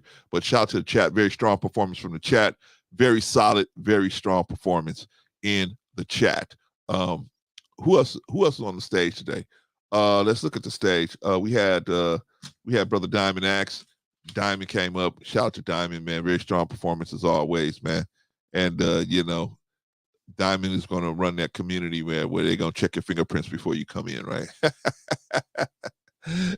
But shout out to Diamond, man. Always a strong, solid performance from Diamond, as always. As always. What about Brother Bolo? What y'all think about Brother Bolo?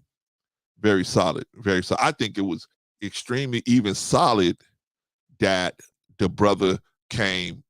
I mean, he was up on. I sent him a link, but I didn't expect him to come because I felt like, man, this cat was up all night, man. Cat was up all night, and I'm not saying up all night where you getting paid, right? You have 5-6 hour stream, ain't nobody paying you. You might get $10, $20, whatever on a super chat, but really ain't nobody paying you to be up there. You ain't getting paid for your actual time. If you have to get paid by time, you ain't getting paid. You just up here because you love to try to help, right? So I said, man, brother probably gonna be asleep all day, but I'll send him a link anyway. Send it to him, man. He's here. Shout out to him. What do y'all think? Very solid performance, man. Very solid performance.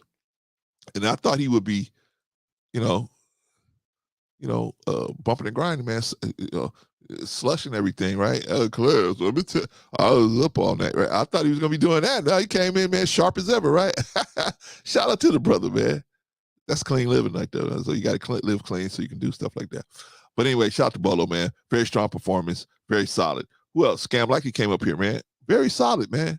Scam don't come on our show to play games, right? He come on our show to teach, to put his 2 cents in. And we could take what he said and try to apply it or use it some type of way. But I think he really, deep in his heart and in his soul, I think he really wants to help too. I think he really do. He's just trying to find his way into how he's going to break into doing that. So, but shout out to Scam Likely, man. Good dude. If you haven't already subscribed to Scam Likely, get on over there, man. Check him out. But Scam Likely, very solid performance. What about Sister Annie? I keep telling this girl she should have her own show, man. She really should, man. She really should. But I know that that's not her intention. Her intention is to just help people that she believes in. But I'm saying even at that point, I'm not the only person that got enough sense to see.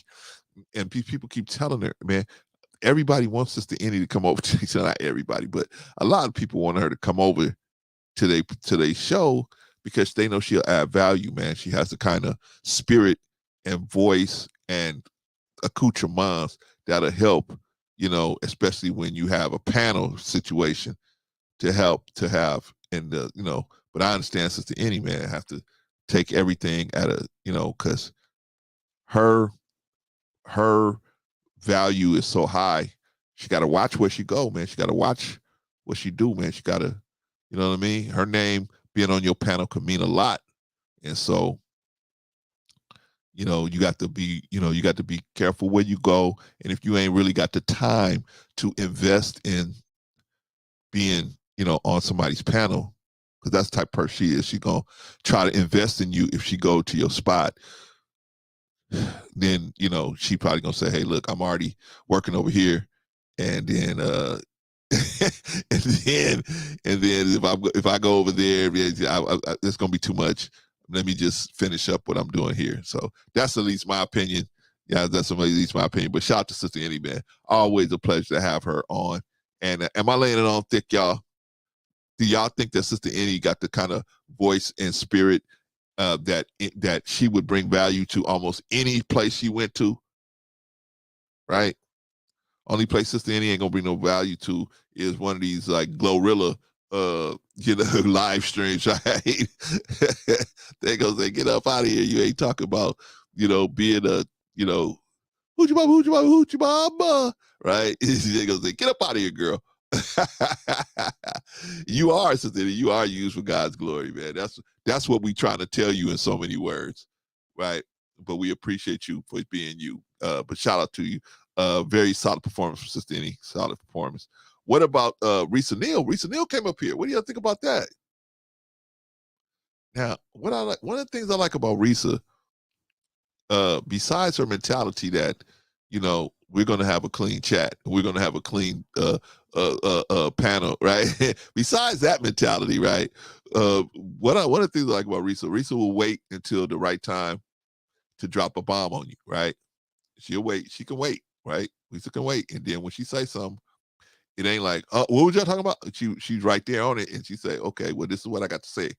Boom. And it's always a jewel, right? So we thank her. We have her, man. And man, I got very blessed with the people that we kind of found each other, man. I got very, very blessed, right? So shout out to Risa Neal, man. Plus, the #1 sniper on YouTube, man. The #1 sniper on YouTube is Risa Neal, man. But because we don't have no issues here, man. Risa said, I try to promote positive things and push for us to do better. We see that, Risa. Definitely, man. And we even see you supporting people who you believe are trying to do better, including myself. So shout out to you. Thank you, Risa. Appreciate you for all you do. Very solid performance, very strong performance for Risa. What about Vaughn? What about Vaughn Bryant?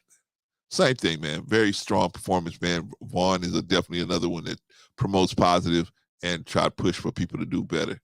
Now, I'm gonna tell you about Vaughn. Now, Vaughn is like Bolo. If you push him too much,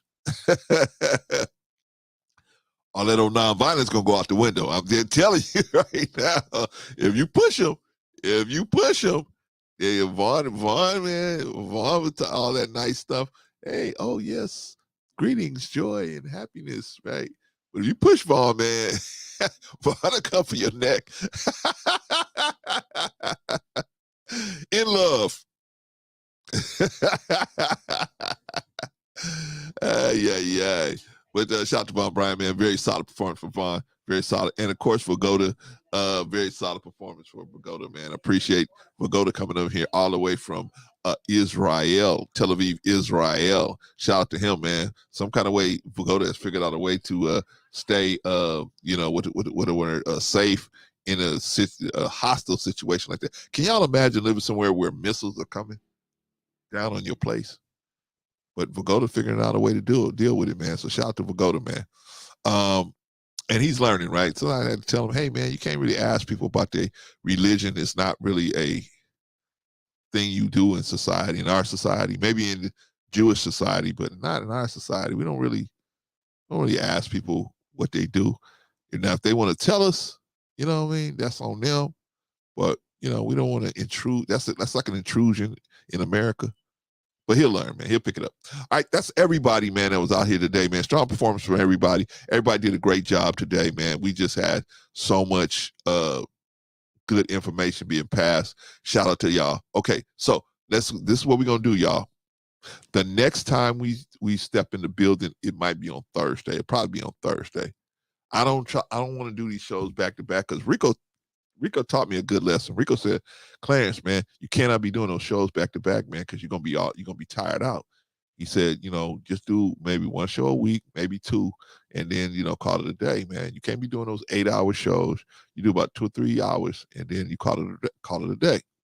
And I'm trying to start listening to him more and more because Rico is a savant, man. Rico really, when it comes to business, Rico is the one you want to go to. I mean, Warren Buffett is nice, but if you can't get to him, go to Rico. Go to Rico. Rico is a very no-nonsense. When it comes to business, boom, very no-nonsense person. Now, after business, you're going to have to push him to find out what he really think, man. But anyway, man, shout out to everybody, man. Shout out to Rico Young, by the way. All right, y'all, we're going to be back maybe on Thursday. We'll find something to talk about. But until then, we'll see y'all. Peace.